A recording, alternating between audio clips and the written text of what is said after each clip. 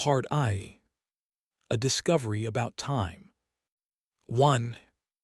On the anniversary of his wife's death, Sam Anderson visited her grave. It was a crisp spring morning in Nevada, with dew on the grass and fog rolling through the cemetery. In one hand, Sam carried a bouquet of flowers. In the other, he gripped his son's hand. Ryan was 11 years old and strong-willed and introverted like his mother. After her death, he had withdrawn, spending even more time alone, playing with Legos, reading, and generally avoiding life. Counseling had yielded little help for Ryan. At home, Sam had searched for a way to get through to his only son, but he had to admit, he wasn't half the parent his wife had been. Most days, he felt like he was simply reacting to his children, making it up as he went, working on a mystery without any clues. He hoped the visit to Sarah's grave, this morning, would be the start of turning that around. Sam's daughter, Adeline, gripped Ryan's other hand.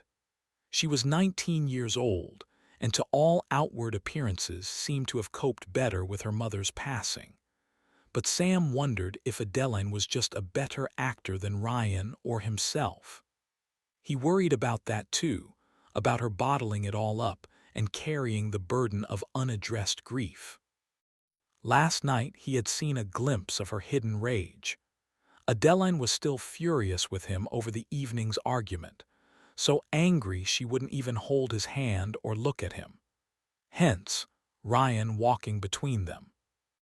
But she had agreed to be there that morning, and Sam was thankful for that. They walked in silence through the cemetery, much like they had floated through life since Sarah's death, hand in hand, trying to find their way through it all. Fog drifted in front of the headstones like a curtain being drawn and opened. Across the cemetery, sprinkler heads rose and began deploying water. The cemetery likely cost a fortune to irrigate out in the Nevada desert, but of all the problems Absalom City had, money wasn't one. At the edge of the grass, Sam thought he saw a figure watching them. He turned his head, and yes, there was a man there. He wore a dark uniform, though Sam couldn't make it out from this distance. Fog floated in front of the man, and when Sam looked again, he was gone. Ryan must have felt his father slow down. "What is it, Dad?" "Nothing," he muttered, resuming their pace, tugging on his son's hand. Near Sarah's grave, Sam spotted a man and a woman standing on the other side of the cemetery. They were also wearing dark uniforms. Sam's first instinct was that they were here for a burial service, but they didn't move deeper into the maze of graves. They stood there, staring at Sam and his family. He set the flowers at the base of Sarah's headstone and tried to put the figures out of his mind. Mentally, he had rehearsed the lines he wanted to say 100 times, and as he spoke the first words into that foggy April morning, they sounded just like that to him, rehearsed and passionless. "I'd like to say something." Adeline's gaze shifted away from him. Ryan stared at his shoes. Sam decided right then to drop the speech and say the first thing that came to his mind. That thing was a memory. "I want to tell you what your mom said to me, one of the last times I saw her." Adeline's head turned quickly. Ryan looked up. "She told me that it would make her very sad if she was what kept me from being happy after she was gone. I think she meant that for all of us. She was selfless like that, in life and even after." Adeline closed her eyes and raised her fingers to her eyelids. A warm wind blew across the three of them.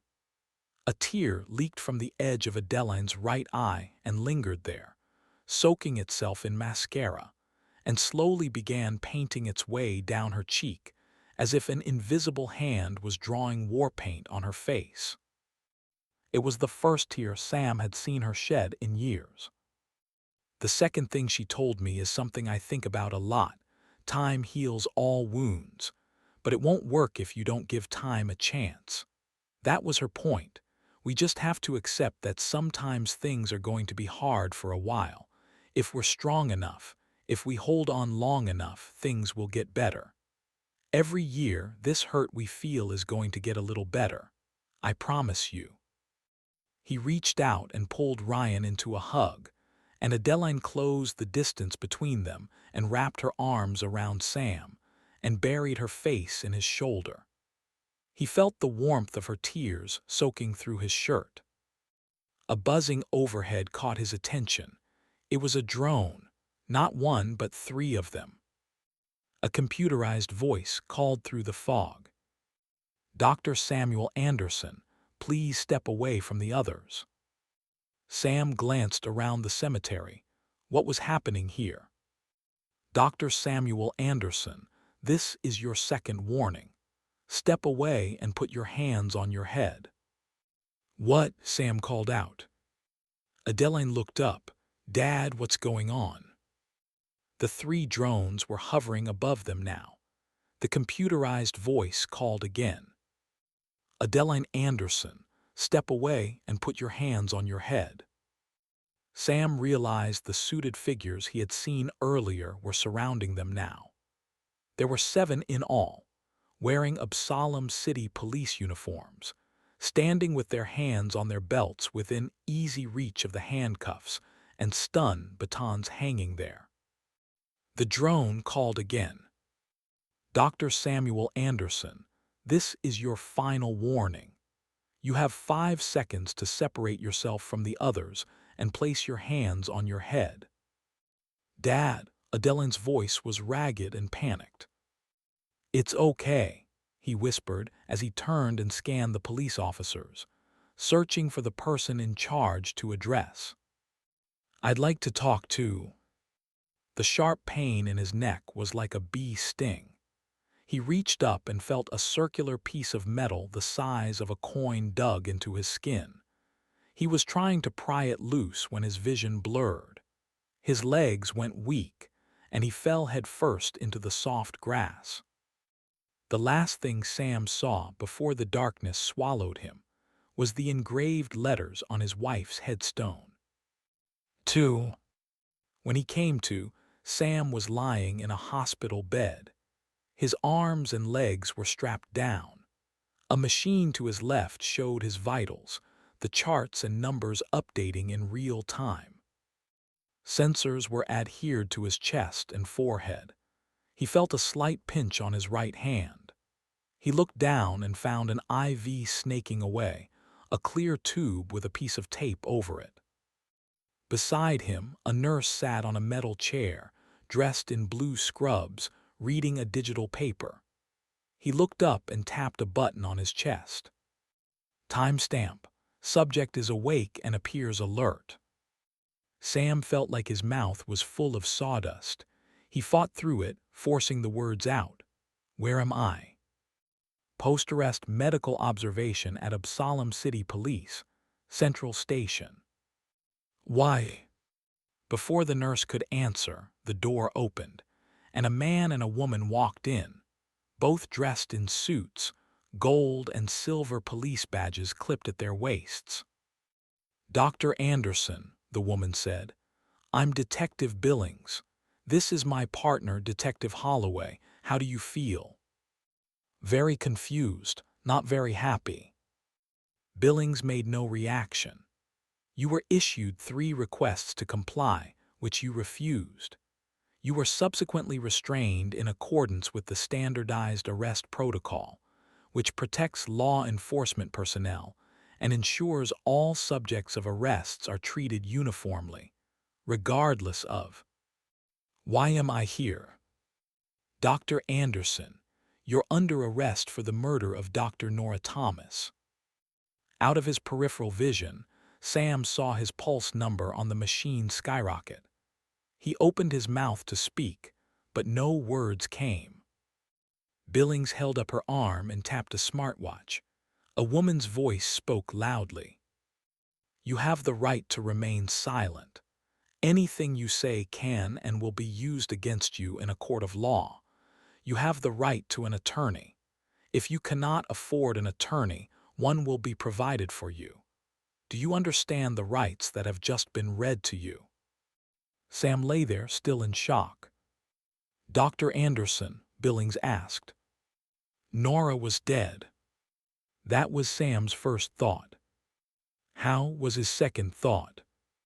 She had been murdered. It was impossible. Who would murder Nora? Someone protesting Absalom. If so, were the other Absalom scientists in danger? Company personnel, his family. Dr. Anderson. His gaze drifted back to the woman. "Do you understand the rights that have been read to you?"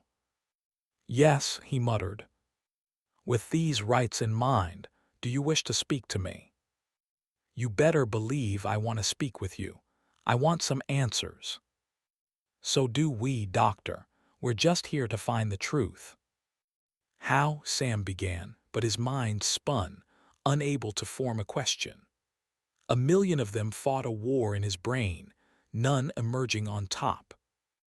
Billings reached inside her jacket and took out an e-ink tablet slightly bigger than her hand. Dr. Nora Thomas was found dead at her residence this morning at 7:13 a.m. after a friend. She was scheduled to exercise with reported seeing blood and a motionless body inside her home. Sam shook his head, still in disbelief. Billings pressed on. "Dr. Anderson, when was the last time you saw Dr. Thomas?" Sam tried to force the words out, but it was as if his mind wouldn't connect to his mouth. Billings cut her eyes to her partner. The gray-haired man spoke slowly, his voice deep and calm, a sharp contrast to the tension in the room. "We know you visited Dr. Thomas last night." Sam stared at the man. He felt his heart hammering in his chest. Detective Holloway shrugged. "We have the city surveillance camera recordings." He paused, waiting, but Sam said nothing. "We know you and your daughter, Adeline, arrived at Dr. Thomas's home at 9:06 p.m. and left at approximately 9:43 p.m. We're pretty sure Dr. Thomas was killed toward the end of that window." "Impossible," Sam whispered. Billings cleared her throat. "Dr. Anderson, were you engaged in a romantic relationship with Dr. Thomas?" Sam's heart beat even faster. This was wrong, a setup. The nurse stared at the medical monitor, watching the numbers ticking up like a countdown to an explosion. The two detectives glanced in Sam's direction, but not directly at him, as if he had three heads and they were looking at the ones beside him. Sam swallowed and forced the word out. "Yes." "Is there anything you'd like to tell us about that?" Holloway asked. Sam shook his head. The sedation drugs were wearing off. His head was finally starting to clear. In the cemetery, the drones hadn't just called out his name. They called out for Adeline as well. "Where's my daughter?" Holloway held his hands up. "She's in a post-arrest interview room. Don't worry, she's fine." "Why'd you arrest her?" "The same reason we arrested you," Billings said.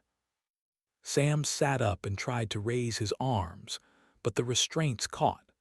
An alarm on the machine next to him blared. Billings took a step closer. "Relax, Dr. Anderson."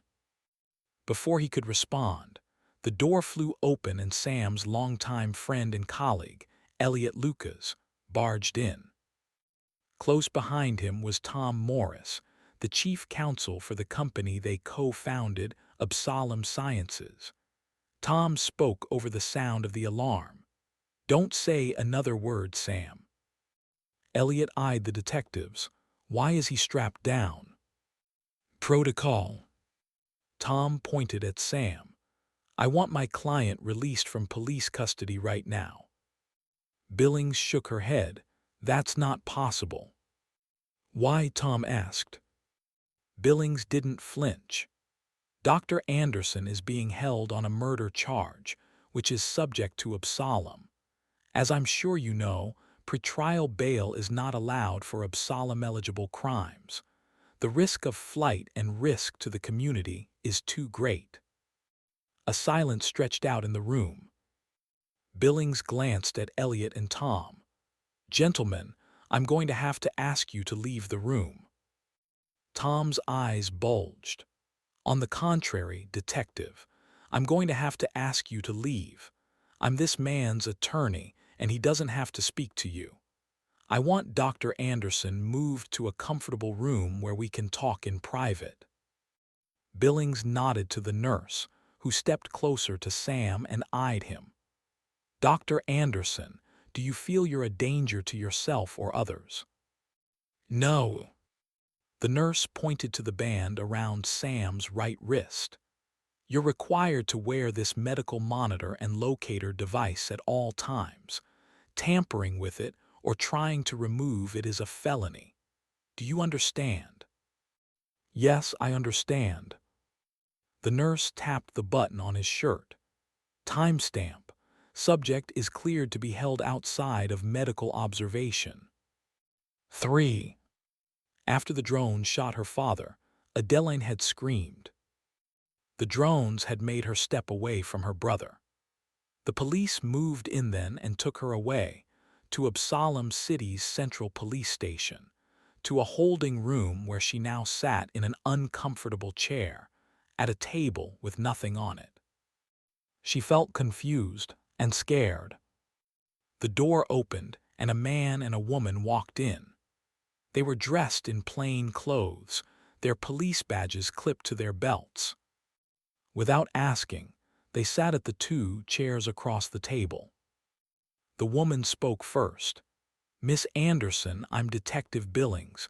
This is my partner, Detective Holloway. Where's my father?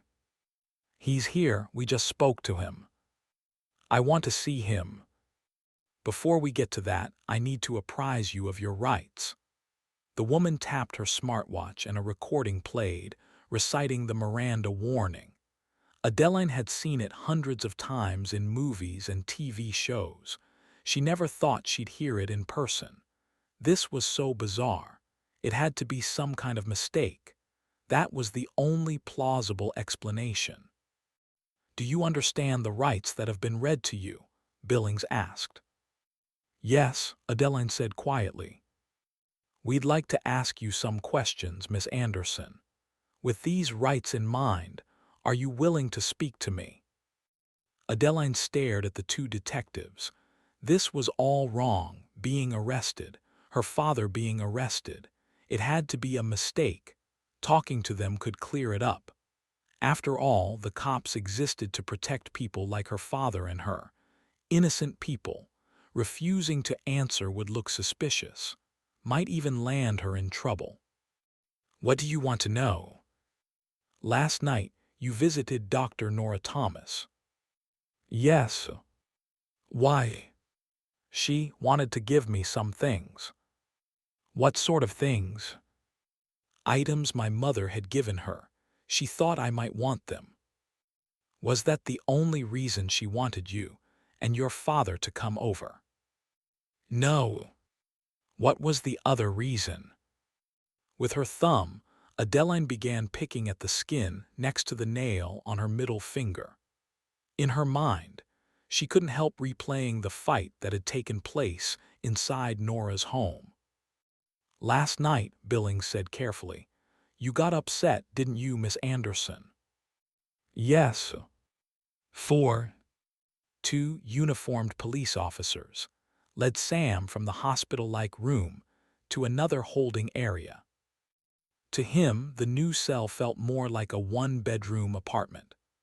There was a sitting area with a couch, coffee table, and 2 club chairs, a long table with 6 chairs, and a separate bedroom and bathroom. It certainly wasn't an average police holding cell. And for good reason. Absalom City wasn't a typical small town. Absalom Sciences, Inc. had built the city to house its corporate headquarters and research facilities. It was located in western Nevada, near the California border, in the middle of a vast expanse of desert. Around the town, a massive solar field spread out in every direction, collecting the immense amount of energy the Absalom machine needed to operate. Most of the town's 16,000 residents worked at Absalom Sciences, and the houses had been designed and built specifically for their needs. So had the police station. With the sheer amount of surveillance cameras in the city and Absalom as a penalty for the worst offenses, crime was nearly non-existent in Absalom City. But like human nature, crime couldn't be completely eradicated. There was always the occasional drunk and disorderly, a domestic dispute, a teenager sowing wild oats or crying for help. These cells in the police station had been designed for those occasions. They were like hotel suites where wayward, but valued, citizens could sleep off the excess alcohol or reflect on what had landed them here. As Sam sat on the couch, he wondered if he would ever leave this place a free man. He was certainly the first murder suspect to be arrested in Absalom City. He did have one thing going for him. He could have visitors. In this day and age, everyone was well aware of the Fifth Amendment and their right to an attorney. If a suspect under arrest wanted to avoid talking to the police and communicate with the outside world, it was simply a matter of asking for a lawyer and passing messages from that person to anyone outside the police station.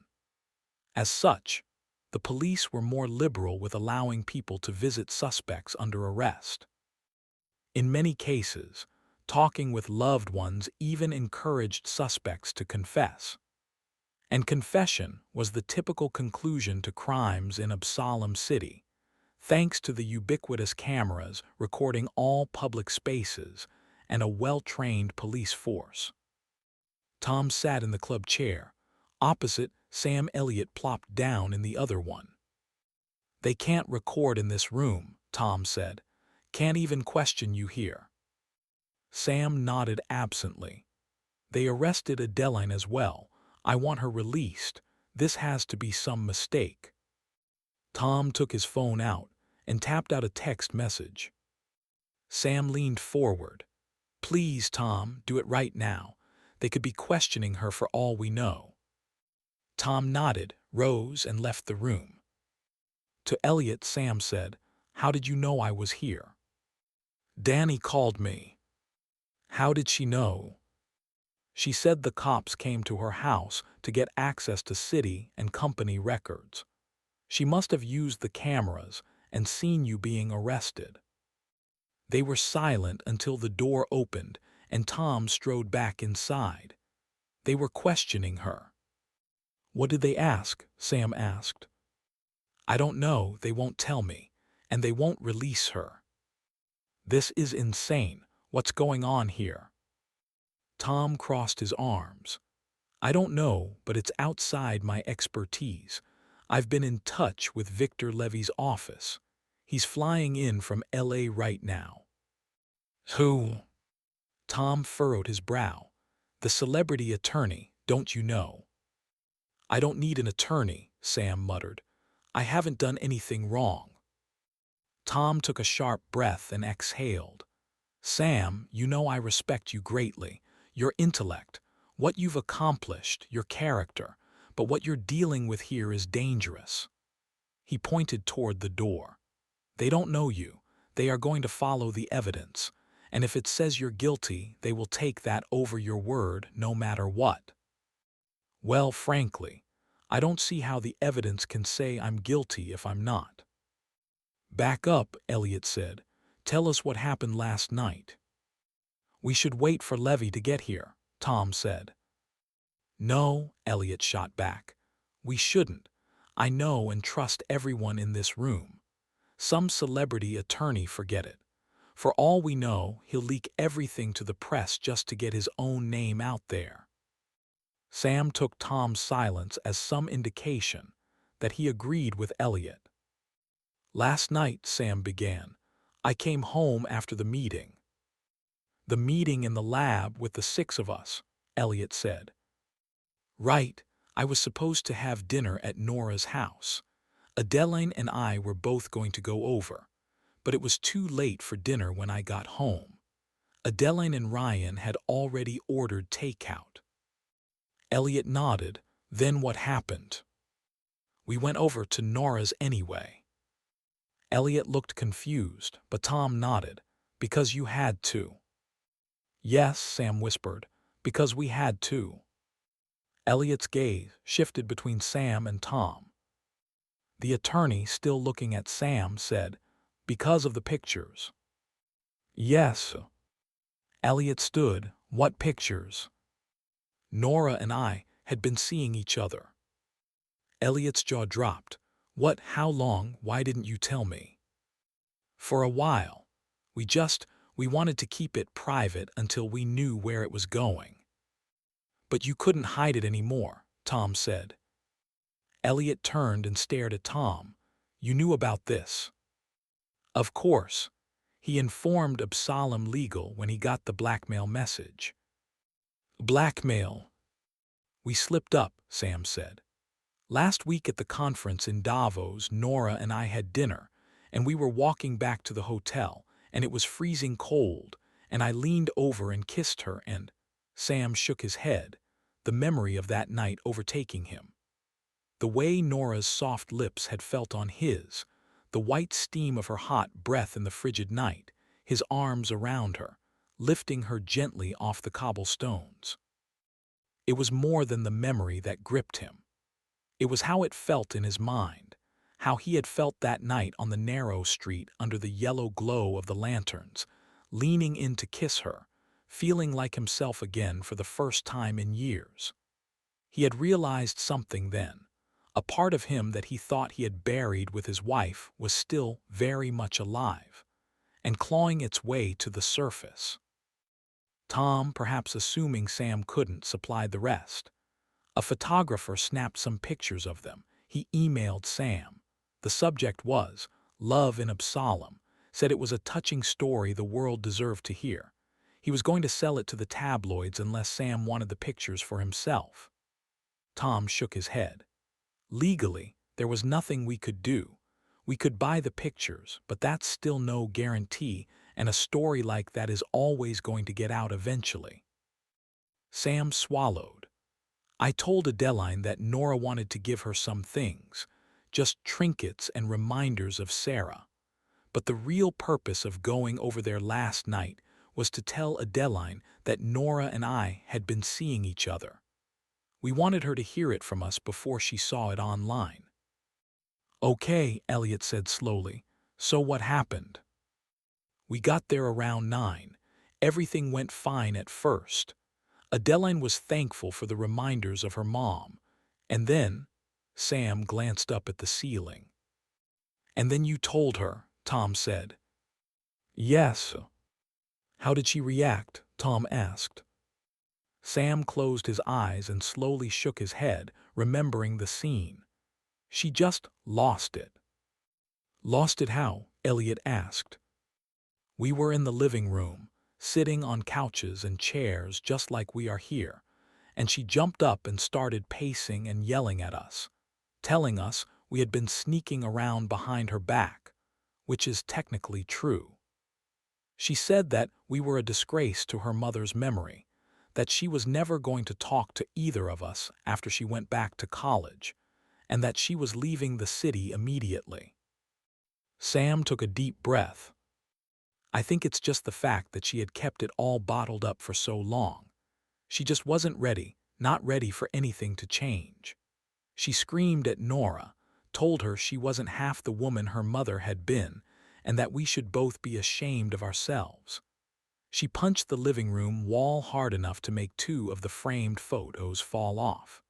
She grabbed one of the other pictures, one with the Absalom 6, and slammed it on the floor. What did you and Nora do? Elliot asked. We just sat there, letting Adeline get it all out.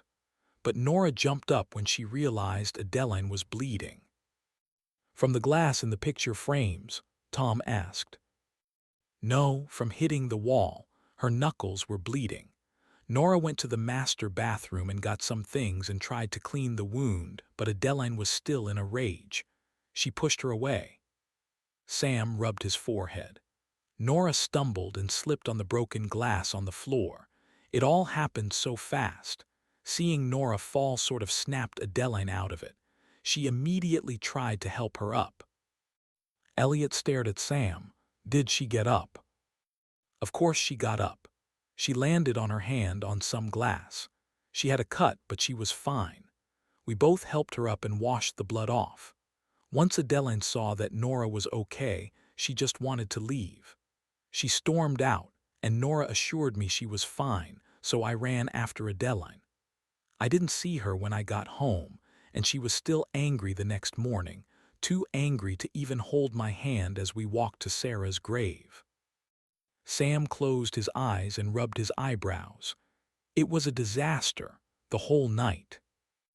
Elliot put his hands on the seat back and braced himself. This is bad, Sam. We need to know what the police know, and we need to keep this out of the press. That's going to be impossible, Tom said. Absolutely impossible. One of the scientists whose invention almost eradicated crime is arrested for murdering another scientist who also helped eradicate crime. It's the story of the century. The world loves a mystery, especially one with love involved, and rich people, and irony. Forget the press. Sam focused on Elliot. We need to bring Hiro, Connie, and Danny here. Why? Several reasons. First, if someone is killing Absalom scientists, they might be in danger. Second, Nora's death might be related to Absalom too. If so, we need to talk about precautions.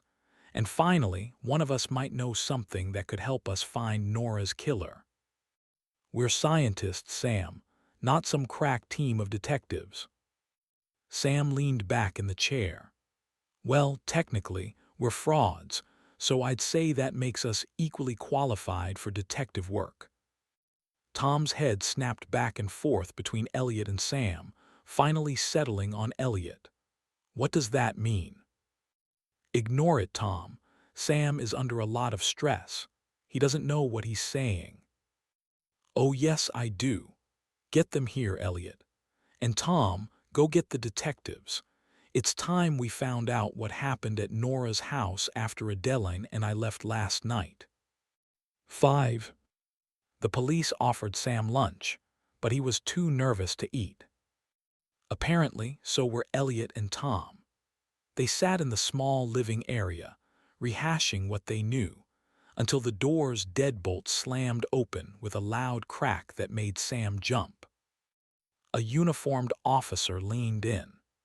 She looked to be in her 20s and peered at Sam with a grave look, like someone who knew the bad news he was yet to receive. "They're ready, sir," she said quietly. As he exited the room, Sam noticed an Absalom Sciences security guard standing by the door to his room. Tom shrugged. "I want to make sure no one gets in your room, Sam. We can't be too careful about listening devices. The police agreed to let our security do that." Sam followed the officer down the hall and past the offices and cubicles. With each step, he felt eyes watching him, some subtly looking up from their computers, others standing and openly gawking. In small towns and small offices, news traveled fast. Secrets were impossible to keep. Sam wondered what they thought they were looking at. A murderer? A dead man walking? The young officer left Sam, Elliot, and Tom in an interview room with no windows and minimal furniture, only 6 chairs and a long metal table. The walls were covered in fabric. Sam assumed it was for noise deadening. Detectives Billings and Holloway arrived soon after. Billings set down a tablet. "You're making the right decision to talk with us, Dr. Anderson." Tom held his hands up. "I want to state first, for the record that my client, Dr. Samuel Anderson, is innocent of murder." Holloway cut his eyes to Billings. She nodded once at him. "Based on the evidence analyzed this morning," Holloway said slowly, "at this juncture, we're inclined to agree." Sam exhaled a breath he felt like he had been holding for 1,000 years. "Good," Tom said, nodding. "We believe," Holloway continued, "that Dr. Anderson is actually an accessory to a murder in the second degree." Sam's body went numb. "A murder," Holloway said, "committed by Adeline Anderson in a moment of rage." Before he walked into that room, Sam thought that being convicted of murder was the worst thing he had to fear. But now he saw a fate far worse. Adeline being convicted, losing her freedom, and on the other side of Absalom, her life. He had lost his wife. He couldn't lose his daughter. The room seemed to explode then. Tom and Elliot began talking at the same time, both men growing louder as each tried to talk over the other. Sam held his hands up. "Stop, both of you." To Billings, he said, "Please tell me why you think Adeline is guilty." "We'll show you why," Billings said, "if you're willing to meet us halfway." Tom began to speak, but Sam extended his hand in front of the man. "Please begin." Billings slid the tablet toward Sam and tapped it once. A video began, showing the outside of Nora's home. It was night, and Sam and Adeline were walking up to the front door, their faces clearly visible as he reached out and rang the doorbell. The video stopped with a still image of Nora, smiling as she swung the door wide to let them in. Billings and Holloway both studied Sam's face, but he simply stared at the tablet, revealing nothing. He was genuinely curious to see what was on the next video. Nora was dead. He wanted to know what had happened. At the same time, he dreaded what he might see. Billings touched the tablet again, and the second video played. The timestamp was 37 minutes later than the first. Once again, the front door to Nora's home opened, and this time Adeline ran out into the street, tapping on her phone as she went. At the closest intersection, she got into an auto car and slipped away into the night. On the video, Sam exited Nora's home, looked both ways on the street, glimpsed the car driving away, and began the short walk back to his house. Billings pulled the tablet back to her side of the table and tapped on it as she spoke. The next person to visit Dr. Thomas's residence was a friend who was coming to join her for a morning jog. She peered in through the glass in the front door and noticed a body lying motionless and blood on the floor. "Is there a question?" Tom asked. "Where's the actual evidence that Dr. Anderson or his daughter were involved in her death? This confirms they visited her and left, no more." Sam was lost in thought. His mind felt like it was trapped in a torture chamber of grief for Nora and confusion about what was happening, about what they were trying to do to Adeline. "Mr. Morris," Billings said, "we wouldn't be here if we didn't have evidence. Evidence we know is strong enough to convict." "Do you have video of my house?" Sam asked. "Of Adeline arriving?" "Yes," Billings said. Sam braced for the answer to his question, a question he had to ask. He had to know. Did she leave in the night? Holloway cocked his head. Billings studied Sam for a long moment. "No, she didn't. After you and Miss Anderson returned to your residence, no one left until the two of you, along with your son, departed that morning for the cemetery." Tom was saying something, but Sam was in another place. He was only vaguely aware of the interrogation room. What he had learned at that moment was that Adeline was innocent. She hadn't returned to Nora's house, not that he could ever imagine her doing that. but the world was strange sometimes. Adeline had gotten her feelings hurt that night, but she hadn't done something that couldn't be undone. The truth would free her, and him. He clung to that thought like a rope hanging over a cliff. Absalom was below, and the facts would pull them free. Sam had given the eulogy at his wife's funeral service. It had been the hardest thing he'd ever done. The words he said next were a close second. "How did she die?" Holloway turned in his chair to Billings, who seemed troubled by Sam's question. "We think you know. Just show me, please." Elliot and Tom shared a glance, and so did Holloway and Billings. The detective slid the tablet forward. The picture Sam saw there nearly made him vomit. Nora lay on the floor of her kitchen, a wide gash in her neck. A pool of blood spread out around her on the tile floor. Sam inhaled and exhaled. He felt like he had woken from a nightmare, only to learn that it wasn't a dream. This was reality. It couldn't be. It was wrong. Nora Thomas was the kindest, gentlest woman he knew. The picture of Nora lying dead, her blood spilled out like the liquid contents of a shattered wine bottle, gutted Sam. If he stared at it much longer, the picture would break him. He had to focus. He had to protect Adeline. That was his life now. He knew it then, and nothing else mattered. "Why," Sam said, "do you think Adeline killed Nora? She clearly went home, and you admitted she didn't leave that night, until the morning." "The murder weapon," Billings said. "What about it?" Sam asked. Billings tapped the tablet again, and a picture appeared of a knife laid out on a white plastic background. "We found it in the tank of the toilet in the half-bathroom off the foyer," Billings said. "They have Miss Anderson's prints on the handle. We detected significant amounts of Dr. Thomas's blood on the blade. The water didn't wash it away completely, or the prints, as Miss Anderson hoped they would." Billings watched Sam, but he couldn't bring himself to speak. He pressed on. "CSI detected a significant amount of both females' blood in the living area and kitchen. Your prints are everywhere. We detected both women's blood on your skin.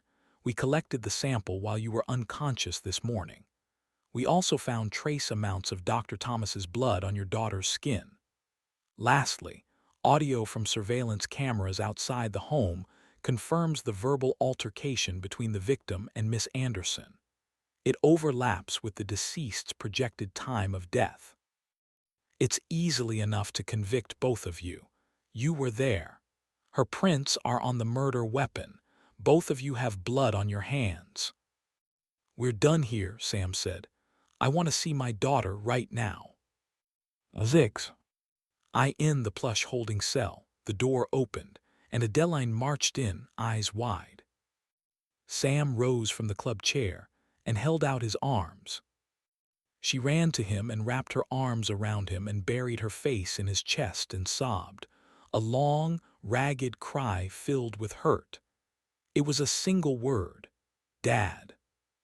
"It's going to be okay," he whispered.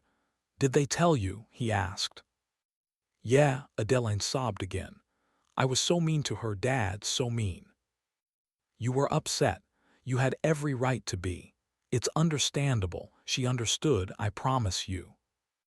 Her sobs receded, and Adeline broke the hug and looked up at her father. "What happened?" Sam sensed that now was a time for truth, and he told her the truth. "I don't know. She was alive when we left." "Yes, she was. And somebody killed her." "They did. Why?" "I don't know that either. What happens now? Frankly, I'm not sure.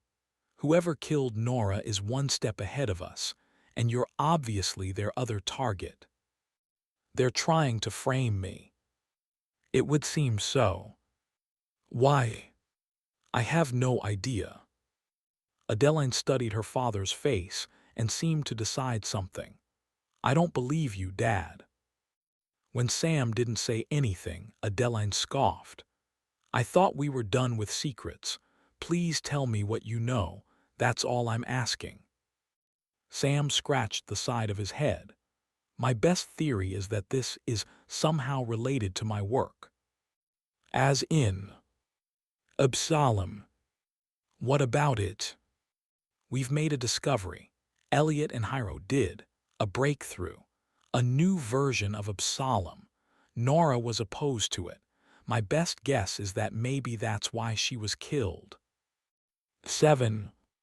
Shortly after Adeline left, the door to the holding cell opened again, and Elliot walked in. Two of the other founders and inventors of Absalom were with him, Hiroshi Sato and Daniel Daneros. Daniel marched to Sam and hugged him tightly. "My God, Sam," she said, shaking her head. When she released him, Hiro nodded solemnly. Sam couldn't help but notice the deep bags under his eyes. The man looked like he had been up all night. Elliot held up a takeout bag from a sushi restaurant. "Danny brought food, if you're ready to eat." "I am." They moved to the dining table and began laying out the trays. "Connie is on her way," Elliot said. "It turns out she spent the night at a medical clinic in San Francisco. She left for there on a private plane right after our meeting yesterday." Daniel furrowed her brows. "Is she all right?" "I think so," Elliot said. "I think it was a scheduled treatment."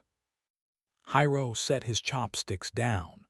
"Then let us state the obvious.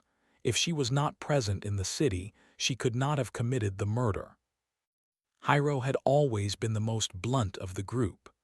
Some mistook his directness for aggression, but Sam had always appreciated his approach, both in the lab and now here. "And even if she was," Sam said, "I don't think she's physically capable of overpowering Nora." "I will go first," Hiro said, taking a deep breath. "After our meeting last night, I stayed in the lab to work on Absalom too." "What time did you get home?" Sam asked. "I didn't. I spent the night there. I showered in my office, and I came directly here when Elliot informed me of what had happened. The video surveillance cameras on campus will confirm my movements."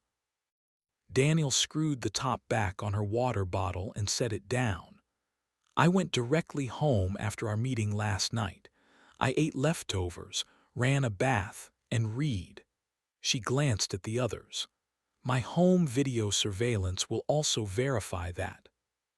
No one looked at Elliot, but he shifted in his chair.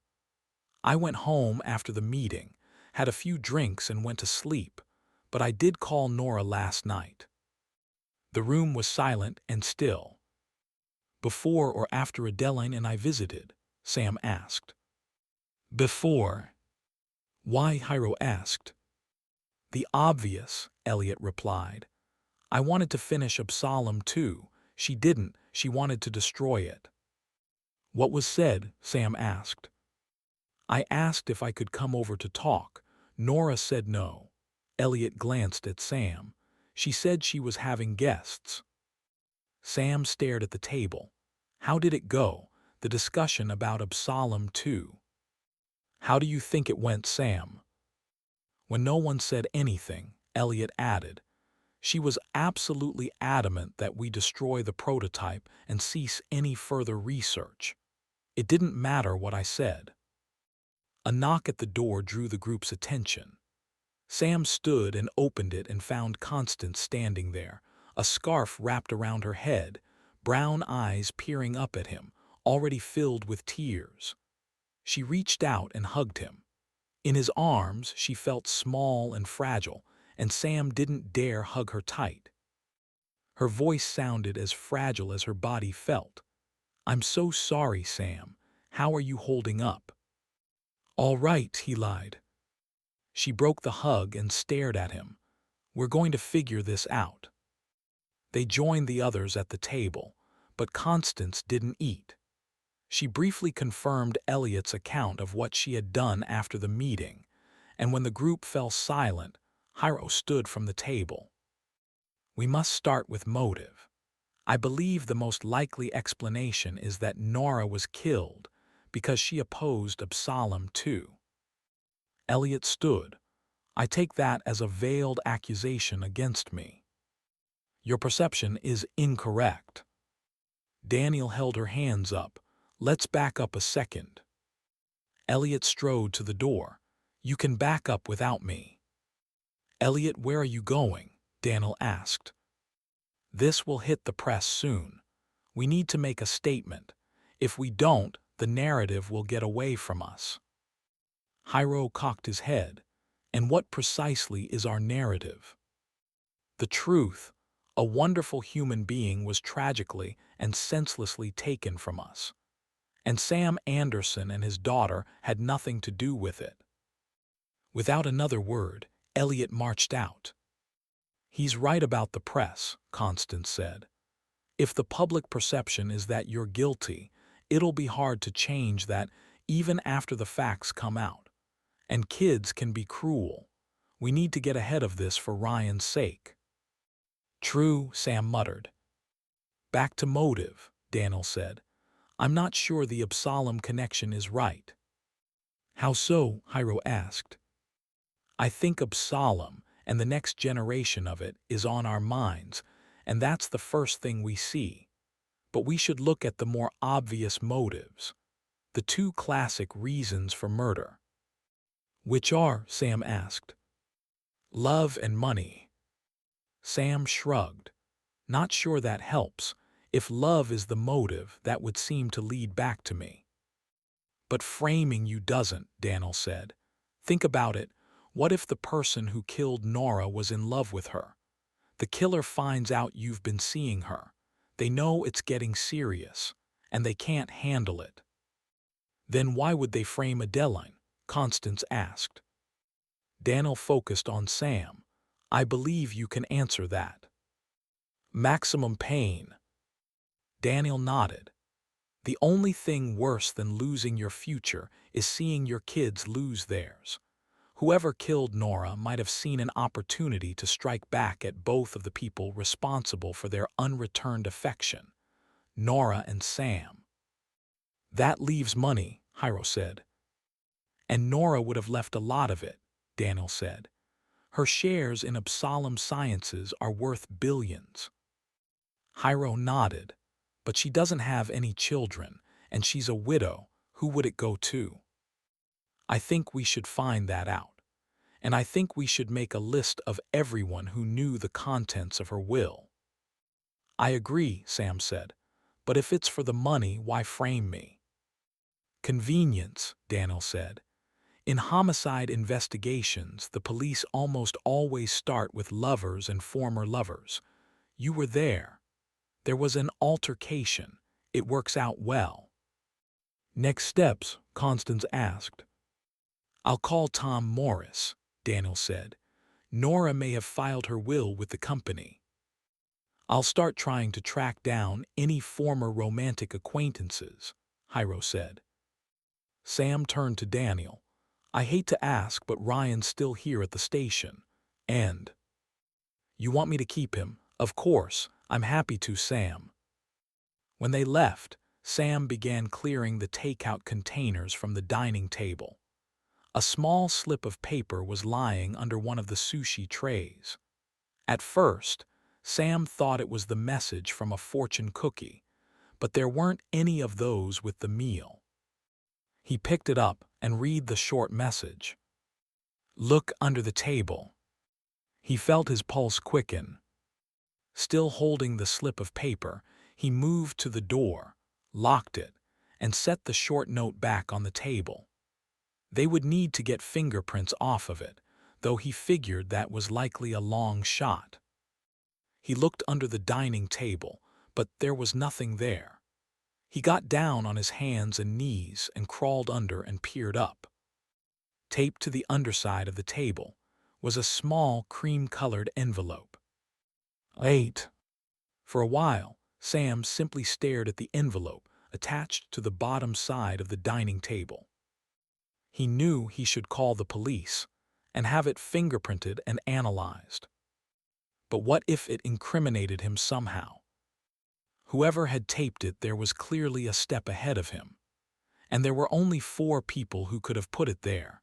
The only 4 people who had sat at the table: Elliot, Hiro, Daniel, and Constance.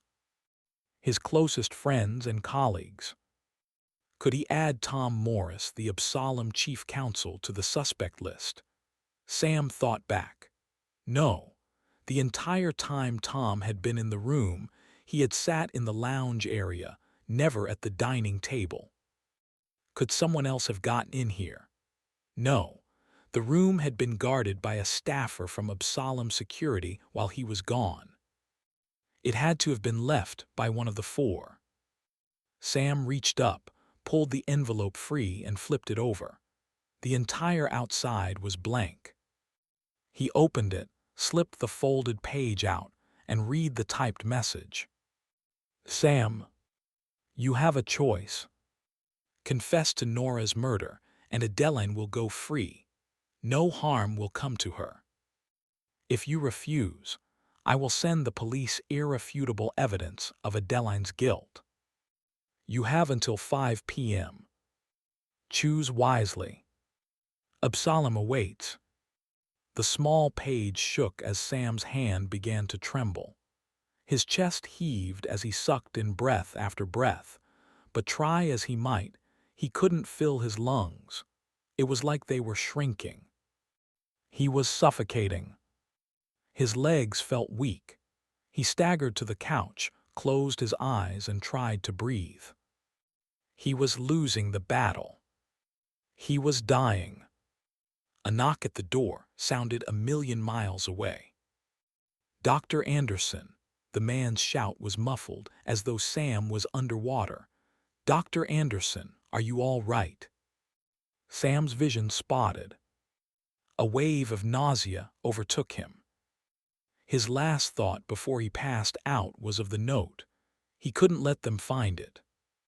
His arms were heavy and sluggish, but he forced them to move, to stuff the small page under one of the couch cushions, as darkness swallowed him up, and the door lock clicked open. Sam was lying on the couch when he regained consciousness. The bright lights above hurt his eyes, so he squeezed them shut. Elliot was practically screaming. You've nearly killed him. I want Dr. Anderson released, right now. Billings replied, That's not going to happen.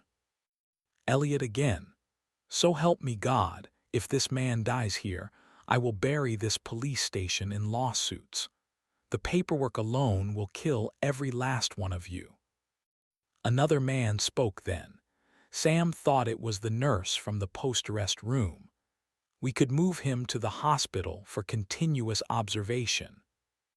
I'm okay, Sam croaked as he tried to sit up. The nurse gripped Sam's shoulders and helped him up. How do you feel? He asked. I'm fine. You're not fine, Elliot said. You had a panic attack, Sam. The next one could kill you. Can you tell us what happened? The nurse asked. Sam's eyes drifted to the couch cushion, where he had hidden the note. Dr. Anderson, the nurse said, leaning forward. Sam made a decision then, one he sensed was about to determine the rest of his life, and Adeline's life. Nothing happened. I just started feeling a little overwhelmed. The nurse nodded. That's very common. If you'd like, we can transfer you to the hospital where we can run some diagnostic tests and monitor you more closely. I don't want any tests or to be monitored. Well, Billings said, to be on the safe side, we're going to halt any further meetings with Dr. Anderson for 24 hours. The nurse pointed to the medical armband on Sam's wrist. We'll continue to monitor your vitals, but please notify us if you experience any changes, mental or physical. Okay, Dr. Anderson. Sure thing. Elliot muttered and paced as Billings and the medical team left the room. When the door closed, he plopped down in one of the club chairs. What really happened? Sam glanced at the couch cushion again. Elliot was one of his oldest friends, and probably his closest friend at work, except for Nora.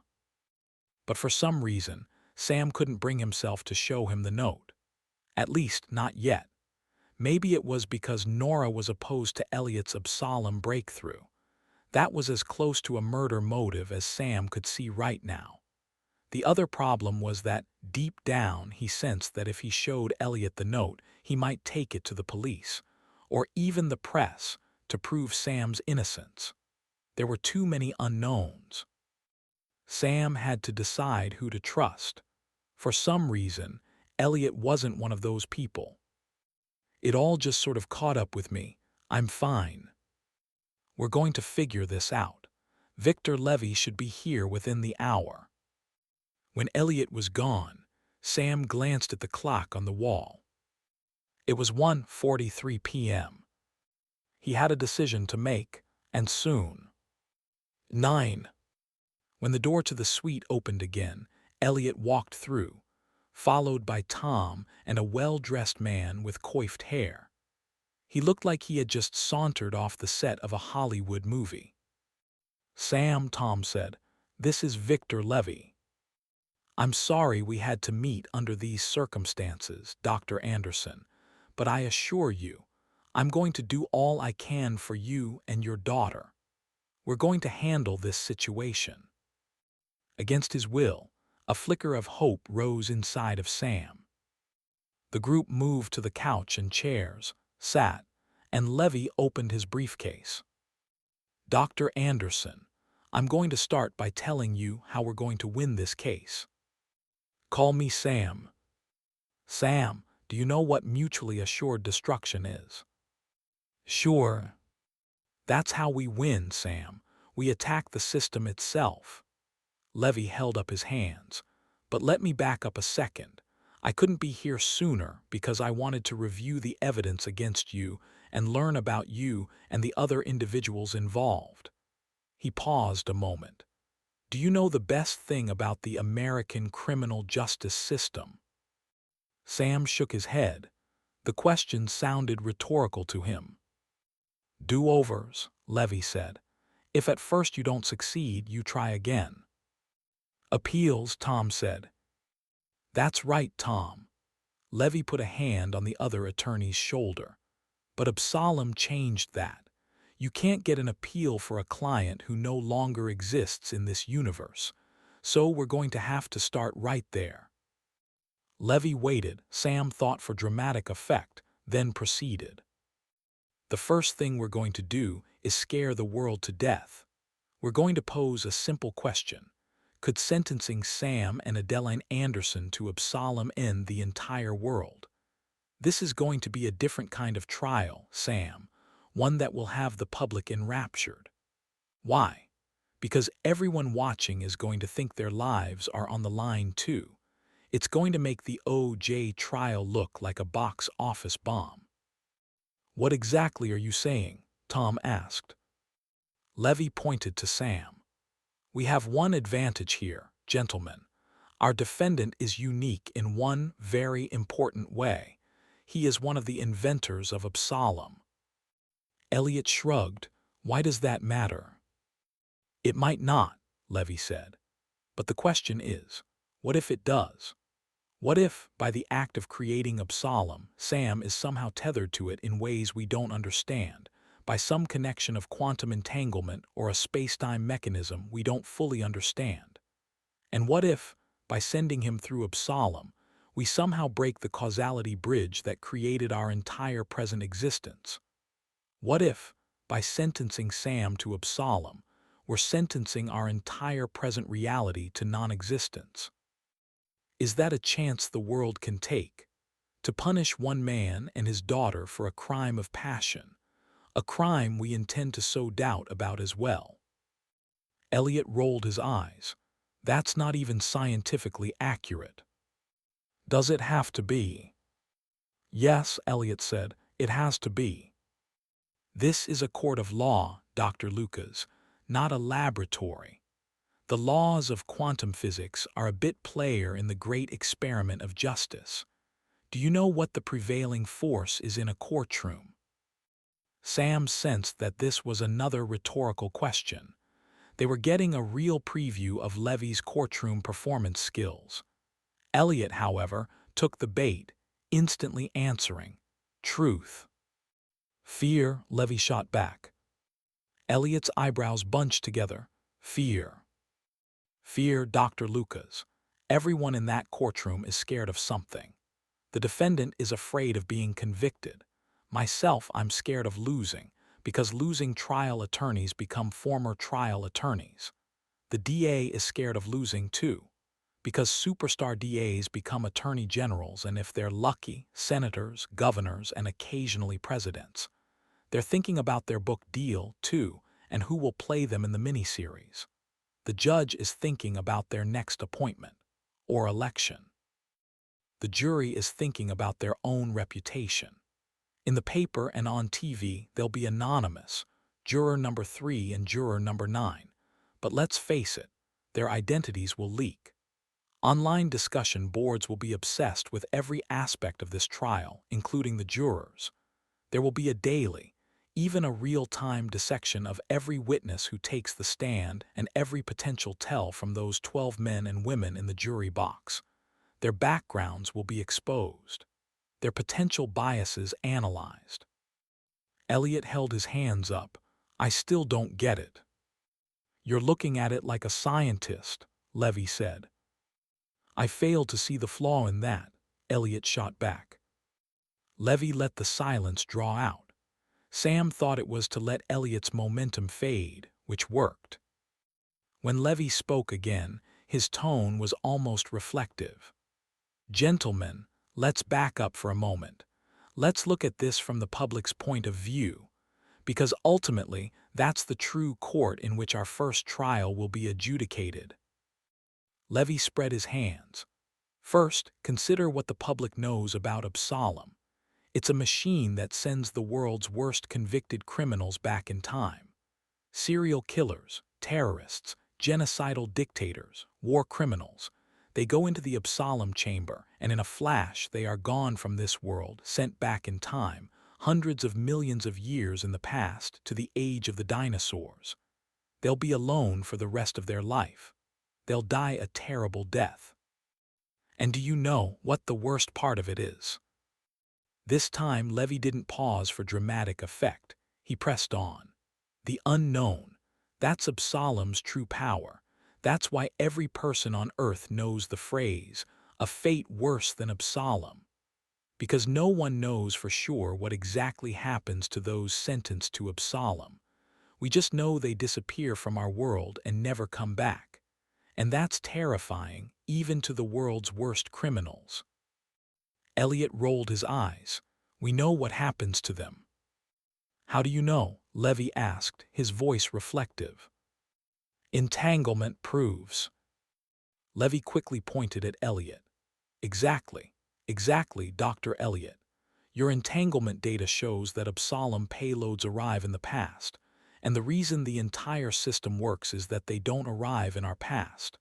Absalom activation branches our timeline. It makes a copy and it sends the criminal back to an alternate universe. A copy of our universe where nothing they do can impact our reality. That's why it's safe, isn't it? Because they're utterly and truly gone from this universe. That's why the public accepts it. I wouldn't say everyone accepts it, Sam said. True, Levy replied. Every Absalom departure sparks protests. Since its introduction, the efforts to shut it down haven't stopped, because a lot of people think it's too cruel and unusual, and even more people are, to some degree, afraid of this mysterious box. They like what it has done for society. They like getting rid of the world's worst criminals, but they also fear it, and that fear is what we will use. Again, our question to the world will be, what if, in the case of Dr. Samuel Anderson, because he is one of the 6 inventors of Absalom, He's entangled with it in a unique way. What if, by trying to tear him from this universe, it rips the very fabric of our reality? Can the world take that chance? Would you risk ending everything to punish one man? The room was quiet until Levy continued. Fear, gentlemen. We're going to give that courtroom a new fear, a greater fear, one that will light the world on fire, one that will apply pressure from inside the courtroom and from outside, from every corner of the world. Mutually assured destruction. That's what we're talking about here. Forgive me, Tom said. I'm not trying to throw cold water on this, but the evidence is still pretty bad. Levy stood, looming over the other three men. Tom's right. The evidence is bad. Dr. Thomas's blood is on your hands, Sam. Actually on your hands. Adeline's too. They have the house on camera. You two were the only ones who entered the home before she died. You're the only ones who could have committed the crime. I'm not going to lie to you, Sam, or give you false hope. Based on the evidence, you and your daughter will be convicted of this crime. What I'm proposing isn't trying for an acquittal. At least, not in the first trial. Then what's the plan? Elliot asked. We use the fear that an absolum sentence could end the world to get a life imprisonment sentence. Maybe the DA will crack under the pressure and do a deal. Maybe we convince the judge at sentencing. Or perhaps we get the jury to convict of a lesser crime, one not eligible for absolum. Levy held his arms out. And that's when the real work begins, Sam. Do-overs, Tom said. Levy drew a deep breath. That's right, appeals. The world will be enraptured by Sam and Adeline's first trial, but the sequel won't get as much attention, and the one after that will get even less press time. Every time we appeal the case, the world will be less interested. There will be less pressure on future judges and juries. Like a ball of string, we'll pull at the threads and we'll keep pulling, as long as we have to, until it all unravels and the world has virtually forgotten about Sam and his daughter. And then one day they'll walk free. It'll take years, probably decades, but one day we'll beat it. Sam tried to imagine what a trial like that would do to Adeline. What would years, maybe decades, in prison do to her? That only made him more sure about what he had to do. There's not going to be a trial, Sam said, or any appeals. Levy paused, studying Sam, then broke into a smile. A man after my own heart. I like the way you think, Sam. If we can get the charges dismissed, we skip it all. But it's a long shot. We'll have to dig into how they collected the evidence. They're very careful about that these days. They use robots mostly, so we can't pick apart any biases the officers may have had. Mr. Levy, Sam said, you're paid to get the results the client desires correct, not necessarily to win. Levy nodded slowly. That's right. I work for you and your daughter, Sam, to get you the outcome you want. We take a holistic approach at the Levy Group. That includes PR and post-trial services. We can get you transferred to any prison you want if it ends up that way. What I want, Sam said, is to confess. Elliot's head snapped around to stare at Sam. Levy's face was a mask of concentration. I'm going to tell the police that there was an altercation. During that incident, I killed Nora. Adeline tried to stop it. That's why her prints are on the weapon. She's innocent. I'll take absolum and she goes free. That's what I want. And I want to minimize the PR around it. I want it to be handled as quietly as possible. For a few seconds, no one said anything. And then Elliot exploded. Sam, you've lost your mind. He spun and spoke to Levy. Our client is insane. We need to plead insanity. He had a nervous breakdown an hour ago. Sam focused on Levy. Do I seem insane to you? I'll bite, Sam. Why do you want to confess? I have my reasons. Levy studied him. In my entire career, I've never asked a client this, but I'd like to know, did you do it, Sam? I'm going to confess, with or without your help. Can you live with that as an answer? I can live with that. In my work, ambiguity is the rule, not the exception. How do we go about this? Elliot stood and gripped Sam's shoulders. Sam, what are you doing? Sam pushed Elliot away. Stop, Elliot, I have to. You can't. Sam stared at his old friend. I have to, okay, I have to. 10.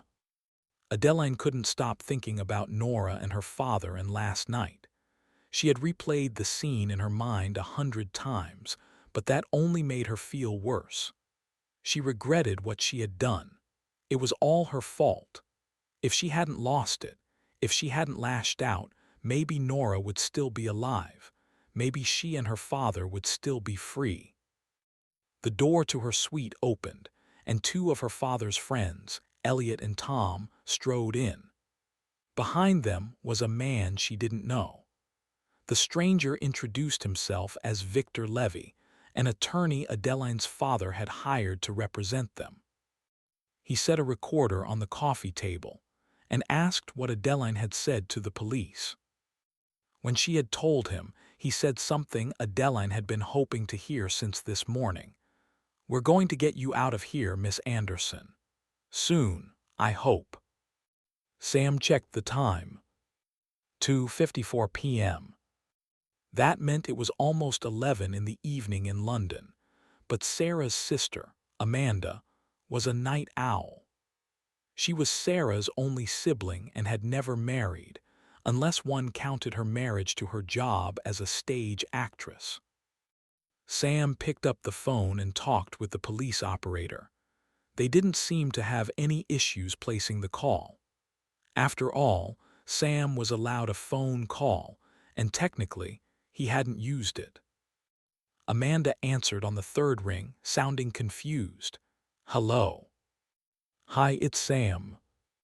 Sam, she breathed out. I thought I might hear from you today. I haven't stopped thinking about her. I could barely get through rehearsal. Yeah, it's a tough day. But that's not why I'm calling.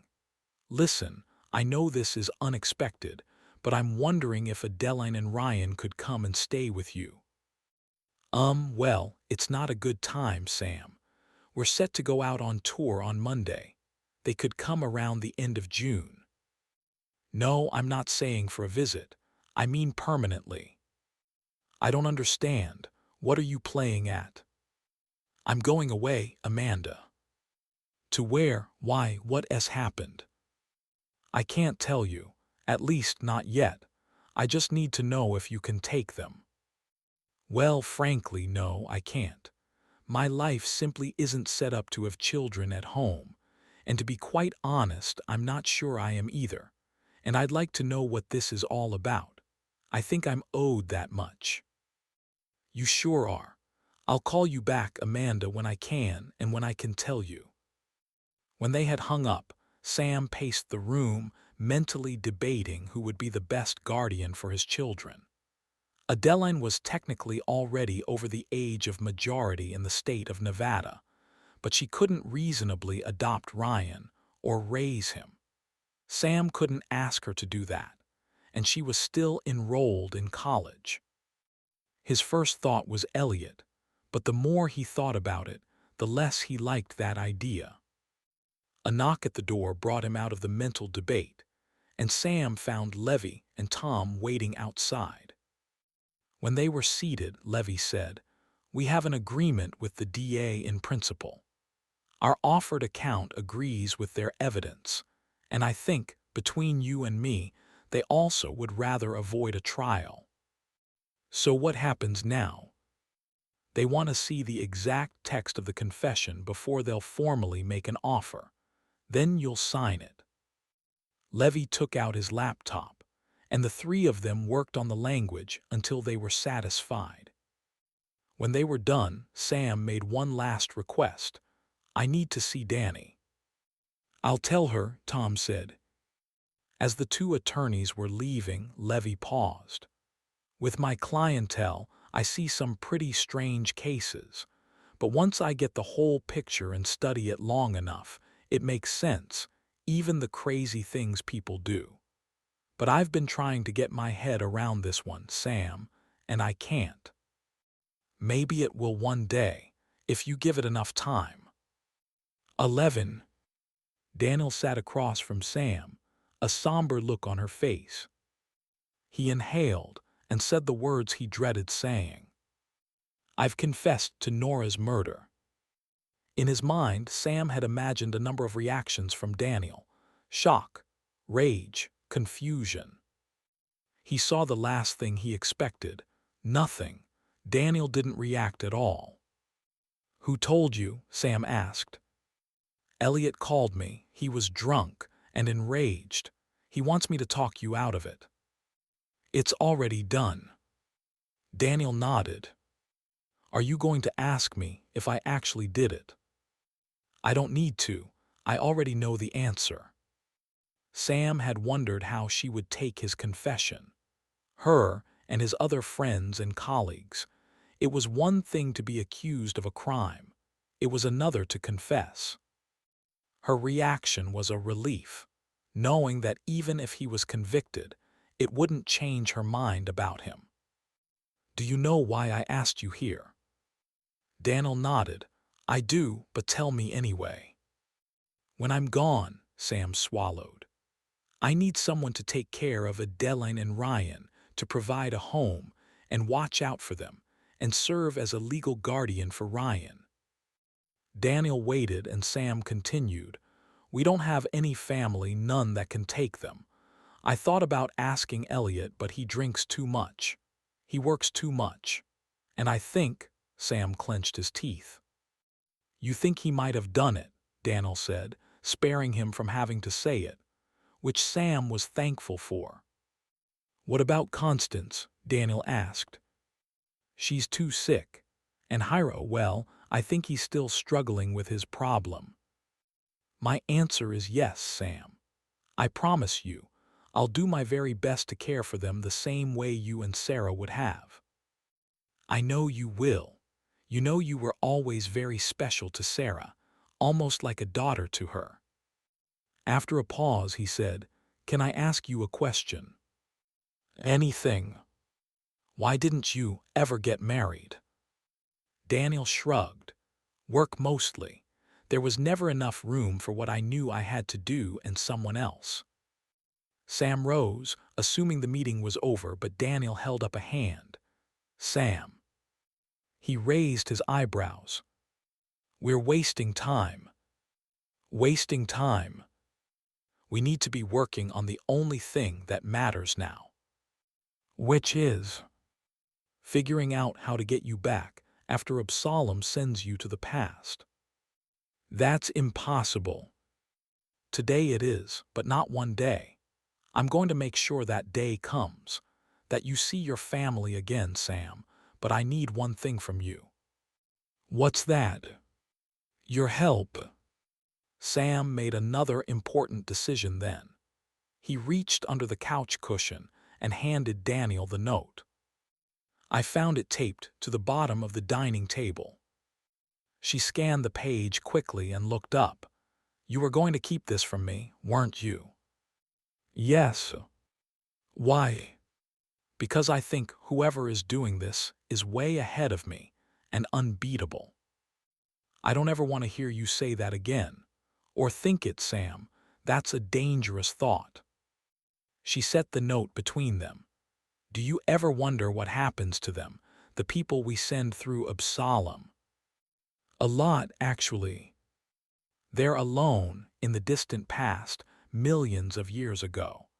It's a survival situation. Do you know what the most important thing is in a survival situation? Shelter, food, water. Those sustain life, but the most important thing is your will to live. You lose that, you die. Daniel fixed Sam with an intense gaze. Promise me you won't lose that will, that you won't give up, because I won't give up on you. Promise me, Sam. He exhaled, I promise.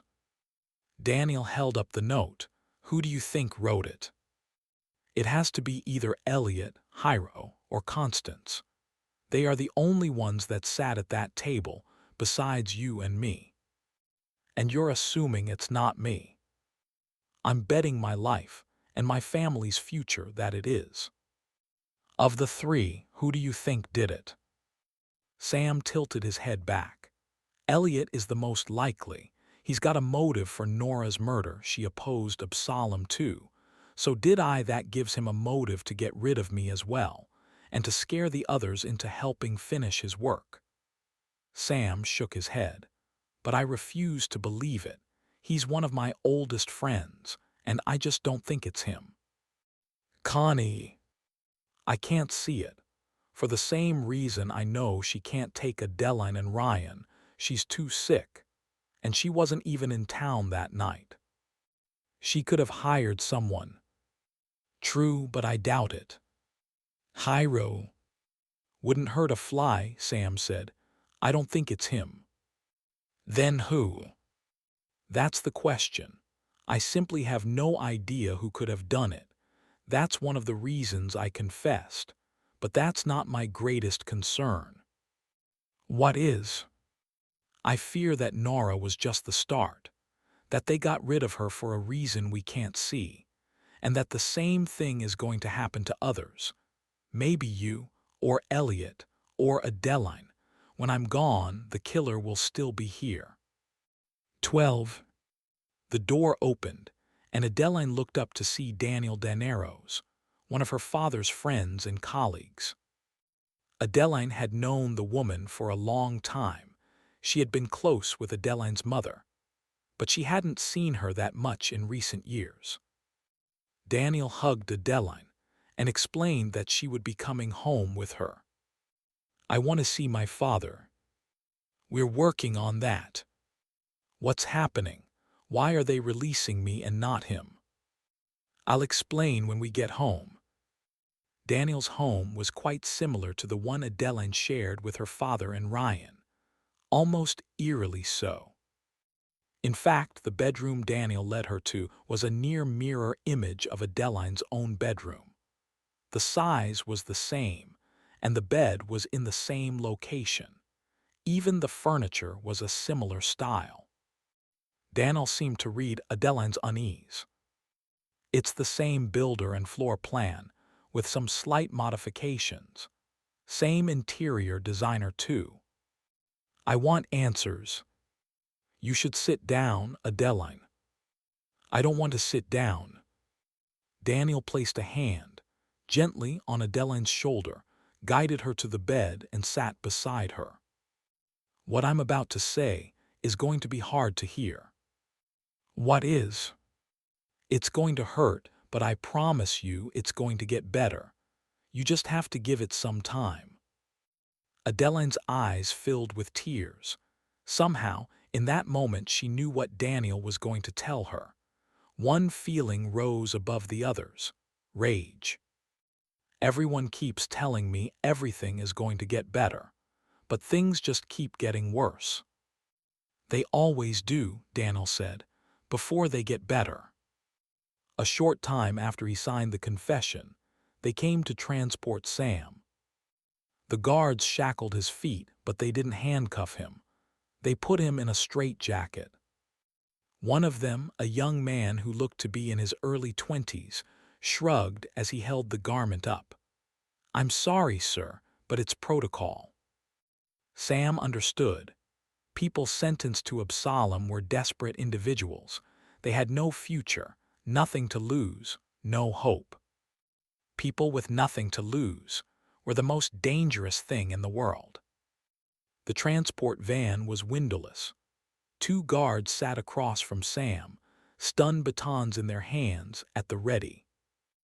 Although the Absalom technology had been licensed to every government on Earth, there was only one operating Absalom machine in the world, and it was here, in Absalom City, in the middle of the Nevada desert.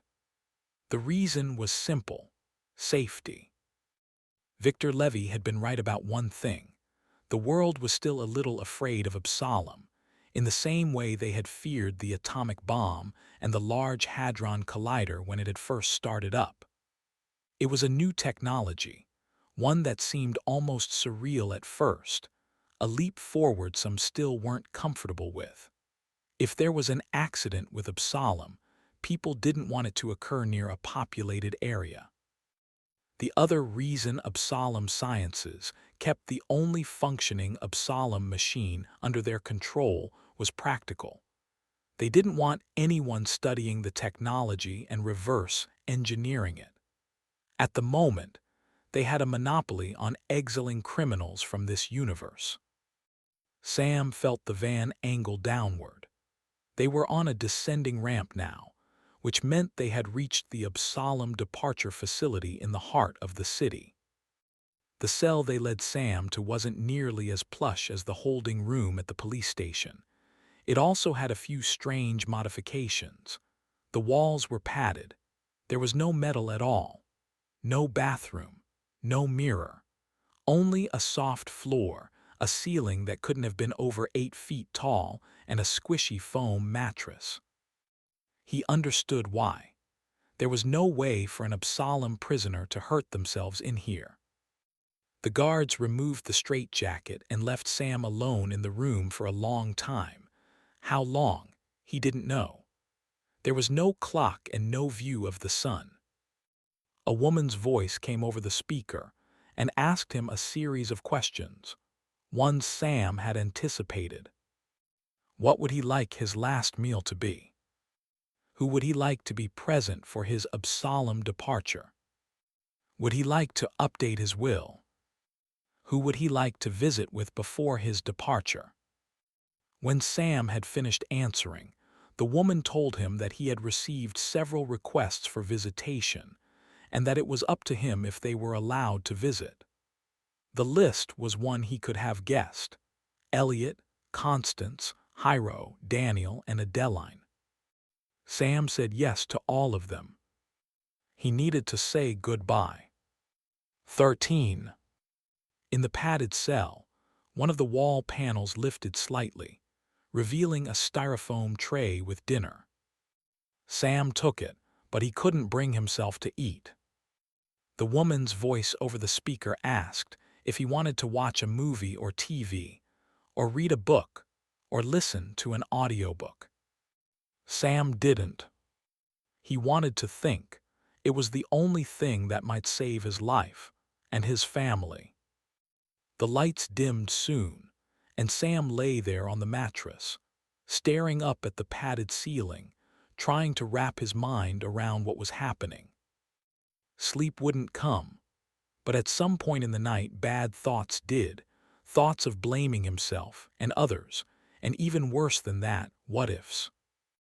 With his last bit of strength, he forced those thoughts from his mind and tried to hold his mind still, to think about nothing at all.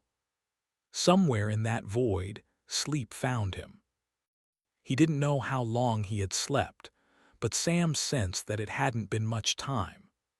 When he opened his eyes, the lights were bright, and the woman's gentle voice over the speaker was calling to him again. "Dr. Anderson, can you hear me?" "Yes," he croaked.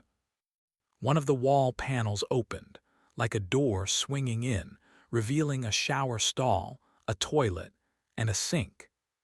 There was a change of clothes waiting atop a foam cube next to the sink. Sam tried to force himself to eat breakfast, but he didn't get very far. "You should eat," the gentle voice said over the speaker.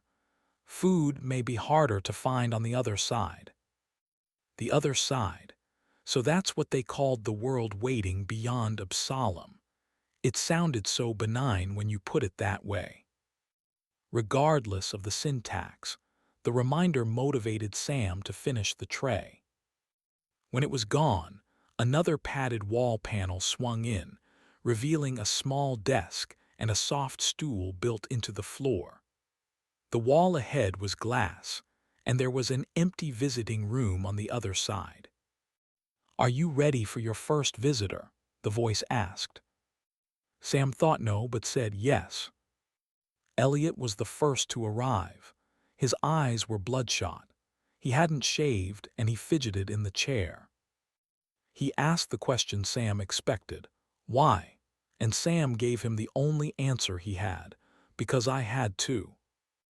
They argued after that, and when it was clear Sam wasn't going to recant his confession, Elliot screamed at him, a string of curses and accusations that cut deep into Sam and lingered long after his old friend had stormed out of the visiting room, slamming the door behind him.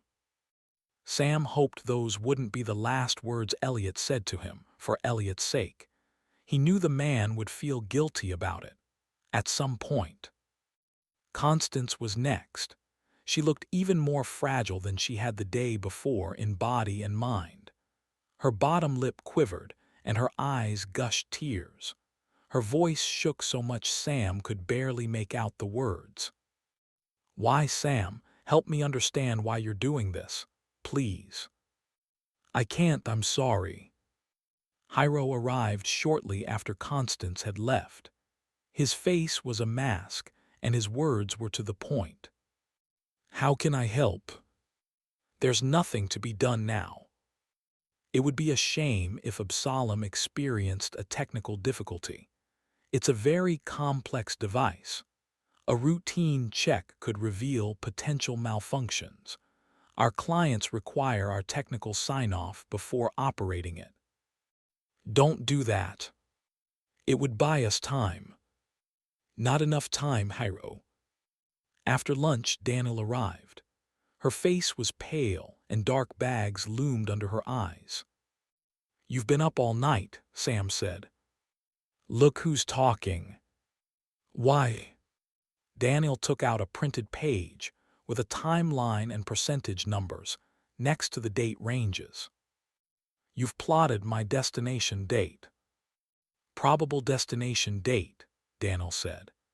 "You of all people know that we're uncertain of the exact date Absalom convicts arrive at, but we can make a good guess based on your mass and volume." "How does that help me?" "Get your head in the game, Sam. This is a survival exercise now. Don't just blindly march through this. You need to be studying survival techniques while you're waiting for departure, and those strategies will vary based on the destination environment." "Okay, where do you think I'll end up?" Daniel placed the page against the glass. "My best guess is that you'll arrive in the late Triassic period, about 202 million years ago." She took the page away from the glass. "Which is sort of bad news." Sam frowned. "Why is that bad news?" "Well, where to start? I guess with the dinosaurs." "Are we talking fast dinosaurs or slow dinosaurs?" "Both, and probably a lot of other animals that are just as dangerous." "Wonderful." At the end of the Triassic period, all the continents were still part of a single landmass. "Pangaea." "That's right." "Interesting," Sam said, glancing away. The fatigue was catching up with him, so was the stress, and the realization that he was about to be ripped away from this reality, his family, and everything he had ever known. How long would he last? "Focus, Sam," Daniel leaned in. "We're running out of time." Okay, Sam rubbed his face. "You know, you're as insistent as a deadline." "I know, now can we continue?" "Sure." The Triassic period lasted about 50 million years. This is the period when dinosaurs first evolved. Because there was only a single landmass on Earth, scientists think the variation in plant and animal life was low relative to other periods. Daniel flipped the page and scanned her notes. The climate was hot and dry. We think most of Pangaea was covered with large deserts. There were no polar ice caps back then. But what concerns me are the major events at the end of the Triassic. Such as, researchers believe that the Triassic ended in a series of massive earthquakes and volcanic eruptions, and the separation of Pangaea. which formed the North Atlantic Ocean. Sam had assumed hunger, and predators would be his biggest threats. If you arrive during that period, Sam, I think your chances of survival are extremely low. We know there was a mass extinction at the end of the Triassic, though the cause isn't clear. It could have been the ecological disruption, or maybe a pathogen of some sort. Scientists estimate that the end-Triassic extinction event, or the Triassic, Jurassic extinction, as it's sometimes called, saw the permanent end of over 75% of all species on Earth. 1 in 5 taxonomic families ended in the Triassic. Of the 5 major extinction events in history, only the one at the end of the Permian was worse. The massive change is what allowed the dinosaurs to become the dominant species on Earth. This just keeps getting better. It would be ideal if you arrive before the transition from the Triassic to the Jurassic period, or later in the Jurassic period. The years between the two saw Pangaea split into Laurasia in the north and Gondwana in the south. Based on fossil records, we know there were land bridges between the two. And we know the global temperature fell, though it was still far warmer in the Jurassic than it is today. There was more carbon dioxide in the atmosphere back then. The deserts turned to jungles, and rainfall increased because of the seas between the landmasses. Sam shook his head. In a way, it was a fitting end for him. He felt as though his world before being arrested was like Pangaea, one solid mass, not perfect, but holding together. The events of the past few days had shaken him like the earthquakes and volcanoes and mass extinctions of the past. And like Pangaea, he felt his life was separating forever. He would soon be separated from his family and the only world he had ever known. Seriously, Danny, how long do you think I'll last out there? You're going to last as long as you have to, Sam. You're going to do it because you have to. Because you have 2 children who are going to be waiting for you to return. Sam laughed, a frustrated, hopeless laugh that made him feel even worse. Return how? You let me work on that. Daniel held up another piece of paper with a list of 3 things. This is what you need to focus on. What is it? Sam asked. Your homework. A book on basic survival, one on desert survival and one on jungle survival, just in case you arrive in the Jurassic instead of the Triassic. And about that, you need to keep your weight up. If you lose more weight, it will decrease your time distance. You'll arrive sooner, likely in the Jurassic. More dinosaurs, more rain, probably more disease, and more likelihood of landing in that mass extinction event during the transition between periods. There's never been a better reason to clean your plate, Sam. That night, Adeline hugged her brother and found herself telling him that everything was going to be okay, though she wasn't sure she believed it herself. She wondered if that act was a small glimpse of what being a parent was like. She knew Daniel was at the Absalom departure facility, visiting her father. The woman had insisted that she see him before Adeline, that she had information to share that her father needed to prepare him for the past. Adeline had raged at Daniel, screaming at her, but she had barely reacted. She stood there listening, saying nothing, like a massive redwood tree weathering a windstorm. Then, without another word, Daniel had marched out, which made Adeline even more angry. After talking with Ryan, Adeline sat at the desk in her bedroom, took out a notebook, and wrote a single line at the top. Who killed Nora? Then she crossed out the question mark and added 2 words. Who killed Nora and Dad? Because that's exactly what they had done. Whoever had framed her father had killed him, effectively. Soon, he would be put into a box and he would never come back. That's what Absalom was, a death chamber, one that simply absolved society from the guilt of executing the people it didn't want around. Absalom was less messy, more ambiguous. Adeline decided then that she hated it. She wished her father and his friends had never invented it. Which brought her to the next order of business: suspects. There was no doubt in her mind who they were. She wrote their names in neat block letters.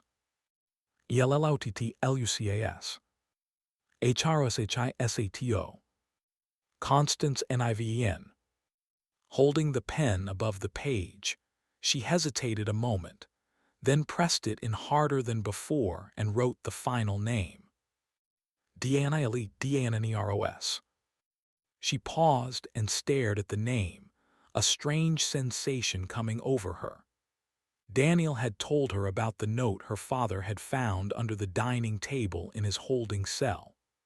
Adeline wondered if she had done that to deflect attention from herself, to make it look like she was helping her, like she was someone Adeline could trust. Daniel's voice behind her made Adeline nearly leap out of the seat. She slammed the notebook shut and spun. "Don't you knock." "I did knock. But apparently, you didn't wait to barge in here." Daniel nodded to the notebook, working on something. "It's none of your business." "On the contrary, what you're working on is my only business now." Adeline swallowed, suddenly nervous as Daniel took a step closer and spoke again, her voice steady and calm. "You're making a list of the people who might have killed Nora and framed your father." "You can't stop me." "True, nor do I want to. I'm going to help you, Adeline. We're going to figure it out together. And we're going to get him back." Daniel turned and strode out, pausing at the doorway. "But right now, we're going to have dinner, and we're going to be civil." 14. Sam did indeed force himself to eat that night. After dinner, he read the survival books Daniel had recommended. He had to admit, reading calmed his racing, panicked mind, and the words he read gave him confidence about what he would soon face. The knowledge bolstered his hope that he could actually survive, that he would be reunited with his family. He realized then what a truly powerful thing hope was. He slept deeply that night, either because he was weary to his bones or because he had a purpose now, and hope, maybe because of both. That morning, Sam showered, forced himself to eat every scrap of breakfast, and waited for the wall panel to slide in and reveal the visiting booth. When it did, he sat on the padded stool and waited. Butterflies filled his stomach. His palms began to sweat, and they didn't stop, no matter how many times he wiped them on his pants. Trying to look confident for her was only making Sam more nervous. The door opened, and Adeline charged in and stopped abruptly, face confused as she studied the glass partition. Sam sensed that she had expected to be able to hug him, but the glass wall was more than that. It was a stark reminder that they were separated forever now. Because of Sam's confession, they would never touch each other again, never share a meal, never stand outside in the sun together. Adeline closed her eyes, and tears gushed out, and her voice was ragged and hurt as she said the word Dad. Sam rose and put his hand on the glass. "I'm here." Sam heard his voice trailing off as his own emotions overtook him. He had mentally rehearsed all the things he wanted to say to her, but in that raw moment, it all crumbled like a sandcastle on the beach being hit by a crashing wave. It was Adeline who composed herself first. She walked to the glass and placed her hand on the opposite side of Sam's. The tears were still coming, but her voice was steadier when she spoke. "Are they treating you well?" "Yeah." That seemed to steel Adeline. She wiped the tears away with one hand as the other fell away from the glass. She sat at the desk, opened a notebook, and fixed Sam with a serious look. "They're only giving me an hour. We should use it wisely. Wisely for what? Work. Sam laughed. Work on what? Figuring out who actually killed Nora. The smile faded from Sam's face. Adeline, I've thought a lot about that. Good, she mumbled, drawing lines on the page, ready to take notes. What are you thinking? I'm thinking that it would be better for you to let this go. She glanced up. Her pen was still on the notebook. Since I saw you last, there have been some developments. What's happening here is complicated. I think it's better if... I'm not going to let this go, Dad. You have to, Adeline. I can't. If you don't, it will eat you up. That's what scares me the most. It scares me more than Absalom. My fear is that when I'm gone, you'll obsess over what happened, that you won't move on with your life. I don't want this to take your life too. Scares you enough to confess? Sam clenched his jaw. I'm not dumb, Dad. I know that I'm the only reason you would do it. Me and Ryan. How do you think that makes me feel? Sam exhaled. I'm begging you, Adeline, move on. It'll destroy you if you don't. No, Dad, it will give me strength. Maybe at first, but when you stop making progress, that fire will turn to frustration and then bitterness, and then it will rot you from the inside out. You'll be a shell of who you were meant to be, all because of hate and resentment about what happened. If you don't get free from it, it will take everything from you. Well, good news, I don't have anything left to take. Not after they beam you to the dinosaur age. We lost Mom, now you. Wrong, you have Ryan, and you have to let it go for his sake. You are all he has left. Don't desert him, not for some quest of vengeance for me.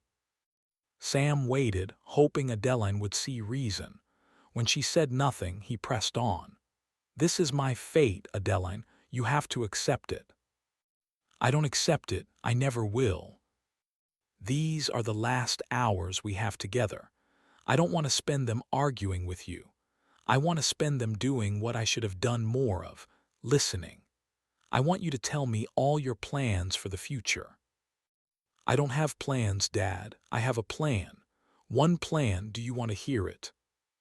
Sam exhaled, knowing where this was going. I'm going to figure out who killed Nora.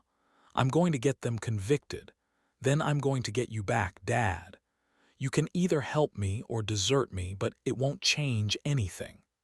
I'm going to finish this if it takes the rest of my life. Can we make a deal? Adeline squinted at him, then nodded once. 2 years. She cocked her head. For what? I'll tell you what I know on one condition. Which is? Starting today, you can spend 2 years of your life trying to right this wrong. Not a second or a minute or an hour more. Adeline fixed his gaze. Sure. I know that look. I'm serious, Adeline. 2 years, no more. I don't like this deal. It's the only one you're going to get. Because I made a deal too. A promise to your mother that I would do my very best to take care of you. After you go through the machine, you can't stop me from spending 50 years on this. True, but you'll have to live with knowing you broke the last promise you made to me. Sam stared at her. Promise me, like I promised her. Dad. 2 years, no more. The silence seemed to bend time more than Absalom. Finally, Adeline breathed a single-word response. Fine. Good. Do you know who killed Nora? Only a general idea at this point. Who? There's something you should know first, Adeline. Okay. I'm going to tell you a secret, 2 actually. They are very big secrets, things only 6 people in the entire world know. Sam caught himself. Only 5 people now. I think these secrets are the key to figuring out who killed Nora and to clearing my name. Sam looked at his daughter and mentally prepared himself to tell her the secret he had harbored for so many years. Unexpectedly, he felt a strange sense of relief at knowing it was about to happen, like a long-awaited release was finally at hand, a confession to one of the two people he cared about most. "We're frauds." Adeline cocked her head. "Who?" "The Absalom 6. We're frauds." "Dad, I don't understand." "We never meant for Absalom to be crime deterrent." "That's your secret." "No, the real secret is stranger than that. The truth is, we never even intended to create a time machine at all." 15. Adeline stared at her father for a long moment, then opened her mouth to speak, closed it again, and finally spoke slowly, carefully. "You're telling me that Absalom was an accident, one we never imagined.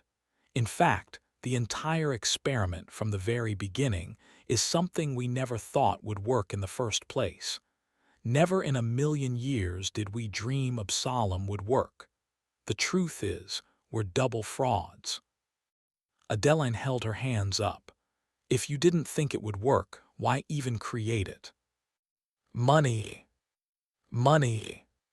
We needed money." "Who?" "All of us. Everyone in the original group, me, Elliot, Constance, Nora, and Hiro, for different reasons." "What exactly are you telling me?" "I'm telling you that the most celebrated scientists in the world began as nothing more than a group of desperate people who were basically trying to scam a venture capital fund." "Back up, Dad, to the beginning." Sam exhaled. "Did you know Elliot and I have been friends since college? We were roommates our second year and after." "No, I thought you were friends because they lived next to us in Palo Alto." "Just the opposite. Elliot was one of the reasons we bought the house next door. It was in pre-foreclosure, and he found out about it before it hit the market. Elliot and Claire had their first child the year after we graduated college, so you probably thought they were older since Charlie was about 8 years older than you." Sam took a breath. "Anyway, the point is, we've been close for a long time. Back before Absalom, Elliot was doing research on quantum entanglement. His work was really amazing. He was studying how the Higgs interacted with gravitational waves and dilated time." "Dad, English, please." "Right, suffice it to say, Elliot was doing groundbreaking research with a lot of potential, but he had problems at home." "Charlie." "That's right. I don't know how much you remember about those years, but Charlie was in and out of substance abuse programs and rehab facilities. Elliot and Claire had spent virtually every last dollar they had, and Charlie was still in terrible shape. Elliot was desperate." Adeline nodded. "And so were you back then." "I was. Because of Mom." "That's right. Every day, I watched her get sicker. She put a brave face on, but we were facing some tough decisions too. The only treatment options left for her were complete long shots, nothing that was covered by insurance, nothing we could afford on my university salary." "And the others, Hiro, Constance, and Nora?" "We were at a conference in London, the 5 of us, at dinner, just commiserating about our various money problems. Just colleagues complaining about their lot in life to others going through the same thing." Sam interlaced his fingers. Nora's parents were aging and in poor health. Their financial advisor had swindled them, took every last dollar they had saved their entire lives. Nora wanted to keep them in an assisted living facility, but she couldn't afford it. She had already drained her savings. They were going to be evicted, and she had no idea what she was going to do. "And Hiro?" Adeline asked. "He was deep in debt and at risk of losing his house, but Connie had it worst. She was sick." Even back then, she's been sick a long time. She needed money for a new therapy. What's her diagnosis? I can't say. You do know. I know. I just won't betray her confidence. That secret is hers alone to tell. Is that why she never married and never had kids? Yes, Sam said, it is. What about Daniel? She wasn't at the dinner where we hatched our plan. At that point, none of us had ever met her in person. She wasn't one of the original group. No. So she wasn't in financial trouble. No, just the opposite, actually. She was what got us out of financial trouble. She's not a fraud then. Sam laughed. As it turns out, she is a fraud or became one, but not for the same reason the rest of us are. What do you mean? In a way, Danny started it all. She had contacted Elliot a few months before the conference. About what? His research. Back then, Danny was a partner at a venture capital firm, San Andreas Capital. She still has the fund, but I don't think she invests much anymore since Absalom took off. The point is, at the time, she was looking for a big opportunity to invest in, a technology that could revolutionize an entire industry, or ideally, multiple industries. Her words to Elliot were, "I think you've stumbled upon something bigger than the internet." Pretty grandiose. Very grandiose. And for good reason. Billions of dollars in capital require big ideas to realize decent returns. Danny thought she had found one. She had read some of Elliot's published research and wanted to know if it could be applied to a new technology that San Andreas was interested in. Which was the other secret the six, now five of us have kept from the world all this time. Sam took a deep breath. As I said before, Absalom's original intention had nothing to do with time travel, or prisons, or reducing crime. What was it? Shipping. Adeline squinted at him. Shipping. Parcel shipping. Think about it, shipping is at the heart of the entire global economy. E-commerce, healthcare, construction, you name it. At its core, the internet changed one thing: the speed at which information could easily and instantly be transmitted anywhere. Look how profound the effect has been. With Absalom, Danny wanted to do for physical matter what the internet had done for data. She wanted to invent a machine that would take any item and instantly transport it anywhere in the world. Adeline sat back in her chair. Wow, that's incredible. It was truly incredible, and something none of us, the original five scientists at dinner that night, thought was possible. In fact, it's still not.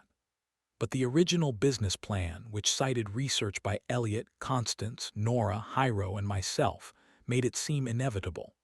That original business plan for Absalom Sciences, which has since been deleted, purged, and shredded, was to revolutionize shipping and to make an unimaginable fortune for San Andreas Capital. So what happened?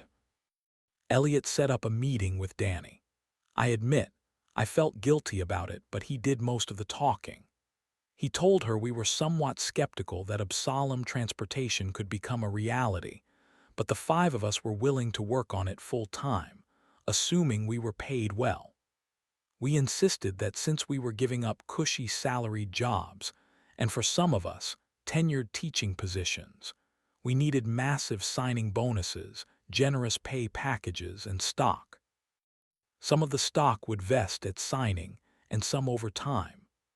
Danny also agreed to let the science founders sell stock at every funding round, and with board permission, in between rounds, assuming the shares had vested. I'm assuming that solved your money problems. It did for all of us. And then what happened? And then, Sam said slowly, the strangest thing in the world happened.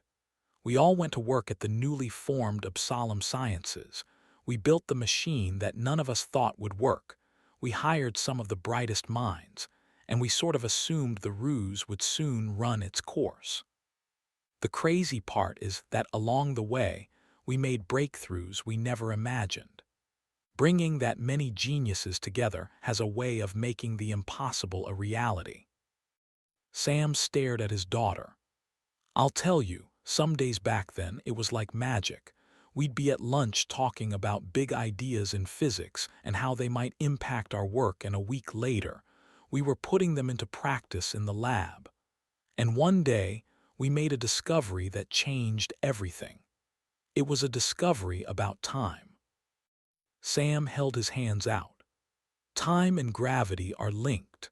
For example, if the gravity pulling against my right hand was twice as strong as the gravity acting upon my left, do you know what would happen? Your right hand would be pulled to the ground. That's technically true, but assume I can exert a counterforce sufficient to keep my hand where it is. Think about it in the context of time. Adeline shrugged. Strong gravity slows time, Sam explained. In fact, for my right hand, time would pass at half the rate of my left. If you had a time-lapse camera and watched these hands for years, you would see my left begin to wrinkle and discolor while my right barely aged. That is gravity's effect on time. But our breakthrough was about the third piece of the puzzle: energy. Sam let his hands drop. Did you know that according to general relativity, any form of energy is a source of gravity? Of course, I didn't know that, Dad. Sam laughed. Relativity proved that gravity and energy are essentially manifestations of the same thing. In particular, both distort the curvature of space-time. Our breakthrough is that we could use increasingly large amounts of energy to modify gravity and distort space-time, essentially causing a specific object to be displaced in space and time. You're losing me, Dad. The point is that we, much to our surprise, were indeed able to create a machine that could transport items from one location to another, just as Danny had theorized. So Absalom did work. Yes and no. What does that mean? It means that the payloads Absalom transported did arrive at their destination. We used quantum entanglement as a form of tracking. The problem was that the packages weren't actually there, despite the quantum tracking confirmation. They were in the past, Adeline said. That's right. That was our second discovery about time. If we used energy and gravity to displace an object in space, it was also displaced in time. It was sent into the past. But the worst part was the final realization, that the act of transporting something with Absalom essentially branched our universe. It created an alternate timeline where the payload was deposited. This is consistent with the many worlds interpretation of quantum mechanics, which is the idea that we are constantly creating copies of our universe, even as we speak. Sam laughed. Frankly, I thought we were finished. We'd spent billions to build a machine that was no use for anything I could imagine. I mean, what good is sending items to the past in an alternate universe? Sam paused, but Danny saw what none of the rest of us could. She saw the potential to use Absalom for prisons, to exile the worst of humanity and make the world a better place. That day, she destroyed the original business plan and all documents related to shipping. Everyone at the company was under an NDA, and it was a very secretive place to work. Actually, very few even knew what we were working on in the first place, at least, what it was supposed to be used for. I think half the staff probably thought it was a new form of energy generation, a replacement to nuclear power. Some thought it was a new weapon. So Danny sold it to the world. She did. It all happened so fast. Absalom Sciences transformed from a secretive startup to this purpose-built city in the desert that changed the world. Sam stared at his hands. And along the way, we lost your mother anyway. In a strange twist of fate, we had accomplished the very thing none of us believed in, using Absalom to better the world and make a fortune, and all of us from the original 5 had lost the reason we were doing it. For me, your mother. For Elliot, his son. For Constance, her health. For Nora, her parents. They never really recovered from their financial advisor and friend's betrayal. Nora moved them to the nicest facility in the area, but their health declined. She thought it was maybe them feeling like they had lost the last bit of control and independence they had in the world. Losing your life savings has a way of doing that to you.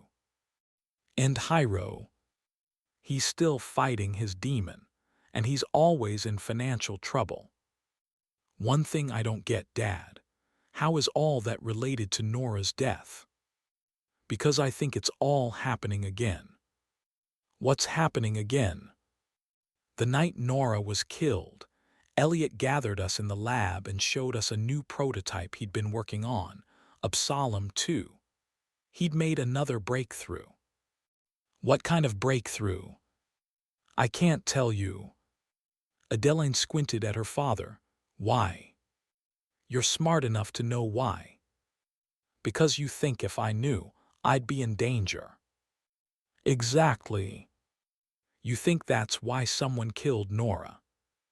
I think that's half the reason she was killed. That night in the lab, after Elliot showed us his experiment, Nora insisted he destroy the machine. She felt it was too big of a risk. What did everyone else say? Adeline asked. I agreed with Nora. Hiro had been working with Elliot on the Absalom 2. He was for it. Constance agreed with Nora and me. She was against it. And Daniel. Danny was as insistent as Nora, except she wanted the opposite. She wanted to continue Elliot's work and to finish it, regardless of the risks. 16. That night, when Adeline returned to Daniel's home, the older woman was sitting at the kitchen island waiting for her. How was the visit? Informative. Daniel cocked her head. Do you know the biggest mistake people make? Asking rhetorical questions. Daniel smiled.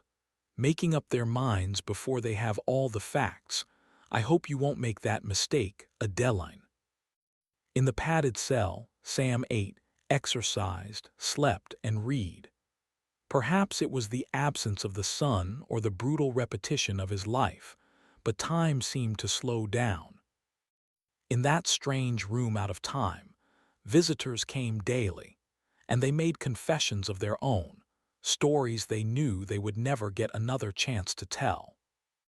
Hiro confided in Sam that his father had been an alcoholic, and for that reason, he had never taken a single drink in his life. He knew he had an addictive personality, and that it would ruin him sooner or later, and that alcohol would only hasten his fate. Constance confessed that she had spent the years after college as a nomad, crashing on couches after raves and parties, and hiking through Europe, and generally living a hedonistic lifestyle that brought her immense ecstasy at the time, but that she now deeply regretted.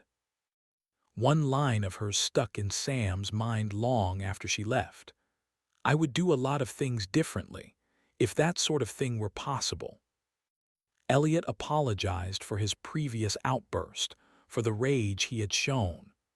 He begged Sam to reconsider, to come to his senses, and then he cried for the coming loss of his friend.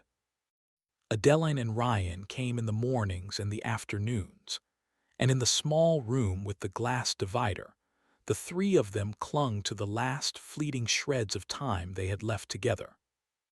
They cried, they laughed, they talked, and they played games they could through the glass. Daniel's visits were a crash course in survival. She was constantly drilling Sam on the books she had found and planning for contingencies.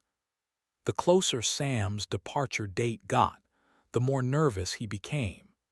He felt like a man who was inching toward the gallows, the dread of his fate growing as his remaining time dwindled. Finally, that day arrived. Sam wasn't sure what to expect. The protocol for an Absalom departure wasn't public knowledge. Sam willed himself to sleep that night, but he couldn't.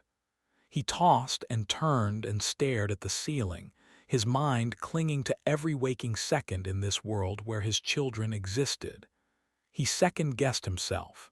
He blamed himself and the world. The wall opened with a pop, and Sam sat up and found a breakfast tray waiting in the alcove. He wasn't hungry, but he knew he couldn't afford to lose more weight.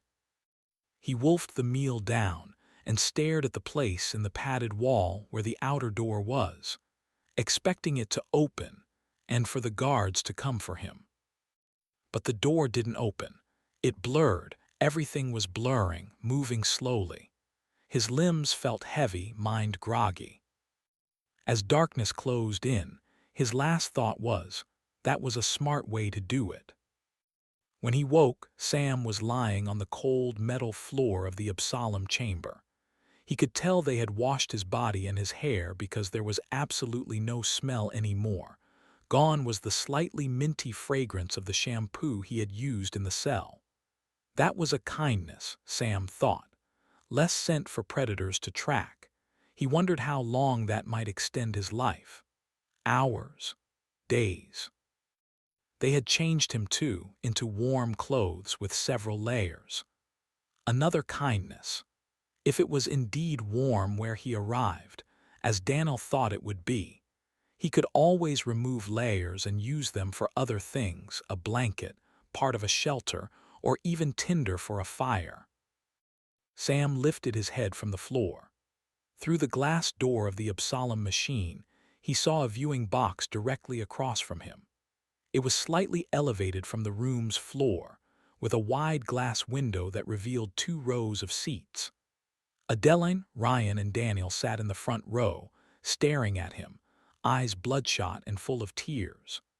As Sam watched, Adeline stood and ran to the glass and slammed the side of her fist into it, pounding as her mouth moved. But the sound didn't reach Sam. Daniel rose, placed her hands on Adeline's shoulders, and guided her back to the seat. In the row behind them, Elliot, Constance, and Hyro sat watching. Sam stood, because he wanted to look brave for Adeline and Ryan. He didn't want the last thing they saw to be him lying down, looking confused and scared. He tried to smile, but his lips were shaking too much. He glanced around at the inside of the machine he had helped build, at the smooth white walls and ceiling and floor. Of all the surprises life had dealt him, this was the biggest. To lose his life to his creation, which had made the world a safer place. He swallowed, and on the second try, he was able to form that smile. The last thing he saw was Adeline reaching an arm around her brother. The machine vibrated. A hum rose all around him, and the world snapped out of existence. When Sam Anderson opened his eyes, he was in the past. Part II. A mystery of past, present, and future. 17. In the days before his Absalom departure, Sam had imagined what arriving in the late Triassic epoch would be like. He had expected to see a vast desert, perhaps dinosaurs or volcanoes erupting, possibly earthquakes shaking the ground. When he arrived, he saw none of those things. Only darkness. Rain splattered him and pounded in the night like a million horses galloping around him. And he was falling, no ground under his feet. He reached out, panicking, head spinning, looking for any sign. He hit the water hard, his mouth open, and it filled with a salty mix that made him gag as he sank into the blackness. He writhed, waving his arms, kicking his legs. When his face reached the surface, he coughed and hacked just before a wave crashed into him and rolled him over, forcing the burning water down his throat again. Sam fought and the waves fought back, slamming into him, relentless, never tiring. He felt like he was at war with the sea, and he knew the sea would win and that he would be buried here. The rain fell in sheets, and the waves came like a battering ram until Sam simply stopped fighting. He was too tired. He rolled onto his back and left his mouth open to collect rainwater. His body flowed with the waves, not struggling against them. He realized then that the thick departure outfit served as a life preserver as well. It was probably saving his life. The moon was a sliver, but even in that small crescent, it was brighter than Sam had ever seen. It seemed a bit larger too. That made sense. The moon was closer to the earth back then. In the rocking of the waves and pitter-patter of the storm, Sam realized the big mistake he had made in thinking that he would arrive on land. In the late Triassic, Pangaea contained all of Earth's landmass, and the supercontinent only covered a quarter of Earth's surface. There were no ice caps, which meant the rest of the planet was covered in water. The odds of him arriving on solid land had always been 1 in 4. Had Daniel known, surely she would have realized it. Why hadn't she told him? The obvious answer was that there was not much he could do about it. It was simply bad luck. For all Sam knew, he was 1,000 miles from Pangaea, from the coast and salvation. In a way, it was a fitting end. This was what Absalom was, leaving a person adrift, in a sea of time, with no hope of spotting land and no future, only the endless expanse of time and open sea around them. As he stared at the unfamiliar stars in the sky, blinking the rain out of his eyes, he wondered if dawn would bring the sight of land. He hoped so. If not, he was finished out here. Hunger, dehydration, or a predator would claim him soon, and he would belong to the sea forever. 18. The day Adeline's father was exiled via Absalom, she dressed in black and promised herself she wouldn't cry. Not in front of the others in that viewing box. One of those people, sitting right beside her, was Nora's killer. That person was responsible for ripping her father out of her life. But she couldn't. As she sat there watching her father wake up and struggle to stand, her world was shattered. After her mother's death, her father had been her anchor in the world. Now he was being torn away, and she had never felt more adrift or angry. She stood and ran to the glass and pounded on it and lost control. After her father's departure, Adeline went home to Daniel's and locked herself in her room and buried her head in a pillow and thought the darkest thoughts of her life.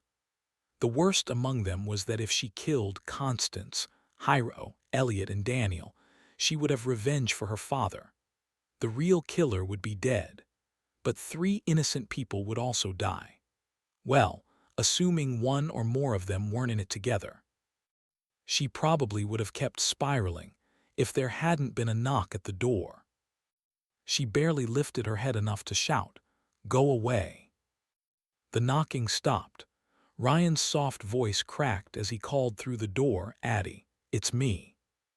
She pushed up and let him in, and he wrapped his arms around her. She squeezed him and kicked the door shut. He looked up through tear-filled eyes. "I want to go home." "We can't. You can adopt me." "It's not that." Adeline dropped her voice and moved away from the door. "We have to stay here." "Why?" "We're going to get Dad back." "What? How? I thought that was impossible." "It is today, but maybe not someday." "What are you talking about?" Daniel knows more about what's going on than she's saying. You think? I think she's a big part of whatever is going on. Okay, fine, but why can't you figure it out from our house? We need to stay here so I can watch her and find out what she knows. Ryan closed his eyes and rubbed his eyelids. Can you at least adopt me?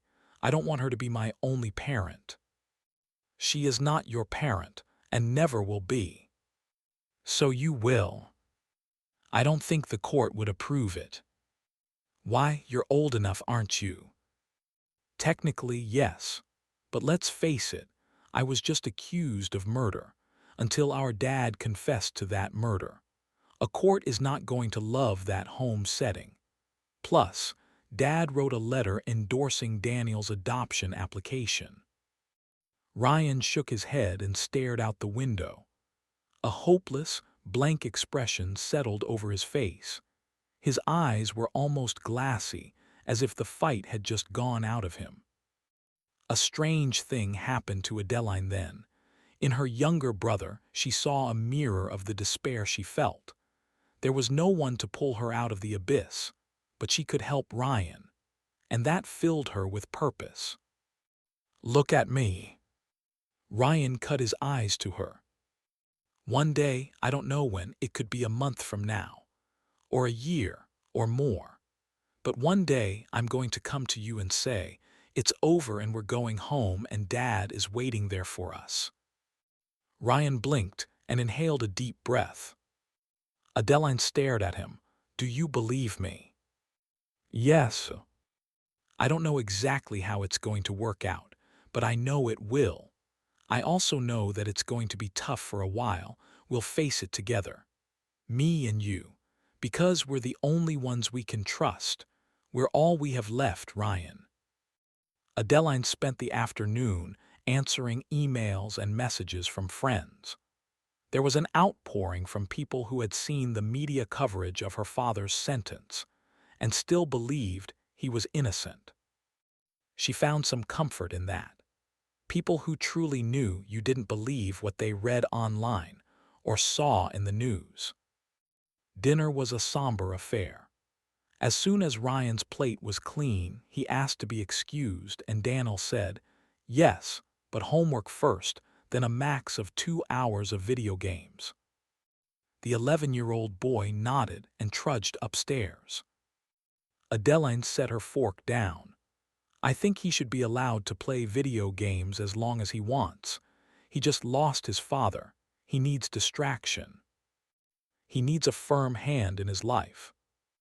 You're a parenting expert now. Daniel ignored the taunt.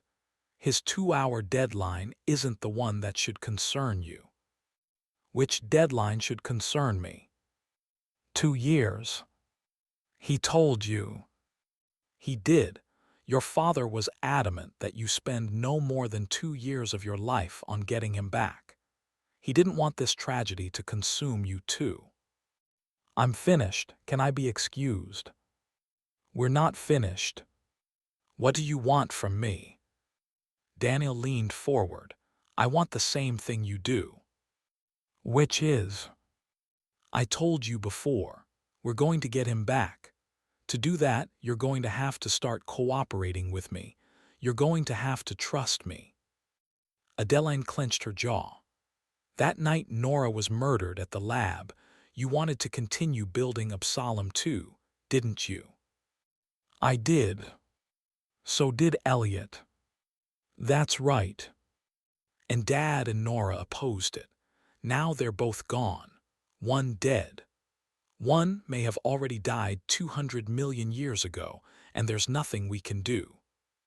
First off, there is something we can do. Second, I backed Absalom too because I had to. Why? Because it's futile to fight the future.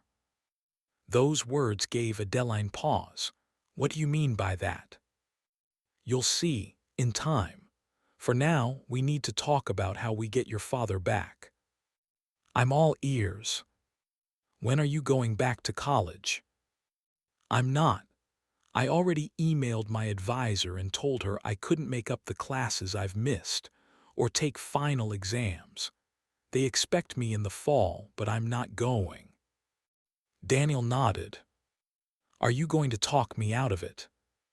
No, you being here will make our work easier. That surprised Adeline. What work?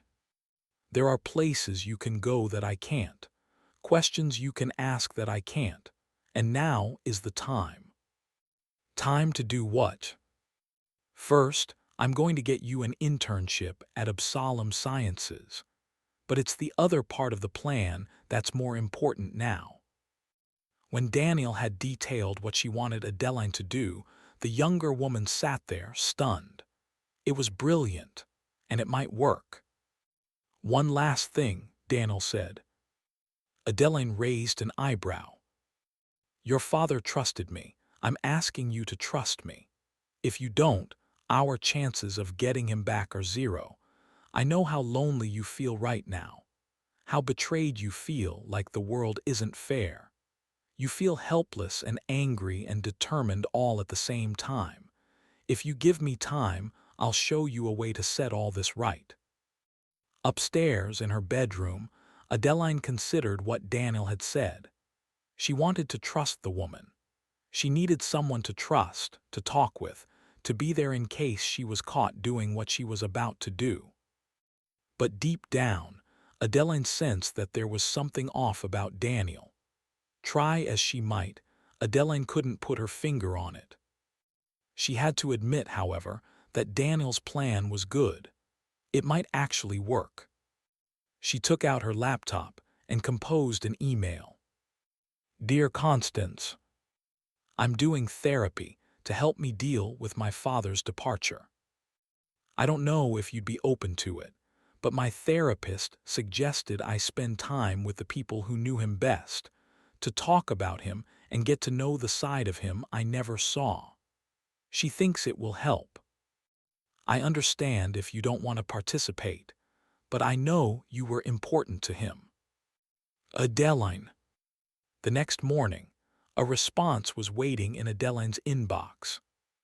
My dear girl, of course, anything you need is yours. Where and when?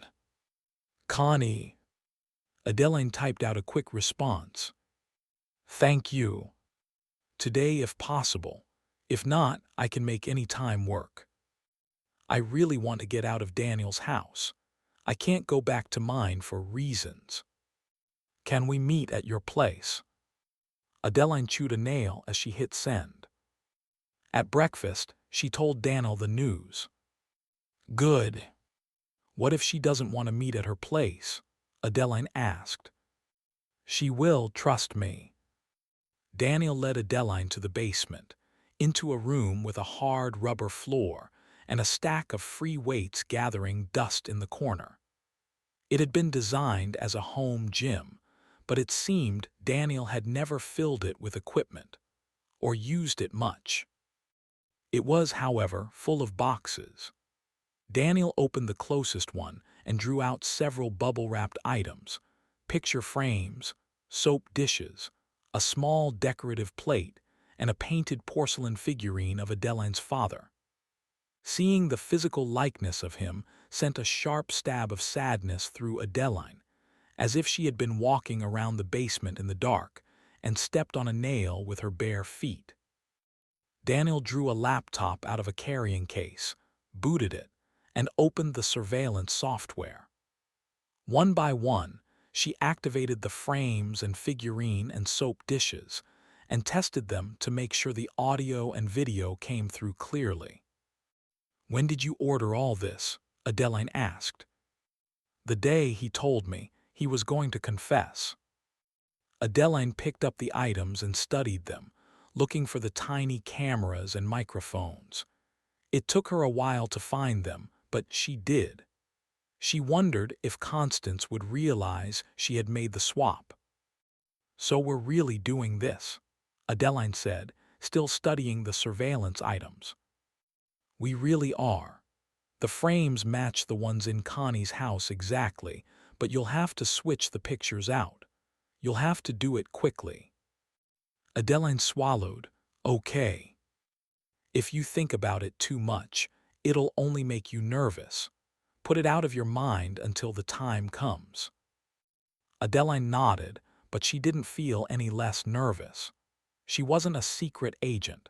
She wondered if she could really do this. Daniel gripped her shoulders. Relax. You can do this. And if there isn't an opportunity to deploy the devices this time, we'll figure out another way. You said the timing was important. It is, but so is your safety. If she catches me, if she is the killer. I'll be listening, Daniel said. If something happens, I'll come, I promise you. She reached into the box and unwrapped a handheld electroshock weapon. And just in case, I want you to carry this. Adeline took the weapon, held it up, and depressed the button on the handle.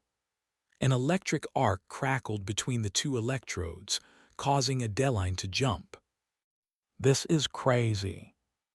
It is, but we have no choice. Daniel took the weapon and placed it in a backpack. We can't be too careful. We can't take anything for granted, Adeline.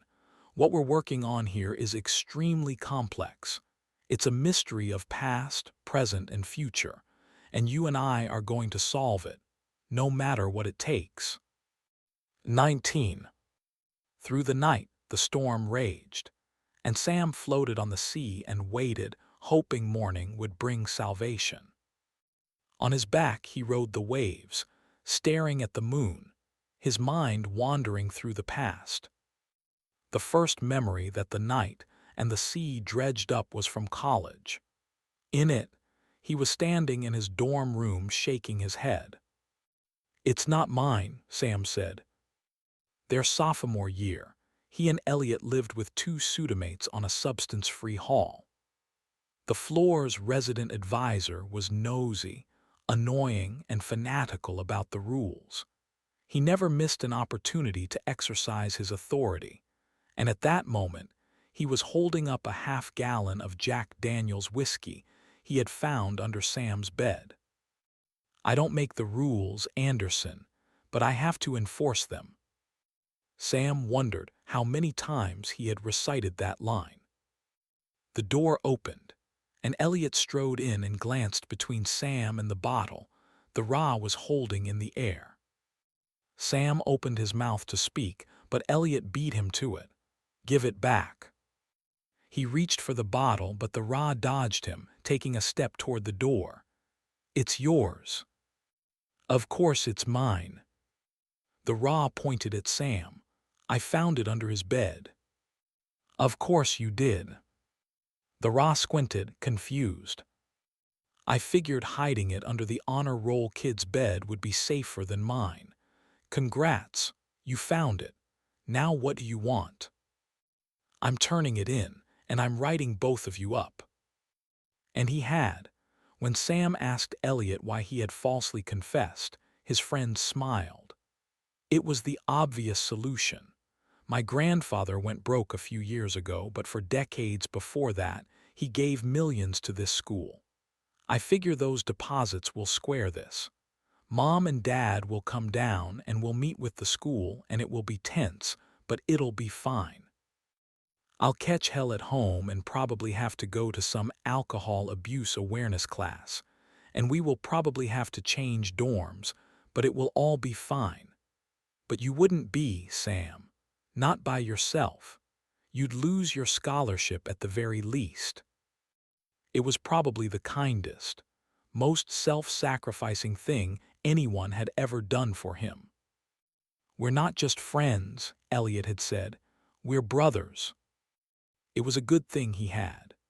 A week later, after finals, Sam was standing in the kitchen at a house party, holding a red cup full of warm beer, staring out past the bar into the family room at a girl from his calculus class. She wore a striped sweater, a shy smile, and shoulder-length blonde hair. Her name was Sarah Reynolds, and that night Sam walked over to her and said, "Hi." And after that, and until her death, she was the center of his life. A tall wave flowed over Sam, sloshing salt water into his mouth. He flailed and coughed and fought with his arms and legs as another wave slammed into him. When he finally caught his breath, the rain had slowed. He was thankful for that. But a thought occurred to him. The rain was his only source of fresh water. If it stopped, he'd die of thirst before he starved to death. That was all from Daniel's crash course in survival. Generally, a person could survive for 3 minutes without oxygen, 3 days without water, and 3 weeks without food. Every person's body was different, but those were a good rough estimate. His survival books had made it clear that he couldn't survive on seawater alone. The salt was the problem. To clear excess salt from the body combines the salt with water and excretes it as urine. The trouble was that salt water was too salty. It didn't contain enough water for the body to clear the salt. So, with each gulp of seawater, the body would use more of its store of water to clear the salt it took in. As Sam drank more seawater, he would become more dehydrated. Eventually, without fresh water to replenish what his body had lost clearing the salt, his kidneys and other organs would fail completely. As such, when the rain stopped, he kept his mouth shut and hoped he saw land soon. Floating on the sea, it was easy for Sam to imagine giving up, simply taking off the outfit and letting the ocean take him. That was easier than fighting, but he had something to fight for, a reason to survive. He imagined himself stepping out of the Absalom machine, holding his arms wide, reaching out and bracing himself as Adeline and Ryan ran to him. That mental image of reuniting with his children was his anchor in this harsh wilderness. They were his hull against the waves. He hung on for them for a future that might not happen, but one he could never give up on. Slowly, the night sky faded, and the stars dissolved as the sun rose. In the light of day, Sam rolled off his back and worked his arms in the water and spun, and gazed in every direction. But all he saw was water and waves, and not a single sign of Pangaea's coast. 20. That afternoon, Adeline visited Constance. As she walked up the brick-paved path to the red front door, her heart hammered in her chest. Her palms oozed sweat. Adeline hadn't even done anything wrong, but just knowing she was going to made her nervous. She wasn't cut out for this. What was she thinking? As she knocked on the door, holding the backpack, she considered calling the whole thing off, just sitting with Constance and talking and never deploying the listening devices. But she couldn't do that. Her father was counting on her. Constance's small home was styled like an English cottage. Inside, it was cozy, filled with art and personal pictures and large, plush furniture. Every wall was painted a warm color. The ceilings were all detailed, with painted shiplap and distressed brick. Constance led her to a living room at the back of the home, where a natural gas fire burned in the fireplace and the accordion door was open to the patio outside. A cool breeze blew through. Adeline found it refreshing, a nice complement to the fire. On the horizon, a thunderstorm was gathering, just starting to lay rain on the vast solar field known as the Sea of Glass.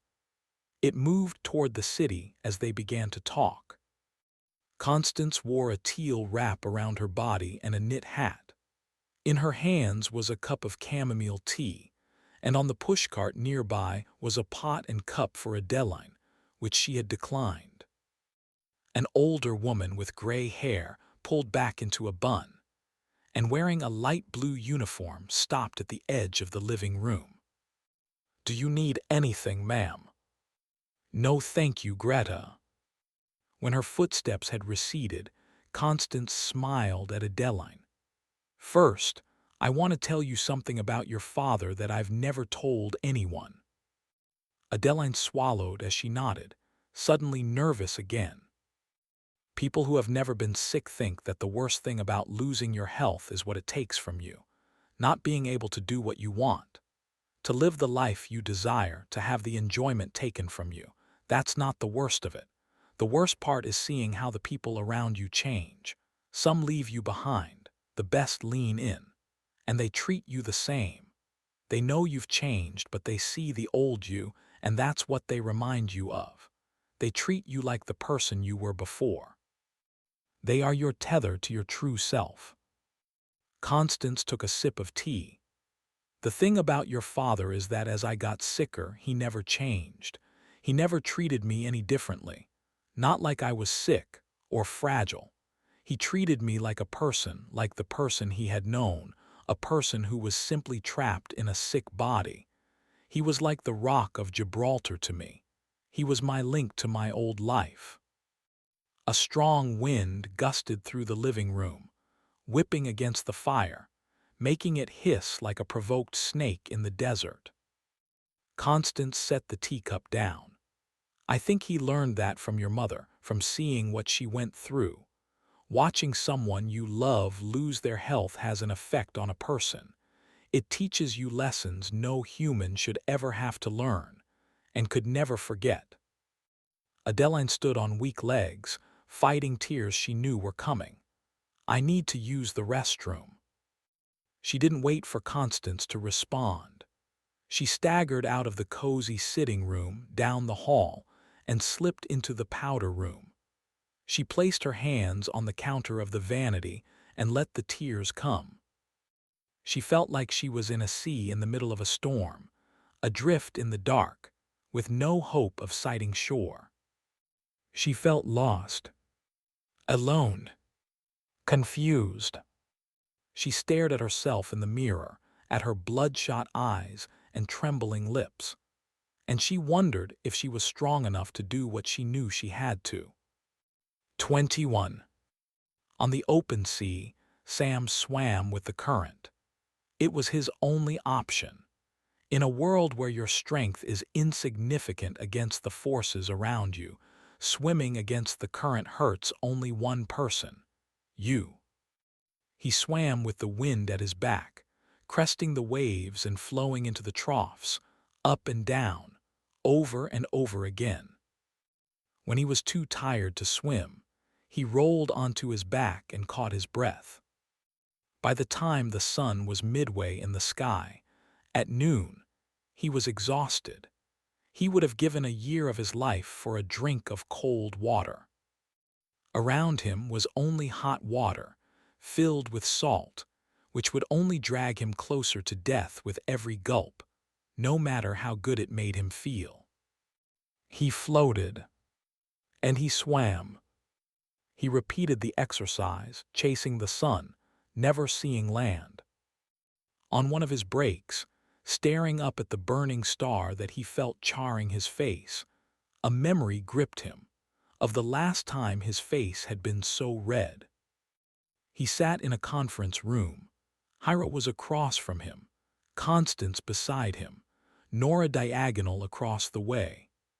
Elliot stood at the head of the table, a projector shining on half his face and onto the wall, his slide deck progressing as he spoke.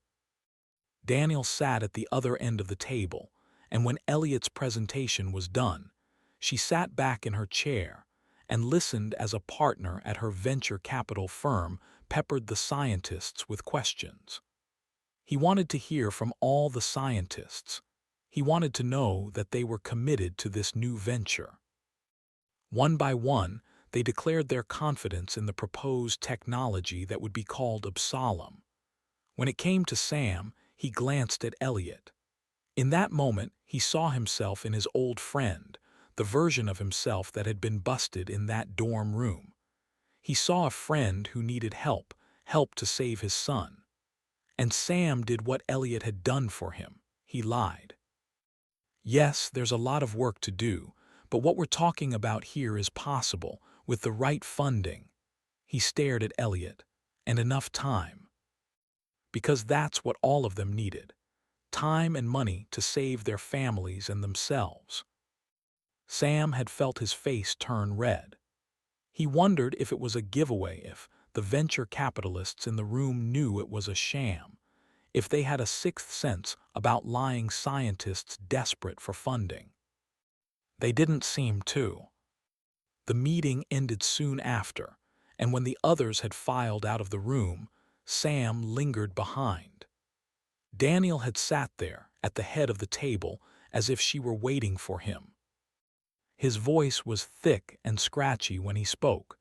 "Thank you for making time for us." It was time well spent. Sam swallowed.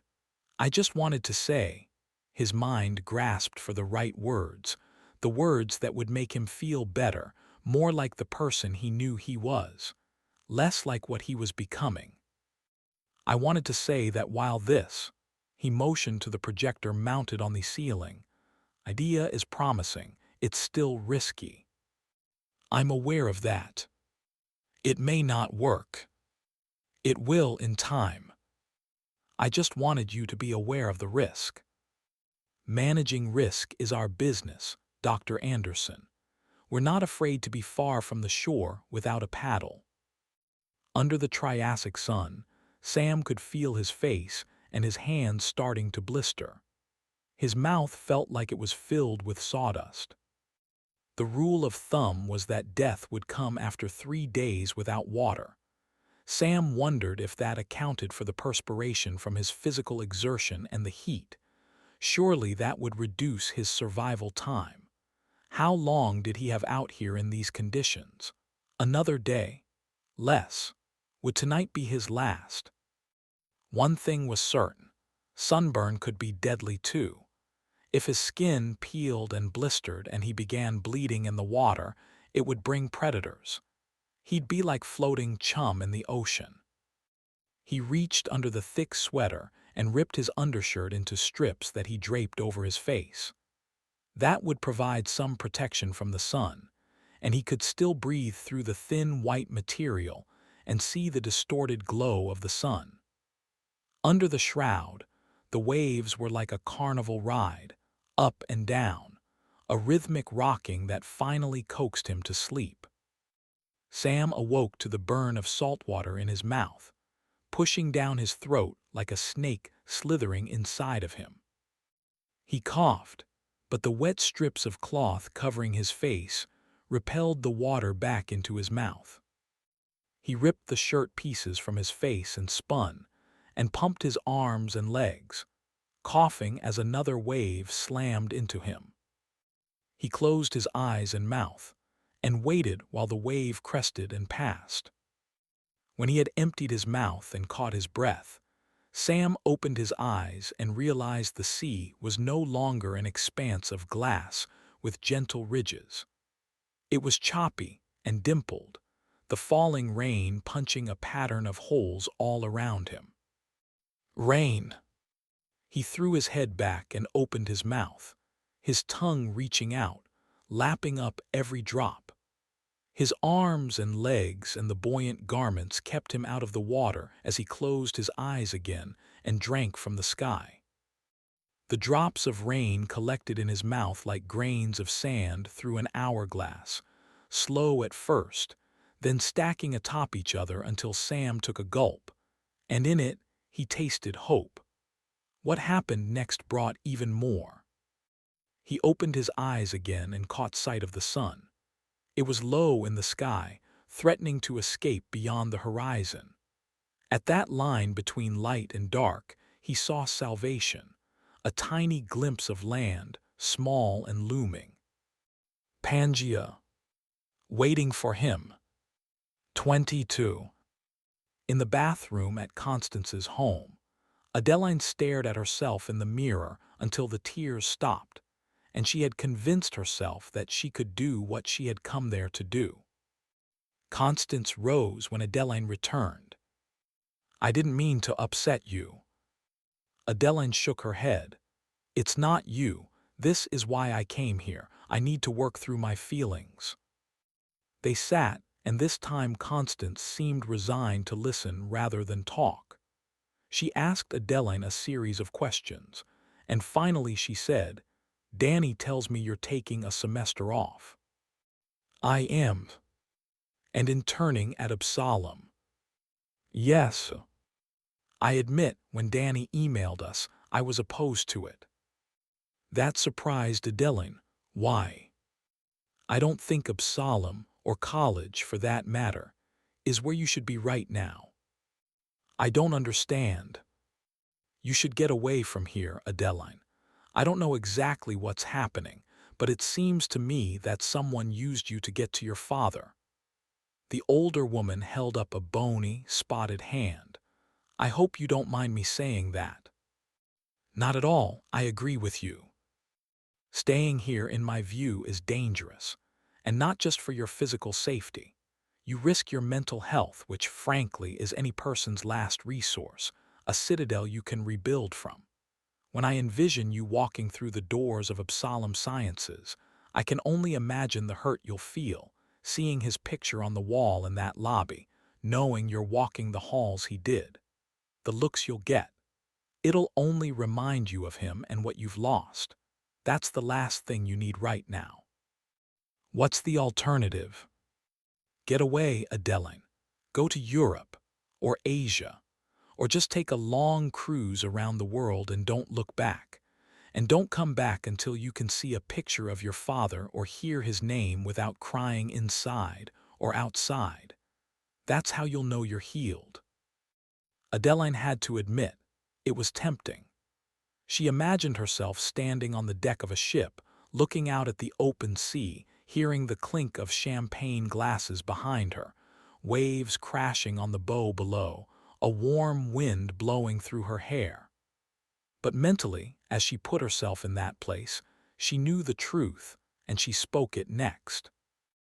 I don't think I could ever travel far enough to outrun the hurt I feel, but I might work my way through it. Constance smiled, a sad, somber smile that seemed to wrap Adeline in its arms. I know exactly how you feel. Constance turned, and Adeline realized that Greta was standing on the patio. She pointed to her watch. Sorry, ma'am, it's time. Constance thanked her and rose. When you get to my age, when your health starts failing you, there's a lot of maintenance, if you'll excuse me. Constance exited the room and ascended the staircase in slow, labored steps. Adeline watched as Greta strode off the patio, past the pool, and back to the guest house just beyond, which must have been where she lived or at least stayed while she was on duty. Adeline sensed that this was her moment. It wouldn't last, but it would be the best chance she had. Now or never, commit or give up. She made her decision. She grabbed her bag, drew out the first picture frame, and swapped it with its match in the living room. In the kitchen, she replaced the soap dish. She glanced out the window at the backyard, to the guest house. The door was still closed. Her heart was racing. She listened, but the house was quiet. How much time did she have? She dashed to the foyer and set the small plate down and shoved the original in the backpack. Now came the risky part. She ascended the stairs, eyes wide, watching, listening, ready to retreat. At the landing, Adeline heard a noise at the end of the hall, beyond the closed door of the master bedroom. Constance was in the bathroom. One of the matching picture frames sat on a console table a few feet away. Adeline pulled the surveillance frame from the backpack and slipped the picture inside it and stowed the original in the bag. She crept across the hardwood floor to the closest door, which she expected to lead to a guest bedroom. When she opened it, Adeline stopped cold. There was no bed in the room, only a small desk and rolling chair.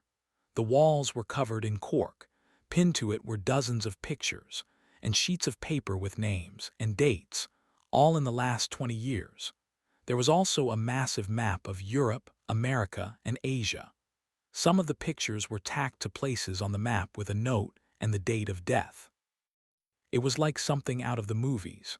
A serial killer's den, a shrine to deaths across the globe.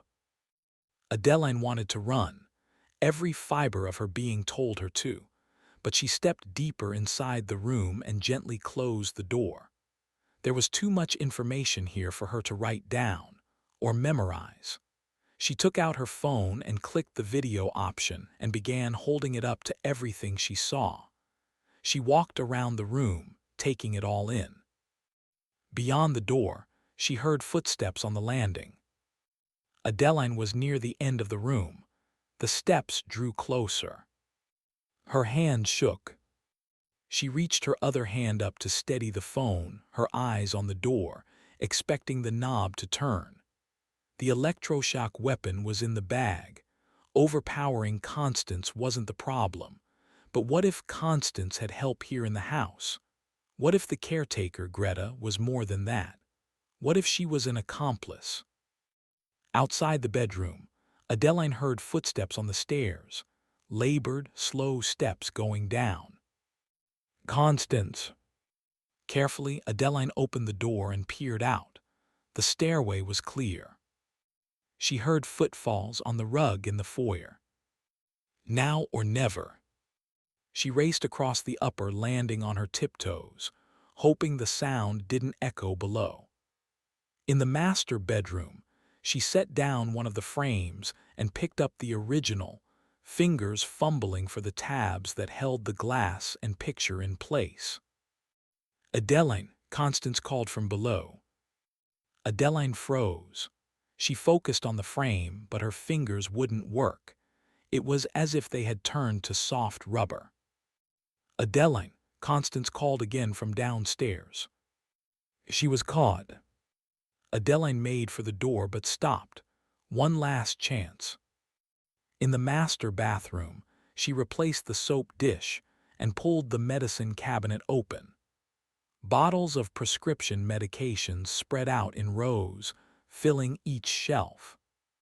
Adeline, Constance's voice was closer now. Was she on the stairs? Adeline drew her phone out, snapped a picture, and dashed out of the room, out into the hallway. Constance arrived on the landing a second after, panting, gripping the rail, head down. She looked up and saw Adeline. "What are you doing here?" The question struck fear into Adeline. She was caught. It was over. Adeline did the only thing she could. She lied, and she was surprised at how easily it came. "I thought you might need help. You were gone so long." Constance squinted at her. "And then I needed to use the bathroom." "You went earlier." "I didn't, I only cried. I had to actually go this time." Constance studied Adeline's face for a long moment. Her gaze shifted to the strap across her shoulder that led to the backpack filled with the pictures and items Adeline had just stolen from Constance's home. It was as if the older woman could see right through the bag, and Adeline herself. She had never felt so exposed in all her life. How had she ever thought she could do this? That she could walk into Constance's home and ever get away with it? Had Daniel set her up? Constance exhaled, as if disappointed, as if she was dreading whatever she had just decided. She turned and descended the stairs. She didn't ask Adeline to follow, but the younger woman fell in behind her. In the living room, Constance didn't sit.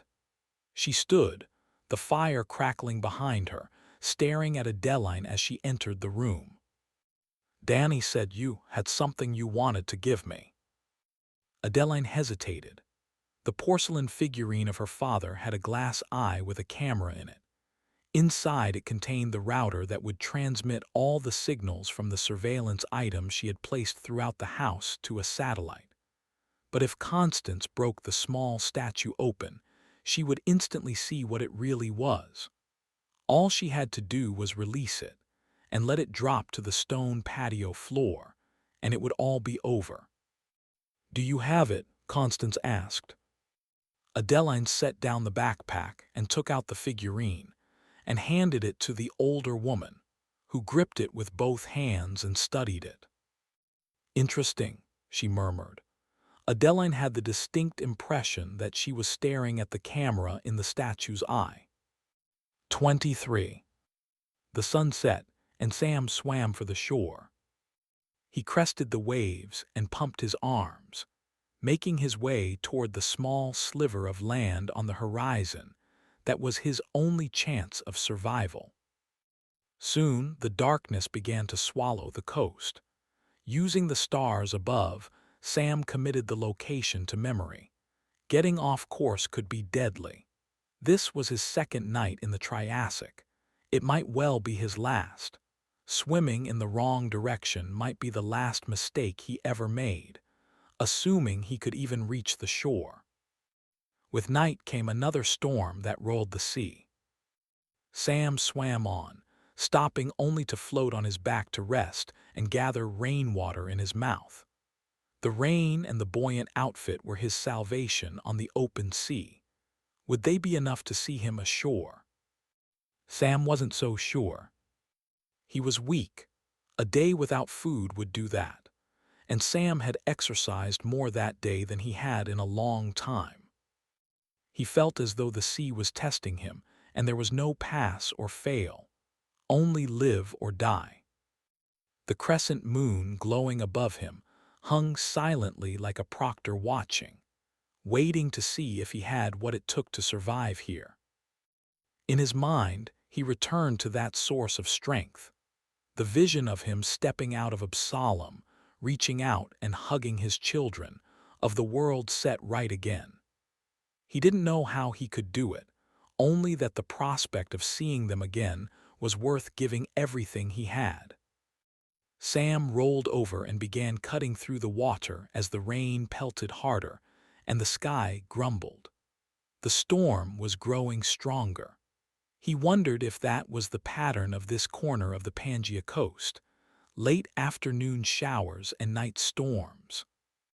When the muscles in his arms and legs were burning, he once again flipped onto his back and rested, letting the rain gather in his mouth. He was weary to his bones and hungry, exhausted in a way he had never known or even knew was possible. He wondered if he were only swimming for himself, if he didn't have anyone to come back to, if he would have given it up. It wasn't just seeing his family again. He needed to get back to protect them. Whoever had framed him might be watching them right now, plotting something else. He had a promise to keep, and he would, no matter how far he had to swim, he would make it to that shore or die trying. Those were the only two possibilities for him now. He realized then what a powerful source of strength a child in danger could be. Nothing gave a parent superpowers like knowing their child needed them and that no one else could help them. Sam had never experienced that until now, but he had seen it.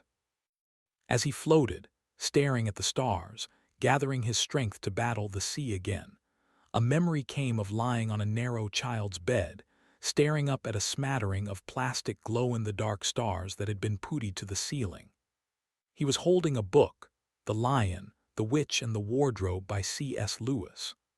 Adeline lay beside him, her eyes drooping, her small left hand gently resting on his chest. Sleep would come soon for her, but she always fought it with the last shred of strength she had. During her childhood, Sam had likely asked her 1,000,000 times, "Are you tired?" In those years, he had only ever heard one reply, "No." That included the instances when her eyelids were nearly closed, and when she fell asleep within 60 seconds of declaring her lack of fatigue. This was one of those times. As Sam turned the page, he glanced over at her, checking to see if Adeline had drifted off. She saw him and instantly raised her eyelids, fighting to stay awake. He was caught. She wasn't going to let him get away that easy tonight. He continued reading. Across the hall, Ryan was crying. Sarah exited the master bedroom, cradling him in her arms, lightly rocking, her sing-song voice starting a tune to soothe him. This was the anthem of their nights now, a reading dad, a singing, marching mother, and a crying baby. On his hip, Sam felt a gentle vibration. He drew the phone out and read the caller. Elliot. Adeline's eyes were closed again, probably for good for the night. Sam gently peeled her hand from his chest, rose, and crept out of the room, swiping to answer the call as he closed the door. Elliot was shouting in the background, and someone was screaming back at him. Sam jogged down the hallway, his bare feet padding against the creaking hardwood floor. Elliot. In the living room, Sarah was sitting with Ryan in her arms, a finger pressed to the pacifier in his mouth. She looked up at him with bulging eyes that said, "I just got him to sleep. Be quiet." Sam couldn't make out the voice shouting back at Elliot. In the background, there was a crash. "Elliot," Sam called. His heart beat faster. His eyes darted back and forth, thinking. Sarah's expression turned from annoyance to concern. "Sam." Sam was about to yell into the phone when Elliot spoke, voice ragged. "Sam, I need help." "Where are you? Are you hurt?" "I'm at home." The moment Elliot spoke the word home, Sam bolted from the living room, through the tiny foyer, and out the front door, not bothering to put his shoes on. Sarah called to him, but the thundering in Sam's ears swallowed the words. His feet pounded the pavement of the sidewalk, between his house and Elliot's. Sam raced across the front yard, grimacing as sticks dug into his feet. But he never slowed. He heard the screams through the closed front door. He turned the handle just as another crash came, glass hitting the wall, shattering, the shards spraying the backside of the door. Sam stopped and waited for the barrage to pass, then stepped out, first surveying the floor for glass. It was one thing to charge across an unkempt lawn. Walking across broken glass was another. It seemed the shards weren't the only dangerous thing in the room. At the edge of the living room, under a cased opening that led to the kitchen, Elliot's only son, Charlie, was screaming at his parents. The words slurred, indecipherable to Sam. Dark black bags hung under his wild eyes. His black hair was stringy and greasy, partially covering his eyes like a predator staring through blades of tall grass. His mother, Claire, stood in the dining room to the left, clutching a phone in her hand. "I'm calling the police." Elliot held out a hand. "Don't. He'll resist and they'll arrest him." The boy bolted then, through the kitchen, throwing the door open and slamming it into the wall. Elliot gave chase, and Sam, eyeing the broken glass, stepped through the room, falling in behind his friend. When he reached the deck, Charlie had already crossed the backyard and was bounding over the wooden fence into a neighbor's yard. Elliot bent down, placing his hands on his knees, gasping for breath. "I need you," he whispered. Sam wasn't sure if Elliot was addressing him or calling for strength from a higher power. Elliot reached into his pocket, drew out a car key, and handed it to Sam. "I need you to drive. I'll get out and run him down when we find him." Sam didn't mention his bare feet. He merely followed Elliot to the garage, got behind the wheel, and drove the streets and blocks of the neighborhood, stopping at Charlie's friends' homes as Elliot worked the phone, calling other parents to see if his son had shown up there. As the night wore on, the stress of not finding the boy seemed to weigh on Elliot. At 3 a.m., they stopped at an all-night coffee shop and bought large cups of the steaming, caffeine-laden liquid that would see them through the night. Thankfully, Elliot had gone in, sparing Sam the awkwardness of padding through the cafe in his bare feet. They sat at a red light, sipping coffee. Elliot's eyes were glassy, staring straight ahead. "We're losing him, Sam." "We'll keep looking." "No, us, me and Claire. I can feel Charlie slipping away. The drugs are changing him. He'll straighten up." Elliot took a long pull of coffee. "I wish I could find that person who gave him that first pill. They killed him, Sam. They took his life when they did that. They threw him in the sea, and I feel like he's drowning and I can't get to him. I'm just watching from the shore as the tide carries him out. I'm scared he's already too far gone." Sam didn't know what to say. The light changed, and he drove into the night. Those hours spent prowling the empty streets were like the sea Sam swam across now. Dark and scary and hopeless, and most of all, unavoidable. It was a road he had to travel for the sake of his family. 24. When the car dropped Adeline off at Daniel's home, she was on the verge of hyperventilating. Just inside the front door, Daniel stood waiting for her. "She knew," Adeline said between breaths. "She practically caught me." Daniel placed her hands on Adeline's shoulders. "Breathe. You're probably imagining it." Adeline closed her eyes and shook her head. "I'm not. She caught me." "Did you see?" Adeline held her phone up. "I got it. She's the killer. She has a whole bedroom set up like a murder board. She's tracking people, dates, pictures, crazy stuff." Daniel took the phone and moved to the study off the foyer that she used as a private office. She plugged Adeline's phone into her laptop, downloaded the photos and video, and then deleted them from the phone. "Hey, I wanted to keep those." "You can't, not on your phone." "Why?" "You know why." Adeline realized why. Because if Constance was the killer, her next move would be to try to find out what Adeline had discovered. She might hire someone to hack her phone remotely. What happens now? "They're coming over at 6 p.m. "Who, Constance?" "Yes, and Hyro and Elliot. We're going to meet in the basement." "About?" "I can't tell you." "Absalom too." Daniel exhaled. "No comment. The point is, this is an opportunity for us." "How?" "When the three arrive, they're going to leave their phones on the kitchen island. To make sure no one is listening." "That's right." Daniel held up a small white item. "When we're in the basement, plug this into Hyro's phone and wait for the LED to turn from red to green." "What is it?" "Spyware. Nothing that intrusive. It just tracks his movements." "Should I use it on the other phones, Elliot's and Constance's?" "No," Daniel said quickly. "Constance, as you said, might be suspicious now, and I know Elliot is." "How do you know?" "He's hired a private investigator to follow me." "Are you in danger? Are we?"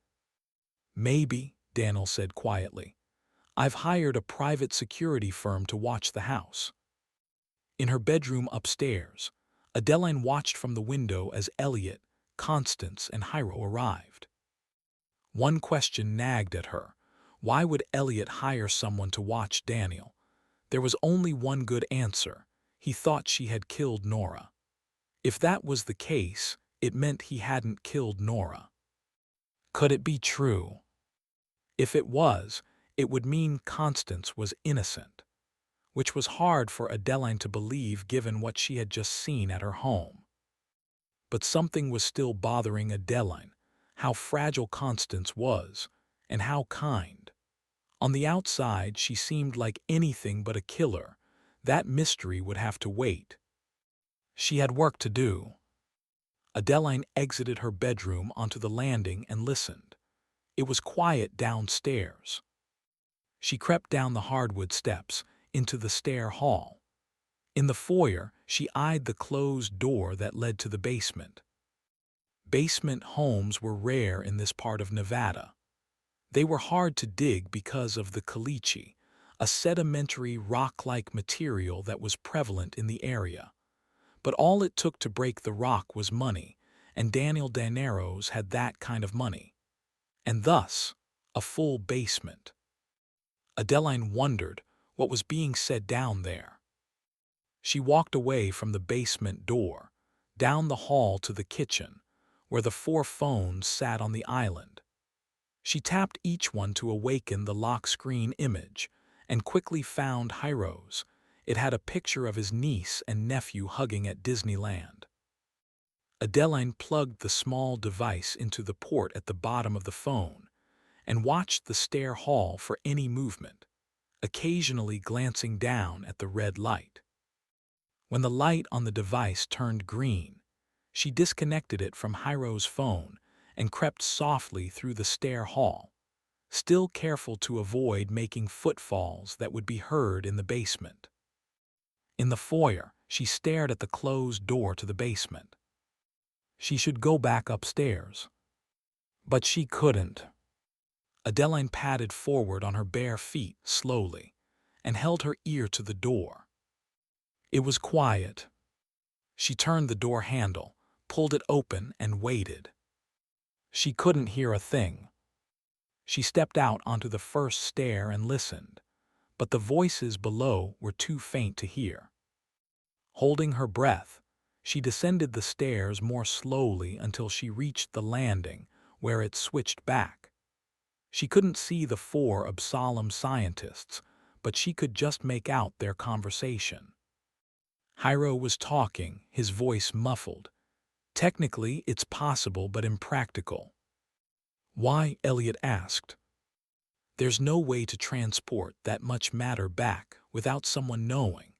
The power required would give us away. Elliot again, but you can miniaturize it. Yes, but not enough. Then we're stuck, Elliot said. He sounded impatient now. I can break it into pieces, Hyro said. That's the only real solution. Constance spoke next, voice soft. Adeline had to lean forward to hear her. If the pieces are small, Sam might not even find them. We have to assume he will, Elliot said. I still wish we had told him, Constance said. He doesn't even know what to look for, or that he's supposed to be looking for something. Elliot sounded frustrated or annoyed. We've been over this. If they knew we'd be shut down, he's gone, it's done. Yes, but the point remains, Constance said, her voice rising, quivering now. How long will it take him to find the pieces? Months? Years? He may not last a week in the Triassic. There's nothing we can do about that, Hyro said. But that's my point, Constance said. We have to help him find it, because if he doesn't find it, we may as well write him off. The silence that followed felt awkward, even to Adeline, who couldn't see their faces from the stairwell. Daniel spoke next. She sounded closer than the others. Let's go back to the experiments. They're clearly the key to getting Sam back safely. All right, Constance said, some of the strength back in her voice. How do we begin? Should we start digging in Death Valley to see if the items are there? Daniel spoke again, sounding even closer. She was moving. We've been over this. It doesn't work that way. Why? Constance asked. Adeline wondered if her sickness somehow affected her memory. The order is wrong, Elliot said. Remember, we need to plan the experiments first because of causality. I have an idea, Daniel said, about how we can send something to Sam in a way that he could find it. She was dangerously close now. Adeline froze as Daniel stepped into view at the bottom of the stairwell. The older woman looked up at her and stared. Slowly, she tilted her head, silently telling her get out of here. Adeline's heart thundered in her chest. She wondered if the others had caught on to the signal. Footsteps echoed on the basement's concrete floor. Someone was coming over to Daniel. Elliot spoke next. He was closer now, moving. "What do you mean, Danny?"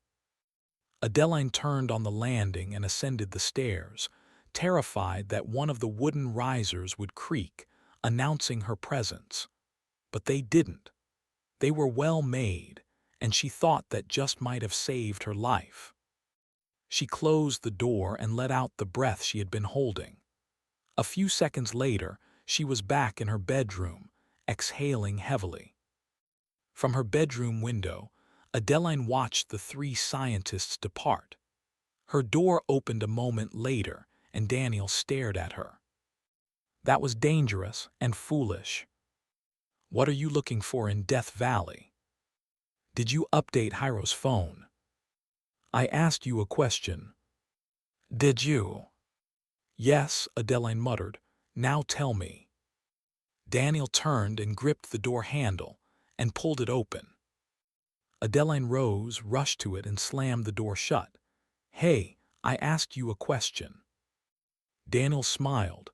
That surprised Adeline. "Good for you. You need that for what's coming." "Need what?" "Nerve. Now give me your phone." Adeline handed it to her. Daniel searched for an app, tapped Install, and handed the phone back to Adeline for facial recognition to authorize the update. When it had finished loading, Adeline studied the new app. It was called Buddy Lock, and it showed a single glowing dot 4 blocks away in Absalom City. "That's Hyro," Adeline whispered. "Yes." "Why are you giving me access?" "Guess." "Because you might not be able to follow him, if something happens to you." "That's right. But you won't let me see the photo and video from Constance's house." "Not yet." "What's buried in Death Valley?" "The past and the future." 25. The storm gathered strength as Sam lost his. The rain pelted him, and he drank from it, knowing it could stop at any moment. Each time he rolled off of his back to resume swimming, it was a little harder. He was a little weaker, his limbs heavier. Somewhere in the night, the rain stopped, and the storm clouds rolled away. Their departure calmed the sea. The silence that followed was serene. The rocking of the waves and sheer exhaustion conspired to lull Sam to sleep, but he fought to stay awake. He had to swim while he could. His belly was full of water now, and tomorrow the sun would sap his strength and burn his skin even more until the blisters popped and blood flowed, and the predators came and ripped him to pieces, the sea swallowing him forever. He refused to let that be his fate. He had to swim. He had to reach the shore. There would be a high tide tonight. Sam sensed that it was his best chance of making landfall. He was about to turn over when he heard a splash. He stopped, lay still, and watched a giant beast punch through the surface of the sea. It was bony and textured, with large plates that were almost like metal scales. Its head never cleared the water line to breathe, and there was no blowhole. It wasn't a mammal. It hadn't surfaced to breathe, had it come for him. Another scaly spine broke through the water. It was smaller. A child, perhaps. Sam swallowed and watched, not daring to move his arms or legs. He floated, watching the creatures, wondering if they could smell him or sense him. The sea was their arena. He was virtually powerless here. To his relief, the dark creatures sank back into the water. Sam waited for his heart to stop hammering, and when it did, he began to swim again, with even more urgency now. He rode the waves and raced the sun and hoped the blisters on his hands and face wouldn't pop before his fingers dug into the sand. With every last bit of strength he had, Sam swam for the shore. But as the night wore on and his body slowly gave out, it became clear that his last bit of strength wasn't enough to carry him to land. His limbs went slack and he floated on the water on his back, staring at the judgmental moon that he could almost feel laughing at him. In his mind, he cursed it. He was so angry he would have pulled it down from the sky and crashed it into the earth as it once had billions of years ago, just to see it all burn. He was that mad at the world. Not just this one, but the one he had left, and at whoever had framed him, and that his wife had died, and fate, and everything else that had wrecked his life. It wasn't fair. He was a good man doing the best he could. He realized another truth then. One of the things extreme exhaustion took from you was emotional control. His mind was like the evening storm, raging and unpredictable. Anger wasn't the only thing he felt. Helpless, that was the other feeling. Between the two, Sam preferred rage. That was something he could use. Mentally, he wanted to roll over and swim, but his body wouldn't respond. His mind was telling his arms and legs to work, to fight, to swim, but they refused to comply. His body had quit. His brain still worked, leaving him feeling locked in, as if he was silently shouting orders that his limbs wouldn't obey. He refused to feel sorry for himself, refused to close his eyes. If this was his fate, to die stranded in time and lost at sea, he would do it with his eyes open, teeth clenched. But sleep tugged at him, a force as strong as the long waves of the tide moving across the ocean, propelled by gravity, directed by the pull of the moon and the sun. Sam tried to fight the darkness and sleep, but soon it came for him, and it was complete. Light woke him, a hot, burning light on his face. Sound washed over him next, crash after crash. A soothing, cool hand rubbing his legs, reaching up and drawing away. Sam cracked his eyelids and slammed them shut when the bright sun lanced through his eyes, bringing pain with it.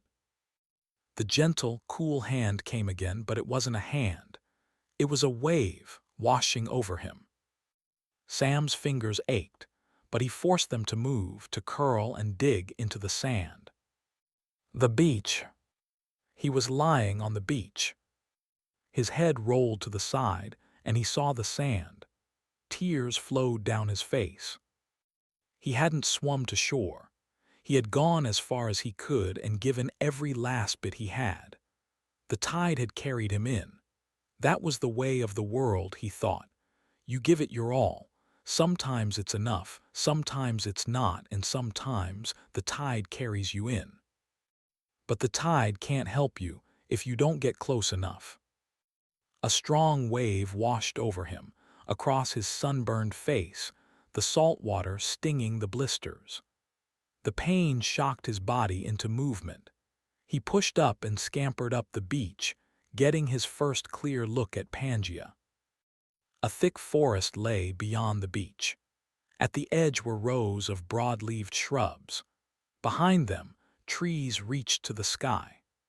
The forest looked so dense he wondered if he could even pass it, as if it was a wall of green, blue, and purple plants preventing anything from the beach from getting inside.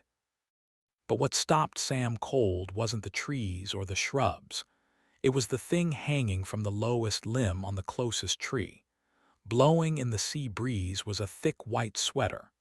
There were no words on it, but even in his exhausted, nearly delirious state, Sam recognized the garment. It was the same type of sweater he was wearing, the type worn by an Absalom prisoner. He knew instantly what it meant, and that scared him more than the sea he had just escaped. 26. The next morning, Daniel took Adeline and Ryan to work with her. Ryan received a visitor badge. Adeline's badge was similar, but it was actually an employee key card with the word intern printed across the top. The older woman held the card out to Adeline. "Keep this with you at all times. You never know when you might need it." She slipped the card into a plastic sleeve that dangled from a lanyard around Adeline's neck. The three of them walked the halls of the Absalom Research Building, Daniel dictating the tour. There were team rooms that looked to Adeline almost like classrooms, as well as clean labs where suited figures were working on mechanical prototypes. Standing at a wide glass window, Adeline motioned to a figure holding a soldering gun. "What are they building?" Daniel smiled. "Pieces for an experiment."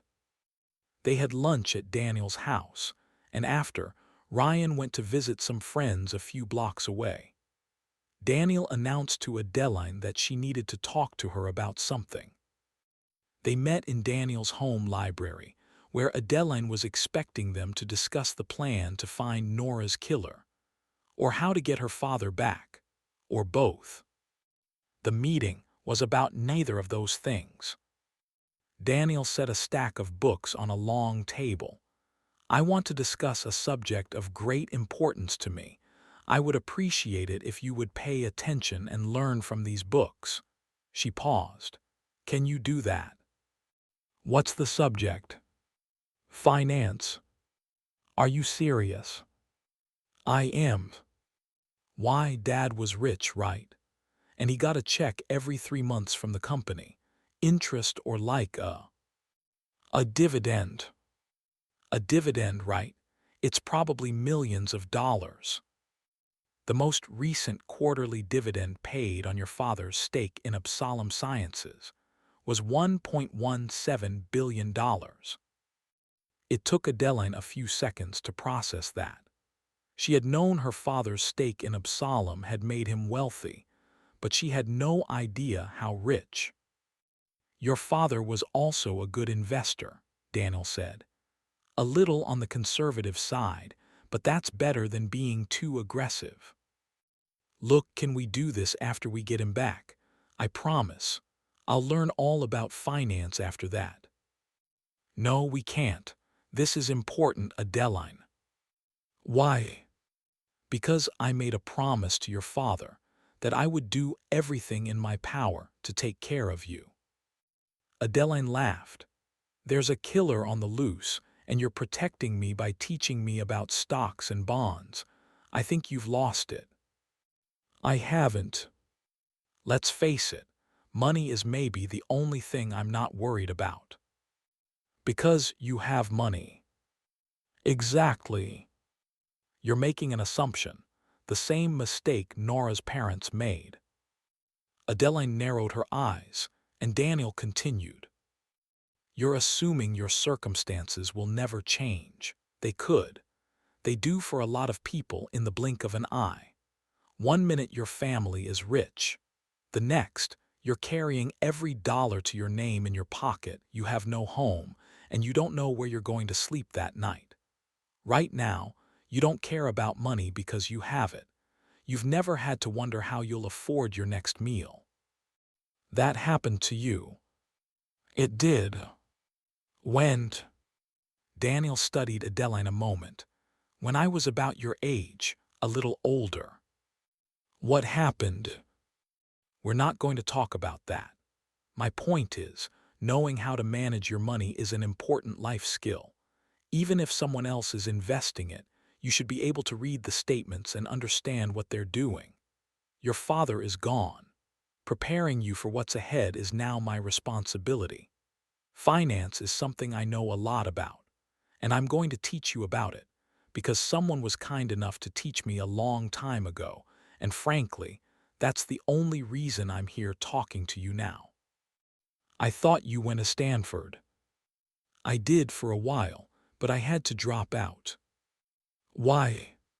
"My family needed me, and then things changed, but this isn't about me. Will you at least listen?"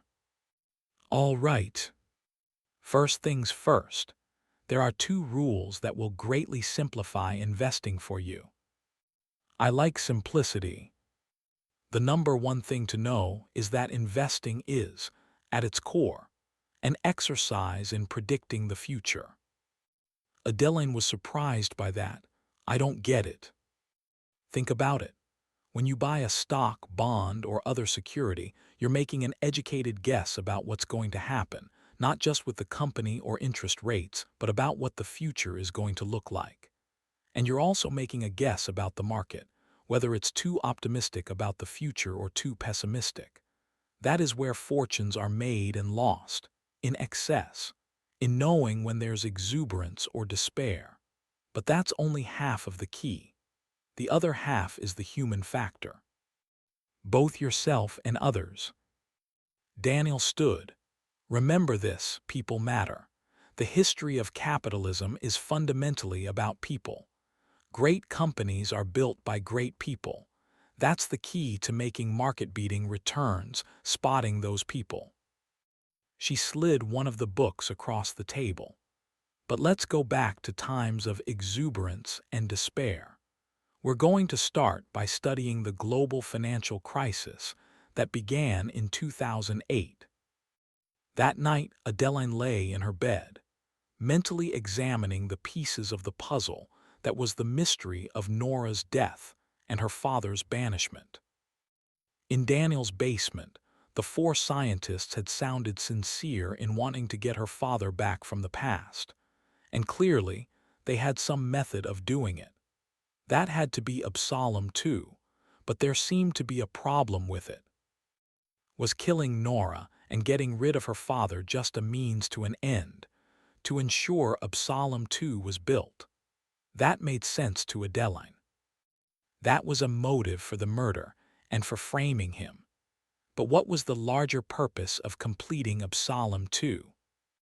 The answer seemed obvious to Adeline: to bring someone from the past to the present, as they were talking about doing with her father.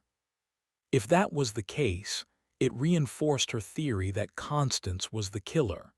She was clearly obsessed with the past, with tracking people and finding their whereabouts in the past. Her mind went around and around with those thoughts, debating how she could get to the bottom of what was happening.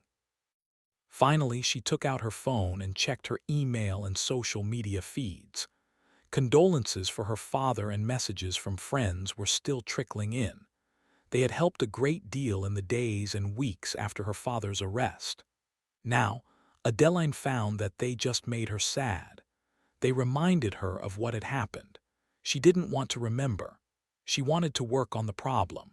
She wanted to solve it. She was about to set the phone down when she remembered the tracking app for Hyro's phone, Buddy Lock. She clicked the icon and studied the map that appeared. It showed a residential neighborhood in Las Vegas, easily within an afternoon's drive from Absalom City. She pulled up the history and found that Hyro had worked at the Absalom Sciences research labs until about 5 p.m., then driven straight home. He had been there since. Like all the Absalom founders, Hyro had a home in Absalom City. What was he doing in Vegas? Visiting a friend. While possible, it didn't really fit with what she knew about Hyro. He was easily the least social of the Absalom Six. Adeline got out of bed, opened her laptop, and went to the Clark County Tax Records website and looked up the address. The property Hyro was visiting was owned by Malaspa LLC. Adeline stared at the word Malaspa. It was simply Absalom spelled backward. Adeline sensed that she was staring at a clue to something, but she couldn't figure out what it was. She did know that she had to get inside that house to see what Hyro was doing there. 27. In the Triassic, Sam stood on the beach, staring at the Absalom sweater hanging from the tree. He looked down at his own sweater, searching for any differences. He didn't see any, which opened another possibility. The sweater in the tree might be his sweater, left here in the past. There was one way to test that. Sam had needed the sweater to float better on the sea, but it was far too warm to wear it on shore. He pulled the garment off and stretched it tight with his hands. He stared at the sweater in the tree as he ripped his own. The one hanging above didn't change. It wasn't his, which meant there was another prisoner here. Why? The people sent back via Absalom were the worst of human society. Murderers, terrorists, serial killers. Well, with the exception of Sam himself. Why would someone send a killer here? There was only one good answer Sam could see: to kill him. The scientist in him couldn't help but wonder how the other prisoner had gotten here. Absalom should have sent him to an alternate timeline, and it should have sent other prisoners to their own timeline. No two Absalom prisoners should ever meet, unless they had somehow used Absalom 2 to send the other person, and Sweater, here. Sam realized then that he had more to do here than survive. He had a mystery to solve, a secret to unravel. If he was going to do that, he needed to recuperate. The sea and a few days without food had left him weak. He needed to get his strength back. Then he would sort out who else was here, and why, and how they had gotten here. He sensed that in that answer was the key to learning who had killed Nora and perhaps a way to get home. He tied his sweater around his waist and waded into the forest, stopping near the tree where the other sweater hung. There wasn't any sort of trap that he could see. It seemed the white garment was some sort of sign, a signal perhaps to any other prisoners who might see it. But why? Was it a lure of some kind? The mystery would have to wait. Sam was hungry and thirsty. Past the shrubs, the forest was dark where the thick tree canopy blotted out the sun. Sam felt as though night had fallen in just a few steps. Behind him, the light-drenched beach was disappearing. The trees around him reminded Sam of redwoods. The bark was thick with deep grooves, and the wide trunk seemed to extend all the way to the clouds. He felt as though he had been shrunk and dropped in a land where everything was oversized, which was technically the case. The forest floor was covered in moss. Large ferns clumped together where there were holes in the tree canopy, positioning themselves to get hit by the sunlight. Sam reached out and touched one of the fern leaves. It was thick and soft, almost like velvet. On the underside were spongy red spores. In the valley of the blades, small puddles of water remained from the storm. Sam tipped the closest one and drank the cool water. It coated his throat like aloe on a sunburn. He exhaled and breathed a few times, savoring the relief. He moved to the next fern frond and tipped the leaf to his mouth and drank. He repeated the action until his belly was full and his chin and undershirt were soaked. Sam was so consumed with quenching his thirst that he didn't hear the rustling beside him. When he looked up, the creature was 10 feet away, staring up at him, its scaly head cocked, as if curious. The dinosaur was a small theropod, shaped like a T-Rex, with large hind legs and small forelimbs. But this creature was smaller and more slender, about 6 feet long, with a head that came up to Sam's waist. But it was big enough to do Sam some serious damage, or kill him. Even a deep wound would be deadly out here. The smell of blood would draw larger predators. Slowly, the dinosaur opened its mouth, revealing jagged teeth that were razor sharp. This was a carnivore, no question about it, and it was hungry. Its tongue slithered in its mouth, bouncing left and right. Sam didn't move. The forest was quiet as the carnivore took a step toward him, the 3 sharp claws on its hind legs digging into the green moss.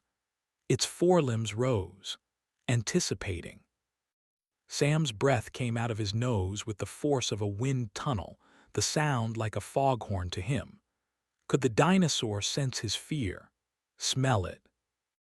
A thud landed somewhere nearby, followed by a screech, another screech, and the cracking of limbs and twigs underfoot.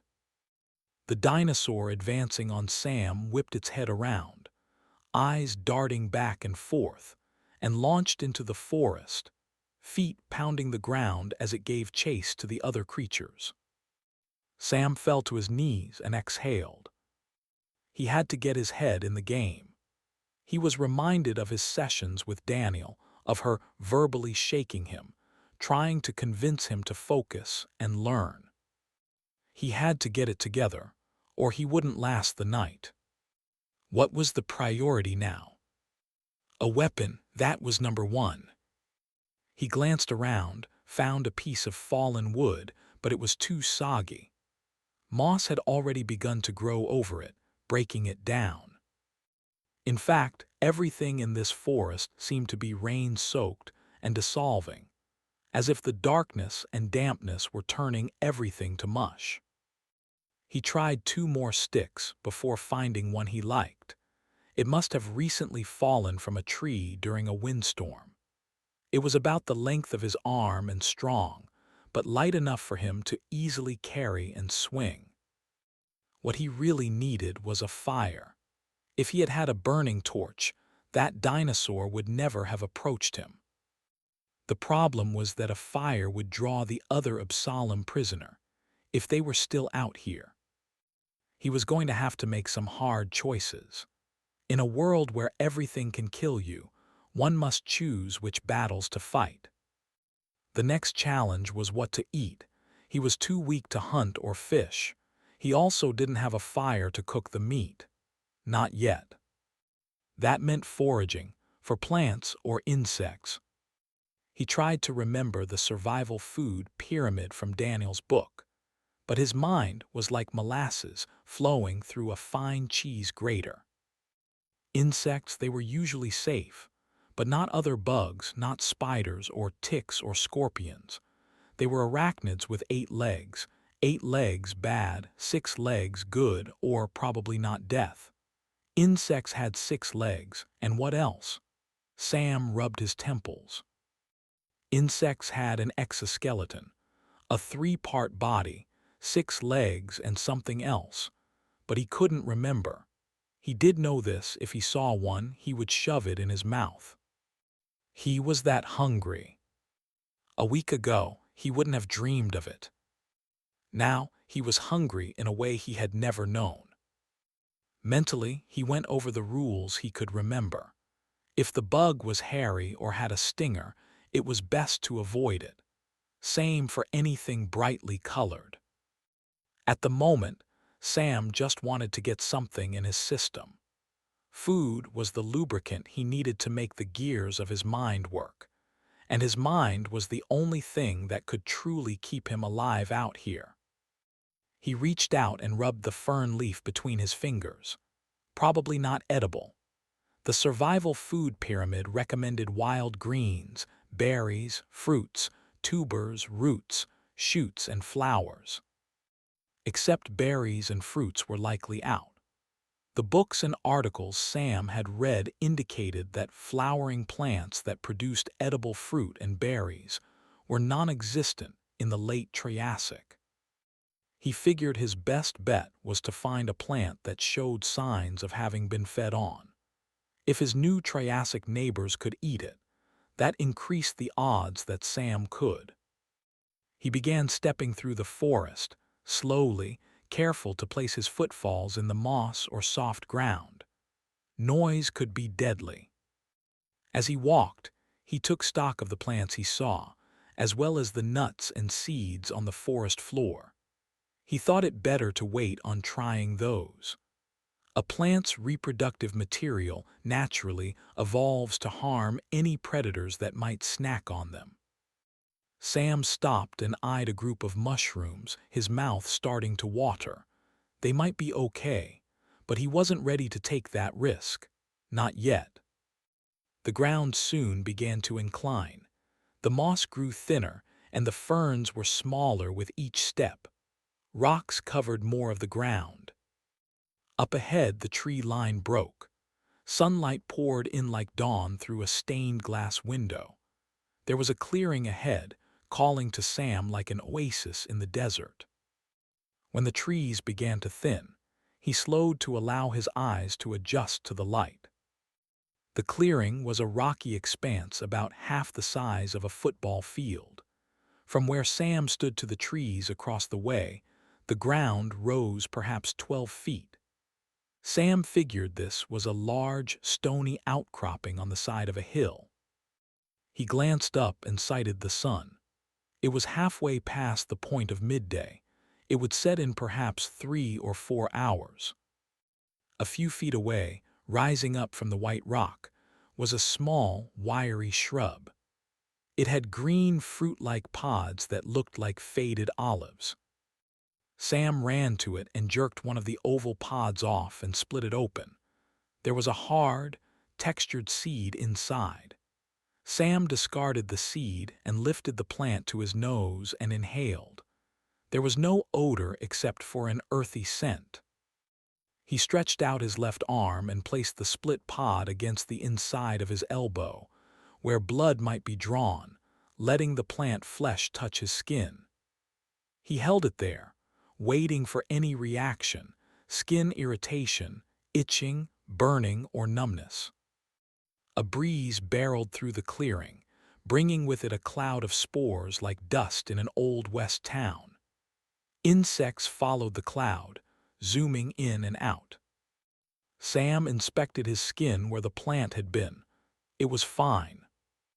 It would be best to boil the green pod, but there was no time for that. He held it to his lips and waited again for any reaction. He really needed a watch. Without it, in his hungry, exhausted state, it was hard for him to judge the passage of time. Finally, when his lips made no reaction, he stuffed the fruit in his mouth and held it there, using his last bit of self-control to keep from swallowing it whole. It had a slightly bitter taste, but it didn't seem rotten.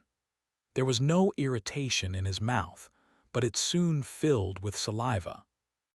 His mind screamed for him to eat, and finally, Sam swallowed the fruit down. He told himself to wait before eating any more, to see if his body rejected the potential sustenance. But he couldn't. He snapped the green pods off the shrub, threw the seeds on the ground, and chewed and swallowed like a robotic farm drone as he moved around the rocky expanse. With each gulp, life flowed back into him. His mind unfroze.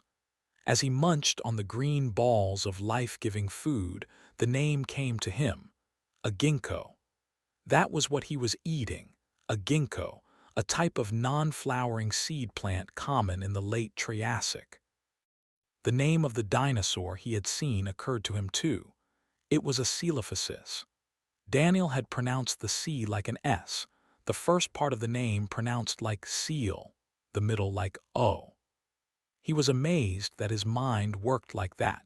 He could remember the tiniest details that fascinated him, like dinosaurs, but most days he could barely remember what he did the day before. He decided to call the dinosaur a Silo, if he ever saw one again. He hoped he didn't. Sam moved to the next ginkgo bush and began picking the fruits and stuffing his mouth. They needed a name too, green pods. That worked. It wasn't exactly inspired, but it would do. That's how his mind worked. He liked to name things and order them. That may have been what made him a successful physicist. Almost against his will, Sam laughed at that. Successful? Yeah, right. What a career he'd had. Faking enthusiasm for a time travel machine he thought was baloney, in order to make money to save his dying wife, then accidentally helping to create that supposedly fake time travel machine, and finally being banished from his own universe with the machine he had faked enthusiasm for in the first place. There were disasters, and then there was his life. The question was, what was the next step to turning it all around? Surviving the night. That was the answer, and to do that he needed shelter. A better way to protect himself would also help. The small stick wouldn't be much protection against a major predator. A fire would do. It might draw the other prisoner, but Sam felt that was a risk he'd have to take. He moved across the rock outcropping, picking the green pods and filling his pockets and his mouth. One thing struck him: there were no bite marks on the plants. The dinosaurs hadn't been feeding on them. Why? Were they not ripe yet? By the time he had circled the perimeter of the rocky area, his pockets were full, and so was his stomach. Fatigue was catching up with him, and all of a sudden the sun seemed achingly bright. It was sinking faster now, diving in the sky like a roller coaster racing down its finale. Shelter and fire. Those were the priorities now. Sam moved toward the interior of the rocky area, leaning on the stick. With each step, it was harder to keep his eyes open. The exertion from the day, mainly the journey from the beach, seemed to have caught up with him all at once. Or was it something else? He hadn't been stung by an insect. He didn't think, couldn't remember it. How long had he lain on that beach? Near the middle of the rocky expanse, a large stone rose into the air. At the base was a hole about waist high. Sam planted his feet and extended the stick into the mouth of the small cave and pushed into the darkness, half expecting a creature to burst out and maul him. But it wasn't a beast emerging from the depths of the cave that assaulted him. The attack came from inside. His stomach seemed to seize up like a fist closing, tightening, pain punching out through his abdomen. Green mush flowed up through his throat and out of his mouth, a soupy goo that sprayed across the white-gray rock. Sam's vision blurred. Legs went weak. He sank to the ground, still clutching the stick, watching the dark hole for any sign of a predator. He saw only darkness. Another wave of semi-digested fruit sprayed out, then another. It was like an invisible attacker was reaching down through his throat and yanking out his insides. It kept pulling until his heaves were dry. His abs ached, throat burned, eyes bulged. He felt like his body was self-destructing, trying to explode. The sun slipped behind the treetops, as if it couldn't bear to watch. Sam lowered himself from his hands and knees onto his side. The rock was cold on his face. The rain started then, a soft pattering on the stones at first, then drumming and finally pounding all around, like a symphony signaling his end. In a fitting touch, the light from the sun faded behind the trees, a curtain being drawn on Pangea. And maybe his life. Was this his final act? Would it end in this rocky expanse in the distant past? If not, what would darkness on land bring? A predator to finish him. The green pods had felled him. The kill was all that remained. Get up, his mind said. Get up or you never will again. He planted his hand on the rock, but it slipped on the wet surface, slamming him back down. He tried to push up again, but his body didn't move. He just needed to rest. Just a little longer, he told himself. But there wasn't any longer. It was now or never. He had to get up.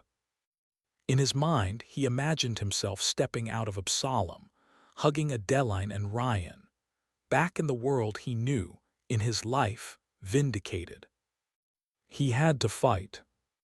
He rolled onto his belly, set his forearms on the rock and pushed. He got his knees under him. He reached out, grabbed the stick, and shoved it into the small cave. It hit rock at the back. He army-crawled closer. There were no animal droppings near the mouth, or inside. He pulled himself deeper inside. It wasn't really a cave, just a deep indentation in the rock, barely large enough for him to hide, with an opening small enough for him to defend. He held the stick out, ready to stab anything that might approach. He waited, eyes growing heavy. He retched twice more before night fell completely. In that time he drifted somewhere between sleep and waking, and in the darkness, in one of those moments, under the soft glow of the moonlight, he heard rustling in the forest near the tree line. Slowly, tentatively, the creature stepped out of the shadows into the clearing and began moving toward him. 28. On Saturday afternoon, Adeline attended a memorial service for her father. It was held at Elliot's home, and on the whole, it was an awkward affair for a few reasons. First, Elliot had insisted on the event being a dual remembrance of life for Nora and for Adeline's father, who was, according to the court, and his own confession, guilty of her murder. Many of those in attendance were employees at Absalom Sciences. They saw both Nora and Sam as victims.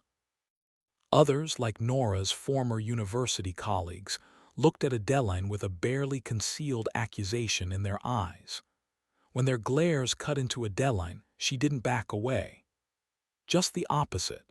She stared back, not hiding her own contempt, silently declaring, "My father is innocent, and you should be ashamed, not me." Adeline was discovering a whole new side of herself. There was a fighter inside of her, a person she never knew existed and wouldn't have if not for Nora's death and her father's exile. She marveled then that one never knew what they were made of until their back was against the wall. Ryan seemed less equipped to endure the stares from the adults. In those interactions, Adeline realized she wasn't the only fighter on the prowl at the service.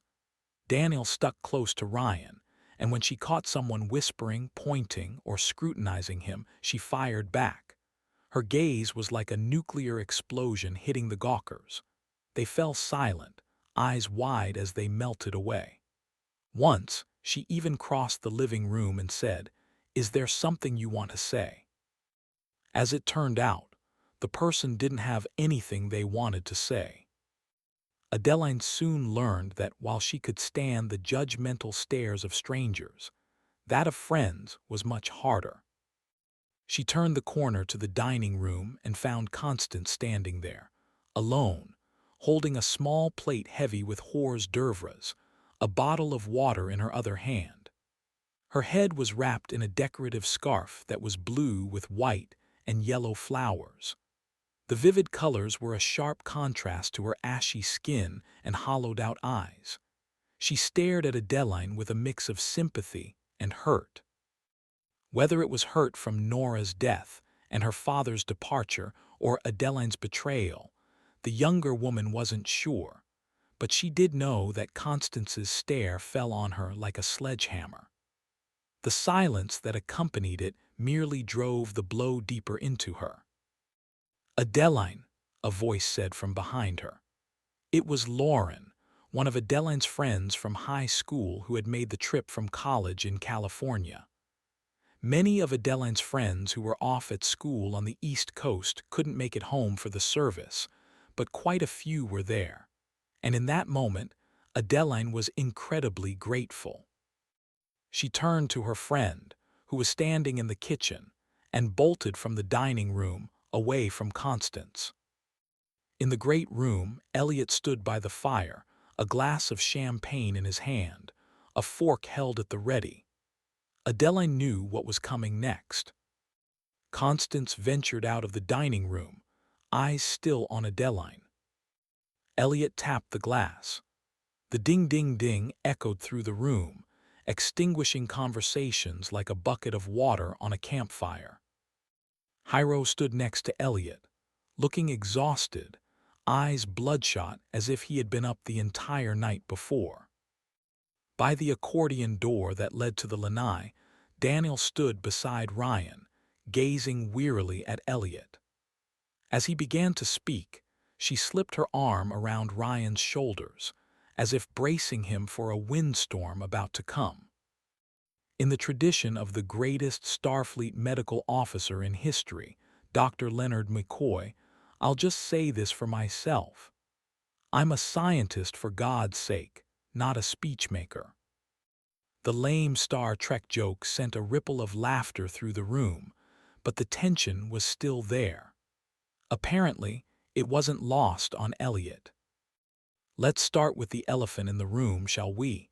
We're used to that in science, dealing with facts, even if they make us uncomfortable. And the fact of the matter is that you've come here today for a memorial service for a murder victim, and for the person convicted of that murder. I applaud you for that. I thank you for being here, and I hope that you will take what I'm about to say to heart. I hope you'll look at the facts too. Elliot swallowed and took a deep breath. Sam Anderson was my best friend. He was one of my oldest friends. If right now something happened in my life and I was in trouble or needed help or just needed someone to talk to, he is the first person I would call. That's how fresh the wound of his departure is. Like a limb that's been chopped off, and I still can't get used to the fact that it's not there, because he was always there for me. He was more than a friend. He was family, and I simply can't get used to the fact that he's gone. I don't think I ever will. Elliot stared at Adeline. And I won't accept it, as long as I live. Elliot took a deep swig from the champagne glass. Nora is someone I knew professionally for a long time but had never gotten to know personally until we worked together on Absalom. She's someone whose intellect I have always admired. She was a sharp mind, but there are a lot of those in our field. What I can say about her, that I can't say about many, is that she never got too invested in her own ideas. She wasn't blinded by her own discoveries. She wasn't in it for personal gain or fame. Her interest was always the truth and helping people, and I think that's what made her such a great scientist. It's that same quality that made her such a great person. I found that out when our Charlie died. The champagne glass in Elliot's right hand began to shake. It's a sad truth that the people who understand tragedy the best are the ones who have gone through it. Sam was my rock, but when Charlie... Elliot clenched his teeth and swallowed, the words coming out slower now. When Charlie was taken from us, I was adrift, and what I needed was to get back to shore. I was going through life like a lucid dream, hopeless, aimless, and Nora was there for me. More than anyone I ever met, she had this almost supernatural ability to listen and make you feel at ease. It was a selfless kind of gift that drew people in like a vortex. I don't know what you call it, animal magnetism or charisma or what, but she had it. For her, that gift wasn't a loud, ostentatious sort of charisma. She was like the sun in the sky, burning and warm and unwavering and pulling you in with gravity you couldn't escape. Elliot paused. That's what she was to me back then. My world was frozen and she was the sun that helped thaw it out. I don't know how she did it. Maybe it's because she had lost her husband in a car accident a few years after they were married. One minute he was there. The next he was gone, just like our Charlie. And now just like Nora herself, and Sam. Adeline felt as though the walls were closing in on her, as if Elliot's words were shrinking the house, suffocating her. She set her glass on the marble countertop of the kitchen island and staggered through the people around her, through the dining room and into the foyer. A stair hall led to a large study at the front of the home. She had intended to retreat there and wait for the assault of the words to be over, but another thought occurred to her then. An opportunity. The U-shaped stairway before her led to the bedrooms and rec room upstairs. A door beneath the landing opened to the stairs to the basement. Like Daniel, Elliot had the resources to dig a full basement. Adeline had been down there a few times, mostly at Christmas parties when the kids were relegated to the lower level where there was a game room with a pool table, arcade games, and a full home theater. She gripped the door handle and it turned, and she quickly slipped inside and descended the stairs. She was reminded of spying on the four scientists at Daniel's home. But this time, she didn't stop on the landing. She kept going, out into the open game room. The door to the half-bath stood open. So did the double doors to the theater. It was empty. The far wall was almost entirely glass, and beyond was a cavernous wine cellar. There were only two other rooms in the basement. One was a mechanical space that Adeline had seen once. To her, it looked like the belly of a giant boat. There were air handlers and mechanical pumps, and through another glass wall on a raised platform, a giant server room that ran the home automation system, window shades, security, whole house audio, and probably stuff Adeline didn't even know about. The other door led to a home gym. Adeline had seen it once. Mirrors hung on the walls and thick rubber covered the concrete floor. There were no windows. And something had been added to the wall beside the door to the gym since her last visit here. A touchscreen panel. Adeline tapped it. A menu came up for the home automation system. The door handle had no keyhole, but it was locked. She navigated the system until she came to the screen for a room named Workout. It had a keyless entry option that showed a full keyboard. The code to open the door was a series of letters. Adeline listened for a moment, trying to determine if Elliot's speech was over. If someone found her down here, she could always say she had felt overwhelmed and needed to get away. In this case, it was true. But this was also an opportunity, one she likely wouldn't soon see again. What could the door code be? Charlie was her first thought, but that was too obvious. What was a word no one would think of? Adeline raised her finger to the panel and typed. M, L, L, L, S, B, A. The door lock whined, gears grinding as the bolt receded. Adeline tried the handle. It turned. She swung the heavy wooden slab in and gasped at what she saw. The mirrors on the wall were gone. In their place was a dark gray soundproof foam from floor to ceiling. The rubber still spread out at her feet. The opposite wall was covered in photos of Charlie. In them, he was about Adeline's age now, late teens or early 20s.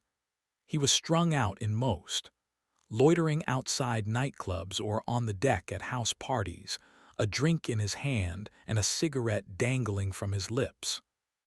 Some photos had been taken from a distance, through closed windows, showing him in the living room or bathroom of a home or apartment, often consuming drugs or simply slouched in a chair or couch, listening or laughing. Based on Charlie's age in the photos, and the fact that he was wearing the same clothes, they appeared to have all been taken around the same time, in the days leading up to his death, which had hit Elliot hard. The last time Adeline had seen Charlie had been at his family's Christmas party that year. He hadn't been himself then. There was an edge to him, an anger underneath everything that even crept into his infectious laugh. He had been mad at the world. As she turned that memory over in her mind, Adeline had to admit that she felt herself standing on that precipice. She wondered if she would descend into the abyss of blame and bitterness too. Probably, if she didn't get answers and justice soon. On the left-hand wall was a bank of computer screens playing videos. Most were from home security cameras. They displayed the street or the alley beside the home or the backyard. In each video, Charlie was walking back to his apartment. Other videos were from mobile phones, the scenes showing a house party that raged into the night, one Charlie had attended. In one of the videos playing in a rectangle near the bottom of the screen, Adeline saw something that made her jaw drop. Daniel. She was walking down the same street Charlie was trudging across in the other videos. The timestamp said she was only an hour behind him. Adeline caught a glimpse of her in another video. She was entering Charlie's apartment building, proceeding up the stairs. The night he died. The voice behind her made Adeline jump. "Thought I'd find you here." Adeline took a step back. Elliot followed her deeper into the room, his hand gripping the handle to the thick wooden door. "I was looking for the—" Adeline was going to say bathroom, but Elliot laughed and cut her off. "I know what you were looking for." He swung the door closed with a thud and locked it. Adeline opened her mouth. Elliot held up a hand. "Don't scream, it won't matter. No one can hear you down here." 29. From the shallow cave, under the glow of moonlight, Sam watched the silo emerge from the tree line. The carnivorous dinosaur, which reminded him of a miniature T-Rex, ventured onto the rocky expanse, its sharp claws clacking as it went, rain pouring down around it. The deadly creature looked directly at Sam. Over the rain, the clack-clack-clack of more claws called out in the night. Sam heard the other silo before he saw it, but soon it emerged from the forest and came to stand beside the first. They stared at Sam, a Triassic jury of two deciding his fate. The first took a step forward, as if a decision had been made. Sam figured he looked weak to them, half dead, easy prey. Maybe he was, but that didn't mean he wasn't going to fight. He dropped the stick and crawled forward, out of the small cave. The silos advanced. Rain poured down, drops bouncing on the white stone like balls of hail. Shock and awe, that was his only chance. He was weak, that was the truth.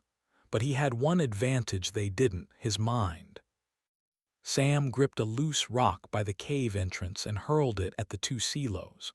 Both their heads snapped around. He picked up another stone and launched it, this time connecting with the closest dinosaur's head. It reeled back, screeching, and wheeled around, racing into the dark forest, the other chasing after it. Sam exhaled and dropped to the ground like a balloon deflating. He gathered a few stones and stacked them by the cave entrance. He smiled at his little stockpile of missiles, ready to fight the Pangean war he had started. He kept the stick in his hand, but he couldn't watch the woods any longer. The pattering of the rain soon lulled him to sleep. The morning light poured into the cave like an invading army. Sam covered his eyes with his arm and tried to go back to sleep. The hunger finally made him move. It was a hunger like he had never known, an ache deep down inside that felt more like sickness, as though his own body was eating itself. He crawled to the mouth of the cave and stopped at the stack of stones. In the indentions in the dirt where they had been, small worms were writhing in the baking sun, snaking their way under nearby rocks to escape. Sam's stomach rumbled. His mouth watered. So this is what it's come to, eh? He turned over one of the rocks, revealing 3 larger earthworms. They were brown and gray, and as he watched them, wondering if he was actually capable of eating them, they began inching away. Sam picked one up, brushed off the dirt caked on it, and dropped it in his mouth. He was that hungry. The worm was slimy and earthy. His first instinct was to gag. He certainly couldn't chew it. He swallowed it down and winced and forced himself to pick up the next one and the next. There, under the morning sun, near the mouth of the cave, he broke his fast on a Triassic earthworm buffet. It was probably the grossest thing Sam had ever done. It was also, strangely, the most fulfilling meal of his entire life. The worms brought strength, and he was going to use it. He needed water and fire. In the forest, He drank rainwater from the fern leaves until he had washed the earthy taste out of his mouth and filled his belly.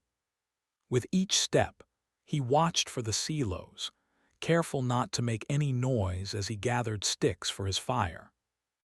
Soon he had a pile of kindling and fuel near the small cave. In his mind's eye, he saw a blazing inferno. Around it, he imagined a stack of stones and a flat, thin rock on top, a fish lying on it, grilling in the heat of the crackling fire. The thought made his mouth water even more. He had seen two other types of seed ferns in the forest that morning, one with large fleshy pods hanging down. But the memory of yesterday's food poisoning made his stomach turn at the thought of trying other plants. He wanted meat. But first he needed a fire, for protection. He ventured deeper into the forest, the stick held at the ready. Up ahead, he found what he had been looking for. The white bones of a rib cage rose through the ferns like ivory swords buried at the hilt. He pushed the green fern fronds back and caught sight of the skeleton's skull. Sam looked around and spotted the end of the tail. The beast had been at least 35 feet long and maybe twice as tall as him. At the skull, he brushed away the dirt and inspected the teeth. Unfortunately, they were blunted. This was an omnivore, probably a Melanorosaurus, based on the books Daniel had drilled into him. Sam was about to turn away when a thought occurred to him. He examined the skull a little closer. The top was flat and about as wide as his chest, with enclosed sides. He smiled. Nature tests you, and nature provides. Sam lifted the skull away and stopped when he saw the earthworms writhing where it had been. His Triassic seafood grill wouldn't be a reality for a while, and he was hungry from scavenging in the woods. He squatted and ate his fill, marveling at how the slimy worms no longer triggered his gag reflex. At his camp, which is how he now thought of the small cave and soon-to-be fire, he set the upper part of the skull on top of a pile of rocks.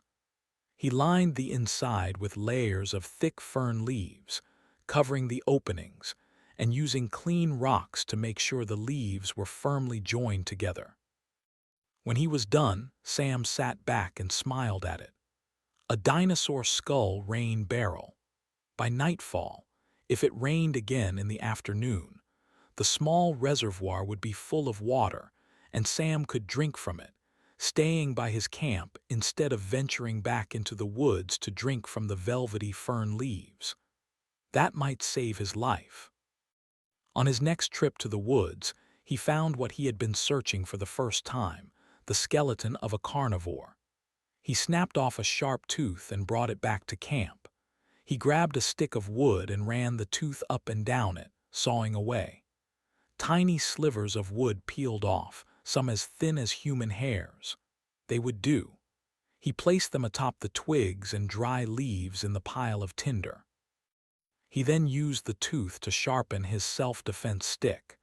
When he was done, he inspected the small spear. It would do. He carried it into the woods and found another stick and sharpened it for a backup. Finally, he turned his focus to the fire. He carved a deep groove in a piece of flat softwood, then sharpened another stick and began plowing up and down the groove, creating friction and shearing off thin layers of wood. The friction and heat ignited the hairs of wood above, and soon, smoke rose from the tinder pile. Sam leaned forward, eager to see flames sprout up. He blew gently, but the smoke drifted away and the fire died. He had been too eager. Total rookie move. He sat back on his haunches and exhaled. At the end of the piece of flat wood, he repacked the tinder, careful to ensure the fine wood fibers were at the end of the groove. Then he began plowing again. As he rode back and forth, he thought, that's life. You push and pull, and sometimes things catch fire and sometimes they don't. You keep going. That's the key. Soon smoke rose again. But still he plowed. He wanted to be sure this time. The flames needed to be strong before he gave them oxygen. When he smelled the fire and saw the first flames rising, he leaned down and blew and fueled it. The fire licked the twigs and ignited them and burned into the sticks steepled above it. He had made a fire. He sat back, watching the growing flames. It was a representation of so many things he had taken for granted in his old life. Before, fire was always a click away. Here, it was a struggle, and probably the key to his survival. To survive, he needed to take the fire with him. That was easier said than done. He needed a torch. The ideal torch would have a slow-burning fuel. Tree sap, pitch, oil, or animal fat were best. All were problematic. Specifically, they were hard to come by. The best fuel options available to him at the moment were moss, wood, and leaves. They wouldn't burn long, and if the torch itself was wooden, it would burn down to his hand. A thought occurred to him, a prehistoric innovation. He returned to the Melanorosaurus skeleton, gripped one of the long rib bones, and leaned back until it cracked and broke free. As he suspected, it was hollow inside. It was also just the right size to be stuffed with a piece of hardwood wrapped in moss, and that's what he did. He held the torch over the fire, lit it, and hoisted it up. In one hand he held a spear, in the other, a dinosaur bone torch. He hadn't mastered this land, but he felt safer than he had since the night Nora had died. The thought of her brought a sharp pain to his soul. He wasn't ready to think about her, but his mind wanted to, like it was trying to lick a wound that was still raw. Would that cut ever heal? Probably not. That hurt reminded him of his wife. She had also been taken from him. Sam had watched her wither away. In a way, it had broken him, irreparably.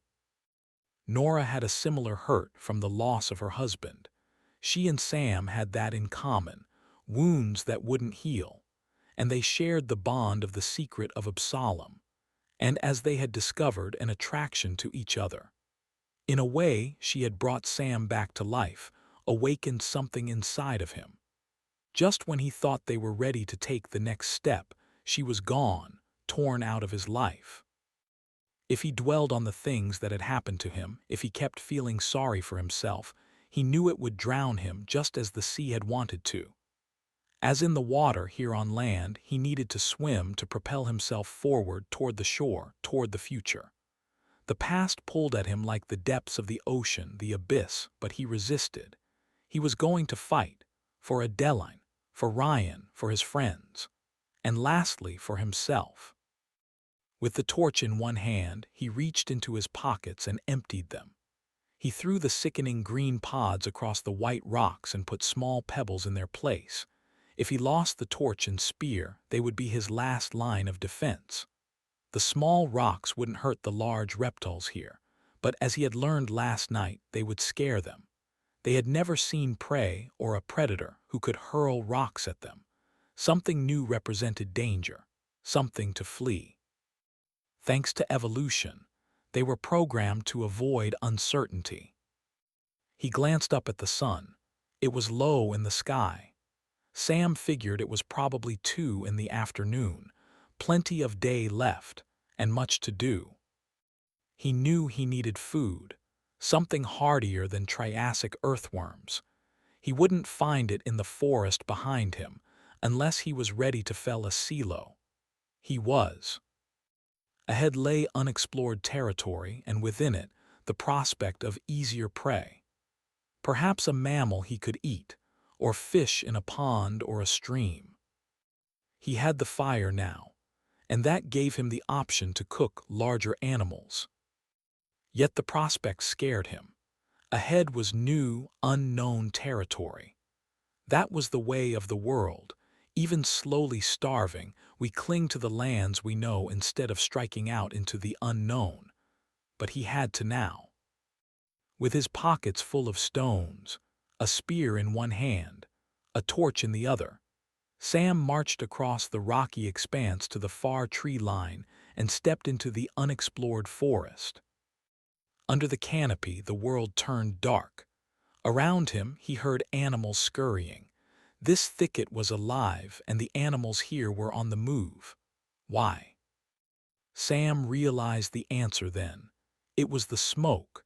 That was rare in the Triassic. It probably heralded the beginning of a forest fire.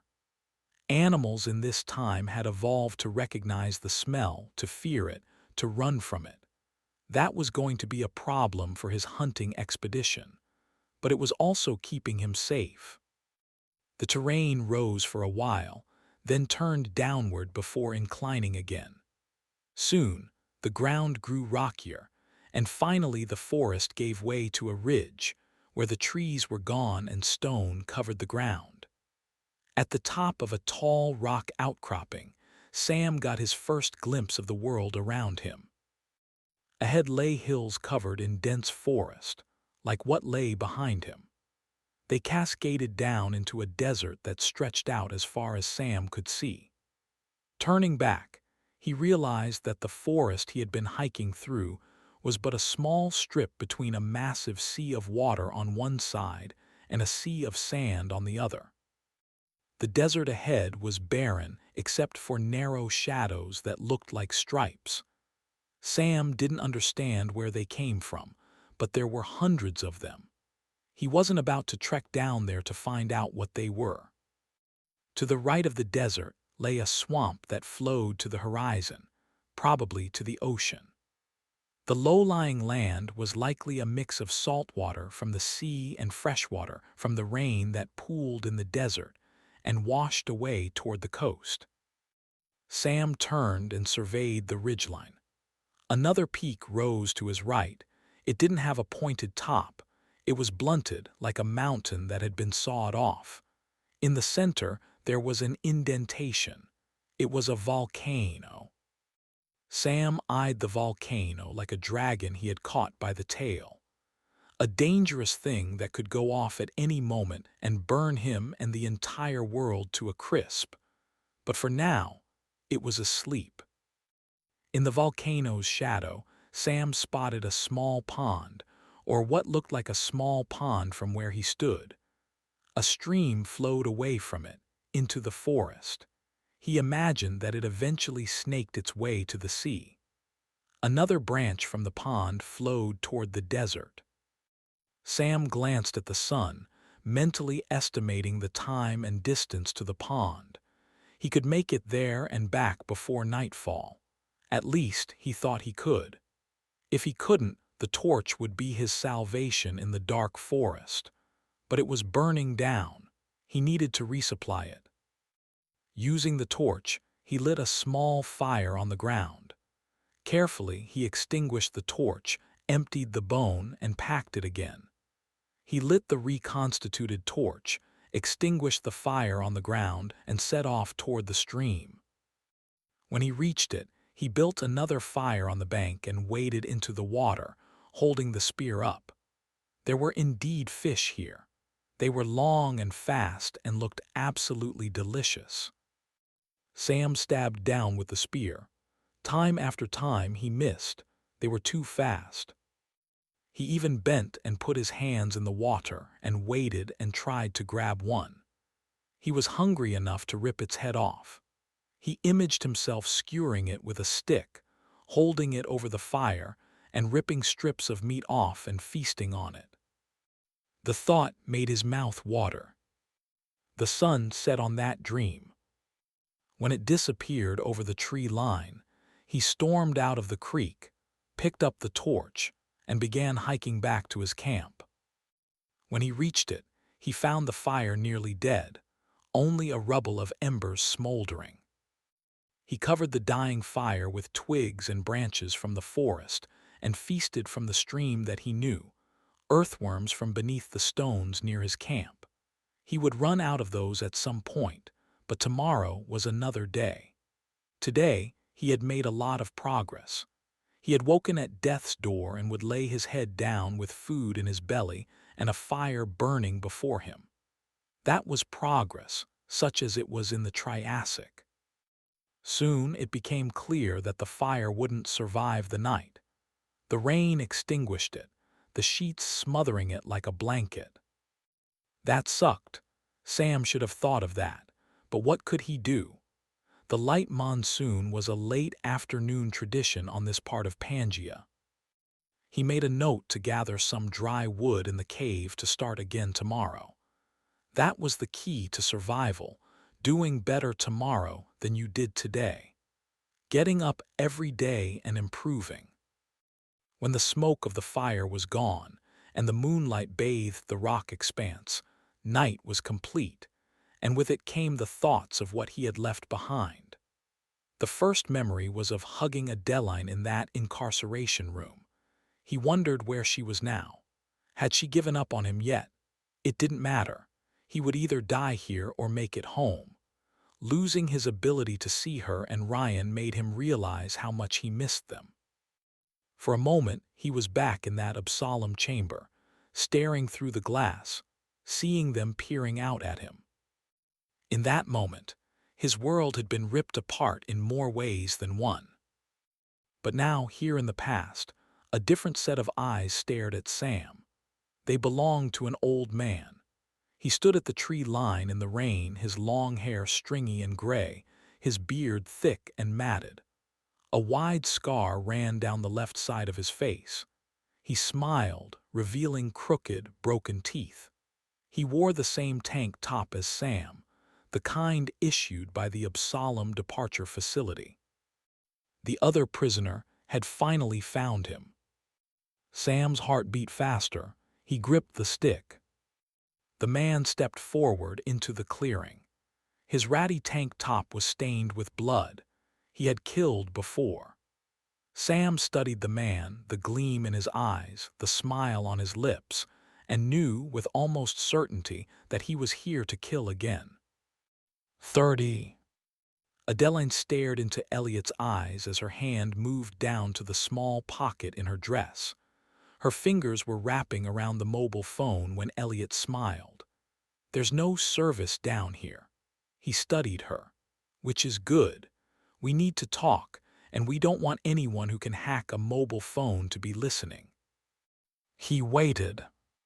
Do you know anyone like that? Adeline swallowed. I want to leave. Elliot smiled, a silent denial of her request. A single thought ran through her mind. If she could keep him talking, that would buy her time, maybe enough time for Daniel to come looking for her. Elliot's tone was almost casual when he spoke. You're making a habit of this, aren't you, my dear? Habit of what? Sneaking around people's houses, looking for their secrets. Adeline felt herself begin to shake. Constance called me. She's worried about you. She's not the killer. She has a room with pictures from the past. Yes. You knew. I've seen it. Who are they? People from Connie's past. People she's trying to track down. Why? It's private, and it's not what you think it is.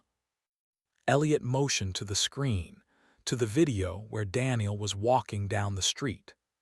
At the end of the loop, it paused on a frame where she was looking up at the camera. It's not Connie's secret that should concern you. It's Daniel's. What secret is that? That's the question. She's hiding things, Adeline. Her life doesn't add up. Elliot pointed at the still image from the video. She was there the night Charlie died. He raised a finger. And not once in my life has she told me that. Now ask yourself why. Why would she do that? She didn't even know him.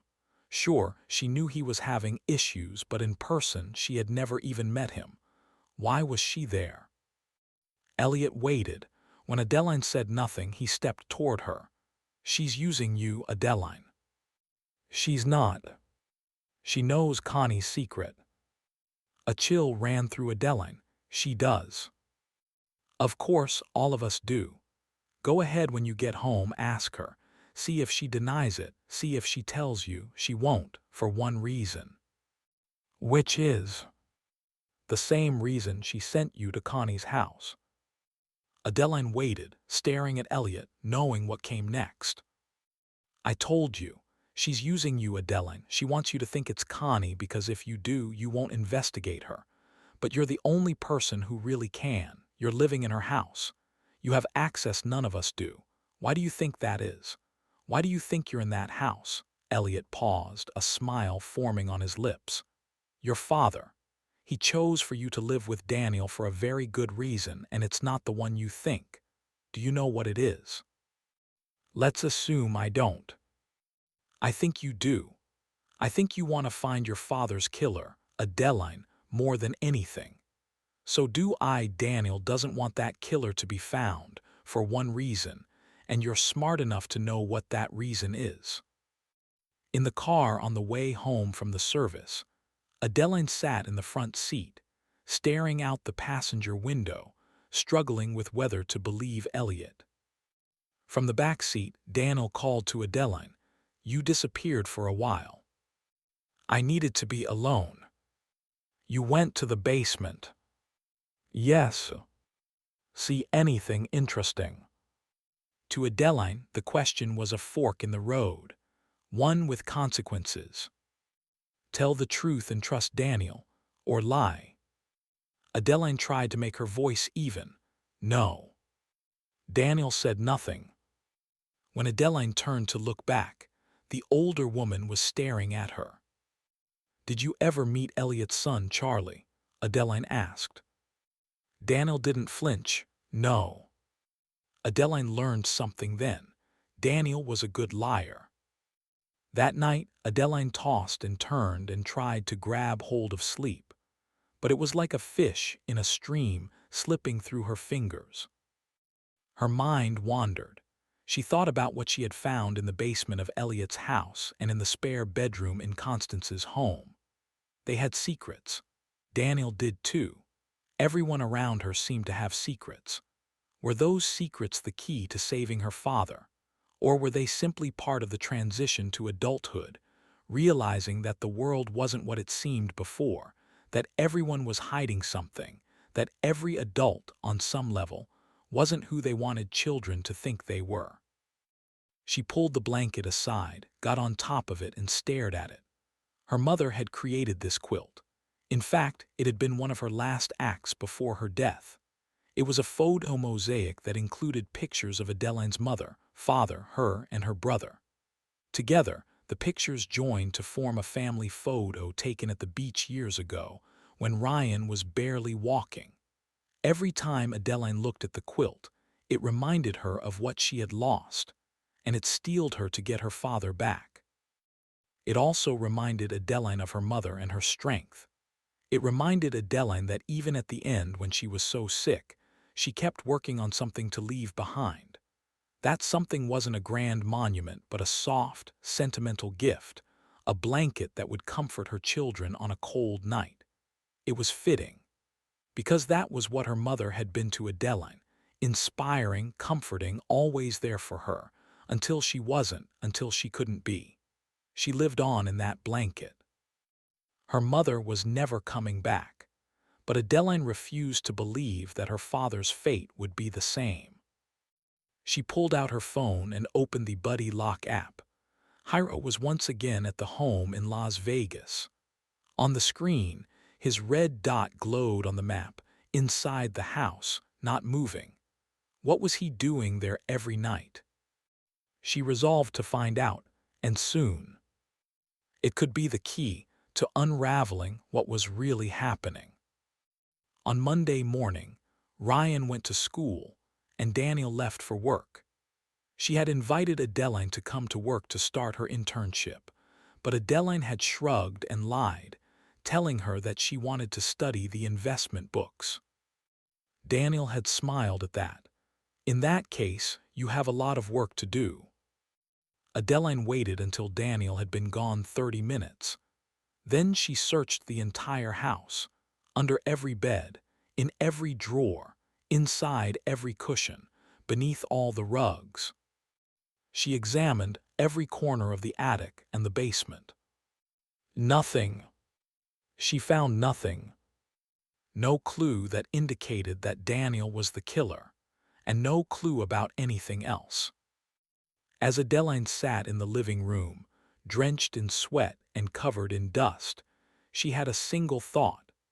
If you searched someone's entire home and didn't learn a thing about them, that was probably someone who was hiding something. It was probably someone who was very good at hiding things. The thought of someone hiding things reminded her of Hero. Adeline took out her phone and opened Buddy Lock. She stood up immediately when she saw the dot on the map. Hiro was in Death Valley.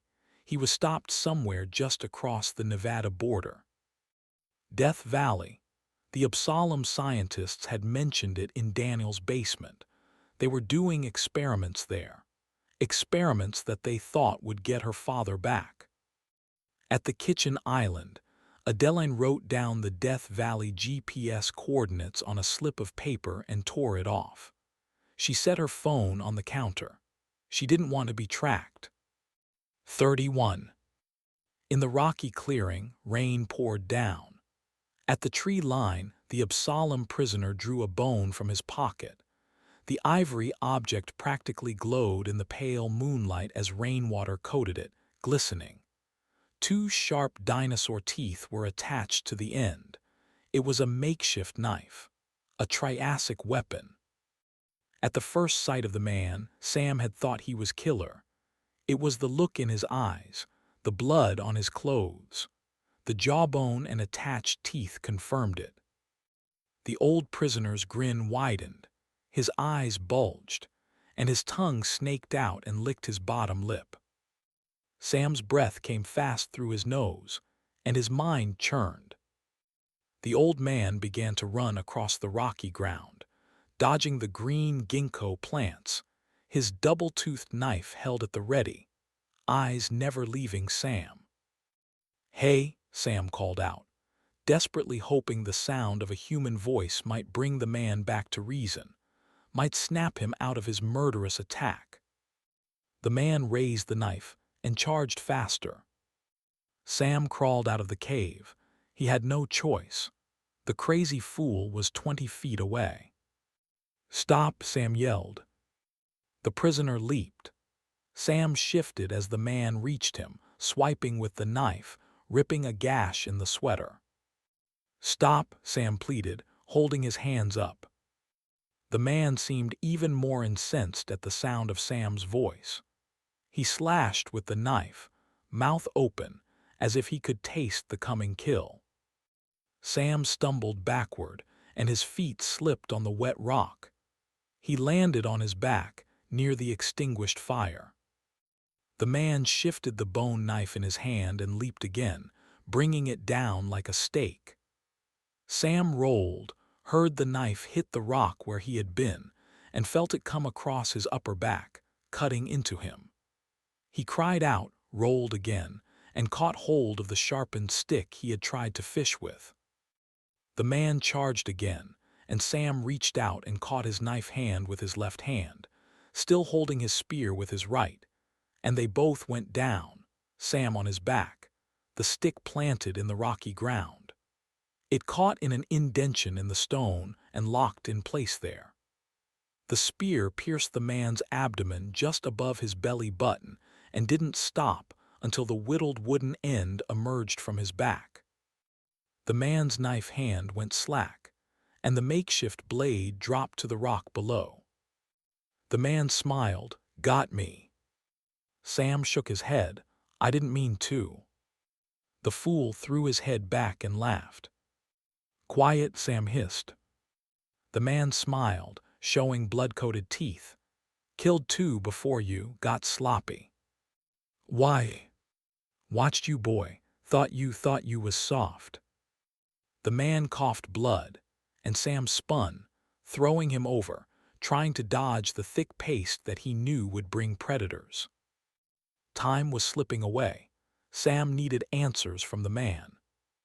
How did you get here? The prisoner stared up at the moon, and his eyes went glassy. A wind blew through the trees, or maybe it was something else, a predator moving. Sam stared at the dead man. He had killed 2 others. Why? The man was clearly crazy. He had probably been a killer before he got here, and certainly was after.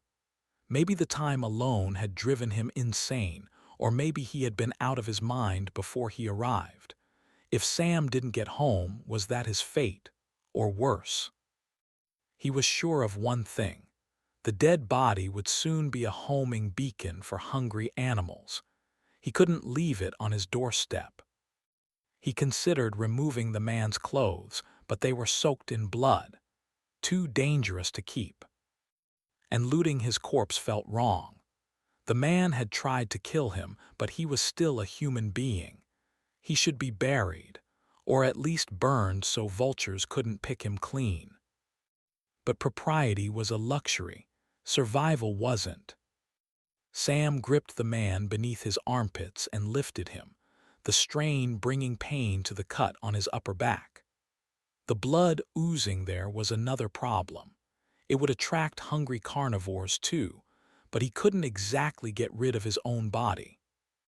Breathing heavily, Sam dragged the dead man away from the cave, into the woods, and dropped him with a thud.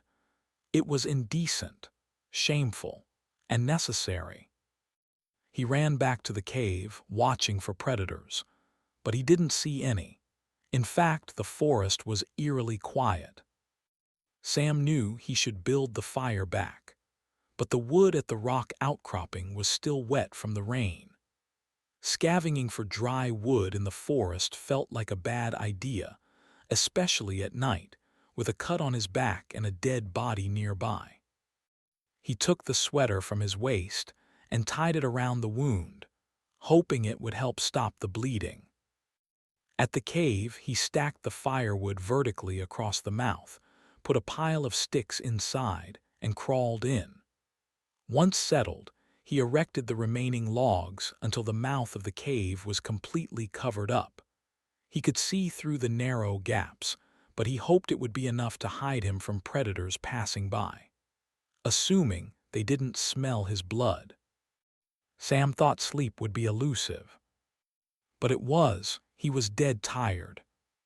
He woke to the sound of thunder, or what he thought was thunder. One by one, the sticks in front of the cave entrance toppled like dominoes falling over. The ground shook, punching up at him. An earthquake.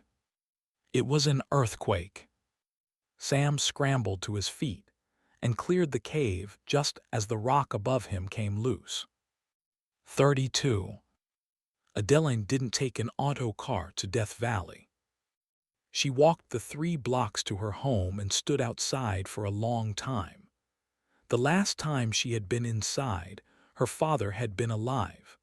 Or at least, he had been alive in this universe. Staffers from Absalom Sciences had packed up her things and Ryan's things and brought them to Daniel's house. They had been thorough. There had been no need for her to return home, until now. At the side door to the garage, she keyed in the code and turned the handle. Inside, she mounted her electric bike, donned her helmet, and rode out into the street. At Walmart, she bought a few Visa gift cards, then went back into the store and used them to buy what she really needed, a burner phone. She selected a model with a good camera. That would be important. She downloaded the Buddy Lock app to the burner and keyed in the code to check Hyro's location. He was still in Death Valley. She reached his location that afternoon, and by then he had moved into the California section of Death Valley, where most of the national parks spread out along the Nevada border. She turned off the state road and rode the bike across the dusty, rocky terrain.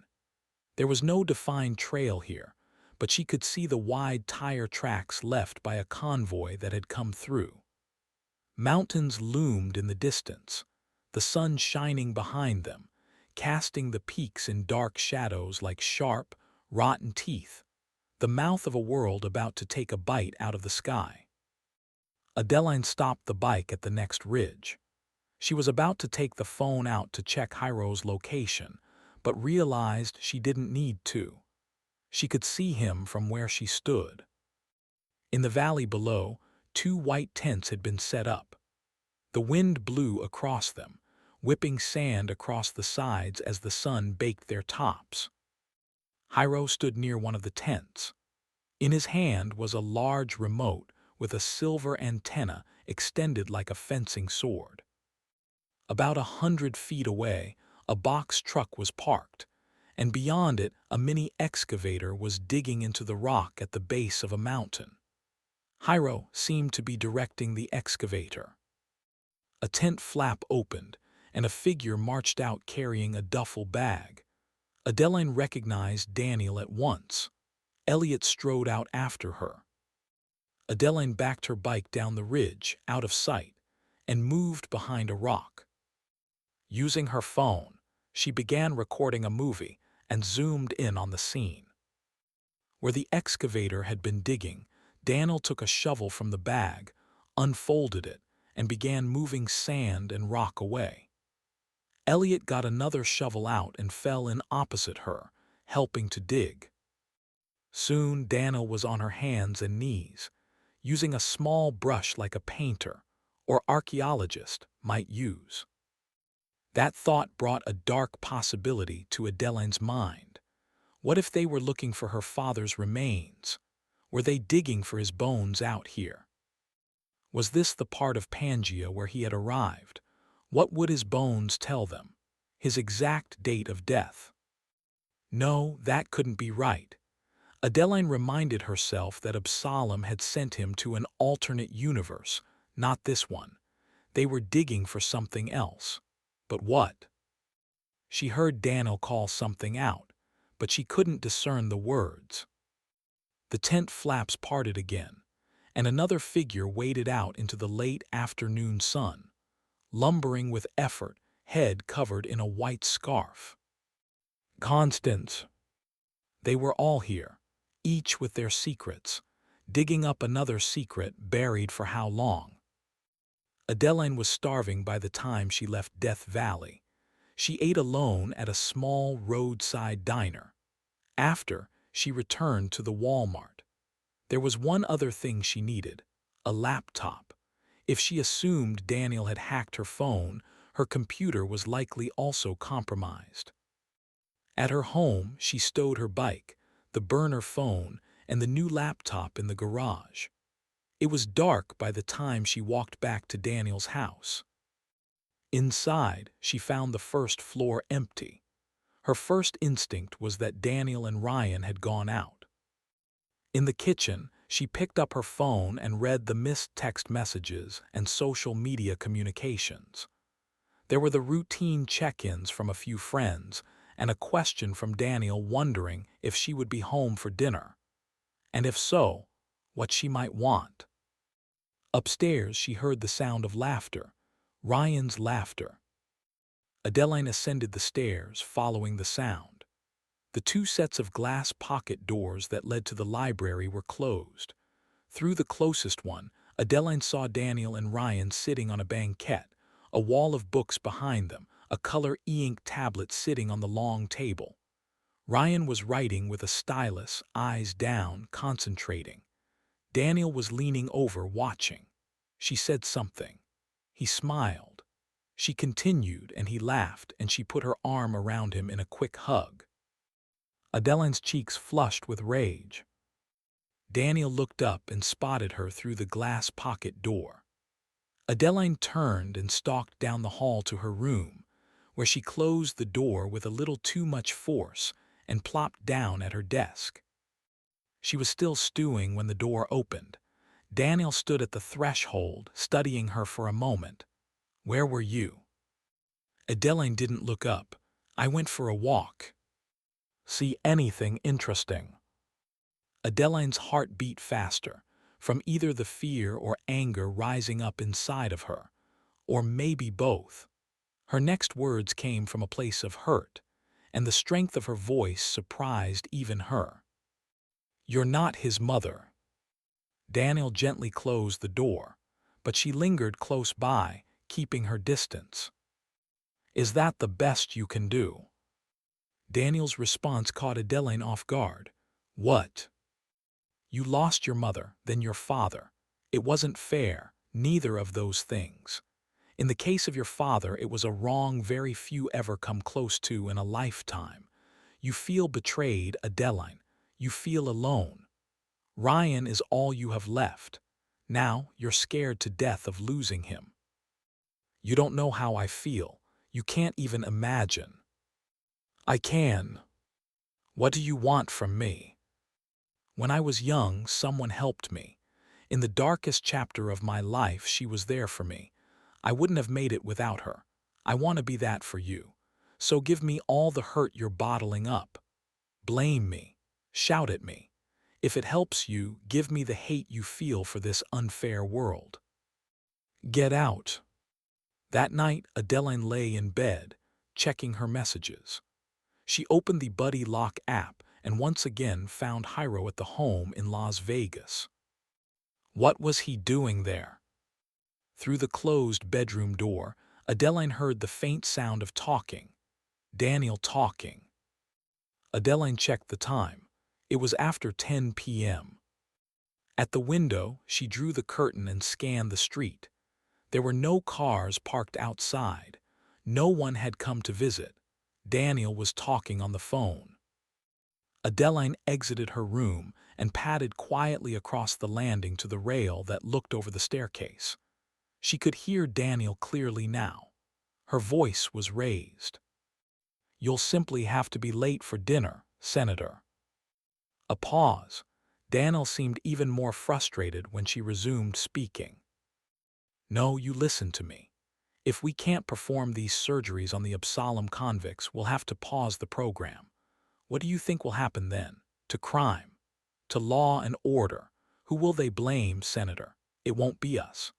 Because Absalom Sciences is going to issue a statement saying that above all else, we must ensure the safety of the program, and to do that, we need to tag these inmates before departure to ensure they don't arrive in our universe. Because if they do, it could end everything. And when they ask why we can't tag the prisoners, we'll simply tell them that the Senate subcommittee with oversight never acted on our request." Another pause. Daniel laughed. "I don't make threats. I'm telling you what's going to happen. You have 48 hours to amend the Absalom operating resolution. I want it passed by both houses and on the president's desk by the time that inmate is prepped for surgery. If not, there will be no surgery and no departures until we can do so." Adeline heard a cabinet open, a bowl being placed on the marble countertop, and the freezer door open and close with a swoosh. Soon, the clink of a spoon on the glass bowl echoed up the stairwell. Daniel was eating ice cream, if Adeline had to guess. As quietly as possible, Adeline returned to her room and lay in bed, staring up at the ceiling. Why did Daniel want to operate on the Absalom convicts? What would that accomplish? Was she trying to send them to her father's timeline? If so, why?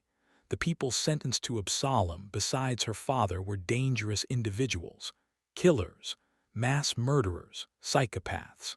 If one came into contact with her father, even if they were the last two people on Earth, what would happen? The larger question was why Daniel would even want to send them there. There was only one rational explanation: to kill Adeline's father. 33. Outside the cave, Sam crouched, a spear in his hand, waiting as the ground shook. The earthquake came in waves. Every time Sam thought it was over, the ground rumbled again. By morning, the world was quiet again, as though the disturbance had simply been night terrors. But the damage was real. In the forest, the canopy was broken. Trees were felled as though a giant bowling ball had rolled through. Sam's small cave was also wrecked. the entrance nearly covered in crumbled rock. The world around him popped and creaked as fallen trees, and branches surrendered to gravity. Sam set about gathering his morning meal of earthworms, but in the forest he found the fern fronds dry, the rainwater from yesterday's storm shaken to the ground. The dinosaur skull rain barrel had also capsized in the night. One thing was abundant: wood. In short order, Sam had a fire going.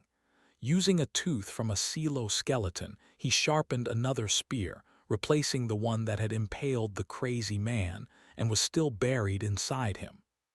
Sam hadn't mustered the courage to check on his body. He had bigger fish to fry, and frying fish was exactly the thing on his mind. The thought of it made his mouth water. The man's attack and the earthquake had taught him how dangerous being trapped here was.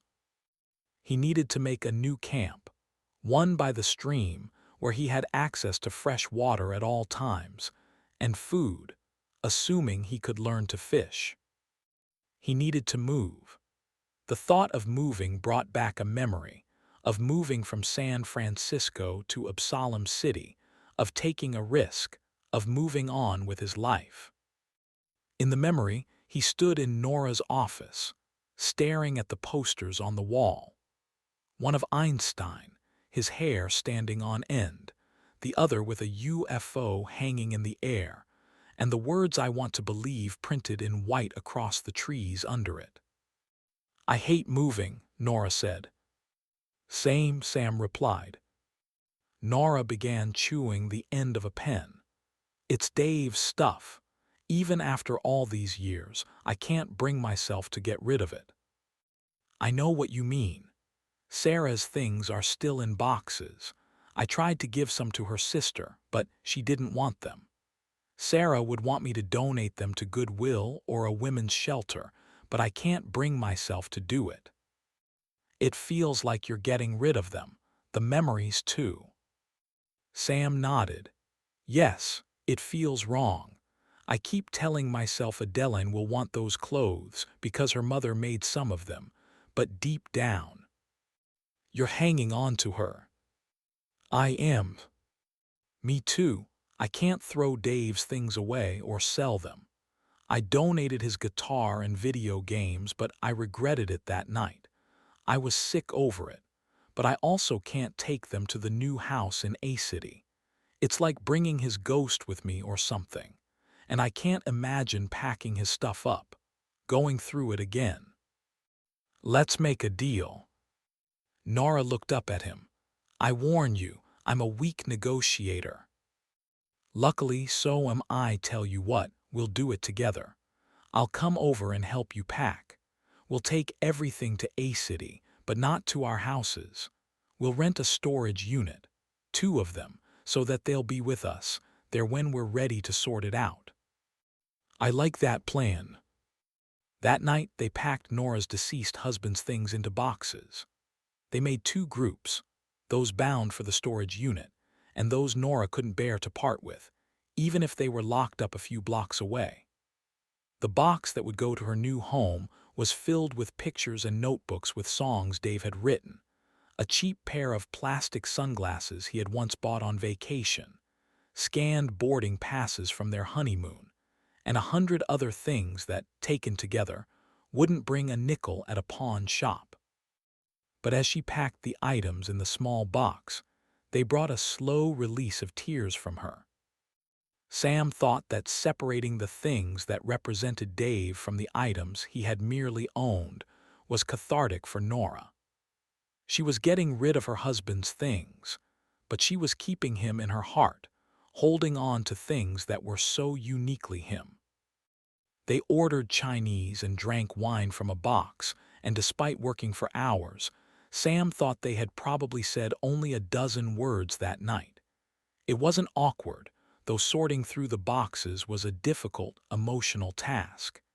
It was simply that it was that easy for the 2 of them to be together. They were good at working together. Sam knew that. Absalom had proved that. But as the night wore on, he realized they were good at simply being together when the work was simply their lives, and their lives shared a common thread, a painful, rare one that few would understand. They were linked. That night, for the first time, Sam felt that link. He wondered if she did too. In the living room, they sat on pillows on the floor at the coffee table, the plastic cartons of Chinese food and half-filled wine glasses between them. Music from Pandora filled the room, a station seeded with Natalie Merchant. Fade Into You by Mazzy Star was just starting up. Nora took a sip of wine. For months after Dave passed, I was in denial about what happened. It was so sudden. It wasn't real, not for a long time. And then it was, and life hasn't really been the same since. Not really. People talk about their greatest fears being public speaking or heights or snakes. For me, it's none of those things. It's something like Dave's death happening again. She tipped the wine glass up again and swallowed hard. He would be irate if he knew that. Sam reached over and took her hand. He had done it to comfort her, but when she turned and looked at him, he knew she was feeling what he had felt earlier. Half of him wanted to hang on to that because he hadn't felt it in a long time. The other half of him felt guilty, because of Sarah. Because, like Nora, he was still holding on. It was the guilty half that let go of Nora's hand, and he knew Sarah, like Dave, would have been irate about that. Sam knew he was still a wreck. He couldn't bring Nora into that. At least, that's what he had told himself that night. That's how he had rationalized his pulling away. Back then, he was a lot like the Triassic looked now. Battered but still alive, ready for another day. With the spear in one hand and a burning torch in the other, Sam set out from the ruined camp. At the tree line, he stopped and decided to take one last look at the prisoner who had tried to kill him, just in case he saw something in the light of day that had been shrouded in the darkness of night. The crazy man's presence here was still a mystery to Sam. He walked across the rocky ground, weaving through the green pod bushes to where he had left the other prisoner. His body hadn't been picked clean, but something, perhaps several somethings, had taken bites out of him. Bugs were already making camp around the corpse, digging in. Sam was about to turn away when a glint of metal caught his eye. He leaned in, the torch held out, sending the bugs scurrying away. Attached to the prisoner's femur were 3 small pieces of metal, like toothpicks. Sam didn't think they were pins that might have supported his weight. They were too small. Using the spear, Sam pried the metal pins loose. Tiny letters were printed on each, starting with ASI. As in Absalom Sciences, Inc., were they some sort of quantum tracking tag to make sure the prisoner arrived in the right universe? If so, it had seemed to malfunction. Or, if the intention had been to send him here, it had worked perfectly. Sam scanned the rest of the body, but didn't see any other pins. He slipped the ones he had found in his pocket and trekked into the woods, toward the pond and stream he had seen before. The going was slower today. The woods were a thick mess of fallen trees and limbs. He really needed a machete, among other things. At the stream, he set up a basic camp, with stones in a circle and a fire crackling in the midday sun, which he lit with the torch. Under the blazing sun, Sam stood in the stream with the spear and jabbed and cursed and came up empty, until he remembered a scene from one of his favorite novels, Hatchet. Like Sam, the young protagonist in the book is all alone, trying to survive in the wild. His first attempts at fishing are unsuccessful until he starts accounting for the refraction of light underwater. With that adjustment, the hero from Hatchet, Brian, is able to catch fish and feed himself. Sam knew he should have accounted for that on the first visit to the stream, but he wasn't exactly in top shape then. Days of hunger and thirst have a way of dulling in the mind. even for scientists. Sam slipped the end of the spear into the water and waited. Soon, he jabbed the stick down and jerked it out of the water, a fish flopping on the end. Finally, a real meal. With the protein from the fish, he could get back on his feet, maybe even figure out what was going on here. Whoever thought books didn't save lives was so very wrong. On the riverbank, under the afternoon sun, Sam cleaned the fish and grilled it and ate every last morsel.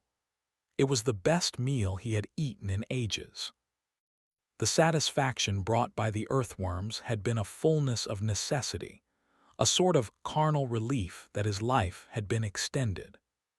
The grilled wild-caught fish was absolutely luxurious, the taste and contentment lingering as he used a fishbone to pick the pieces out of his teeth and swallow them down. Shelter was the next task, but that was as far as Sam got with the thought. Across the pond, thunder rose, a slow rumbling, but the sky was clear. Sam took the bone torch from the fire and walked to the stream edge. The treetops swayed, but there was no wind. What's happening here?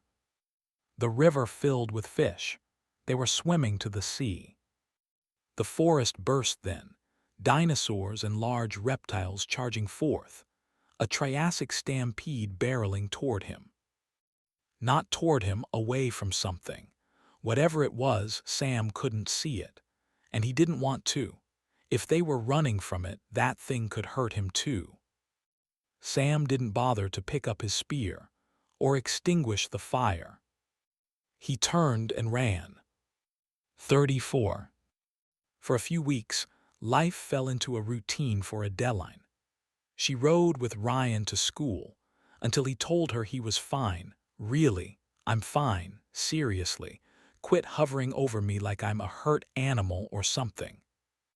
Each morning, she went to work at Absalom Sciences and soaked it all in. She was fascinated by the Absalom machine. She sat in on the seminars for the new scientists joining the company. There were a lot new terms, which she had to look up, and concepts that online definitions couldn't convey in a few seconds. She didn't understand it all, but like a mountain she was climbing, each step she took got her closer to seeing the whole picture. Every day, the ground she had covered before built on itself, and the task ahead seemed smaller. Eventually, she developed a basic understanding of how Absalom operated and the history of how it had come into being. Unlike the others in the auditorium, she knew the behind-the-scenes details her father had shared with her, the history only the Absalom 6 knew. But Absalom wasn't what she really wanted to learn about. It was the next version of the machine that would change the world, Absalom 2. On that subject, information was non-existent. She searched the company intranet. It was never mentioned by anyone working at the company, and she never asked. She sensed that would be a mistake. Absalom 2 wasn't the only mystery haunting her. Each day, she checked the Buddy Lock app and watched Hyro's movements. Every morning, he drove out to Death Valley and stayed until early afternoon. Daniel was with him, or so Adeline assumed. She wasn't at work, and the 2 times Adeline had ventured out to the desert to spy on him, she had seen Daniel there. It seemed that it was the 4 of them, the remaining Absalom founders, digging in the desert and refilling the holes. But what were they looking for? Almost every night, Hyro left the dig site and drove directly to the modest home in Las Vegas. Was he taking what they had found there? That seemed a reasonable assumption to Adeline.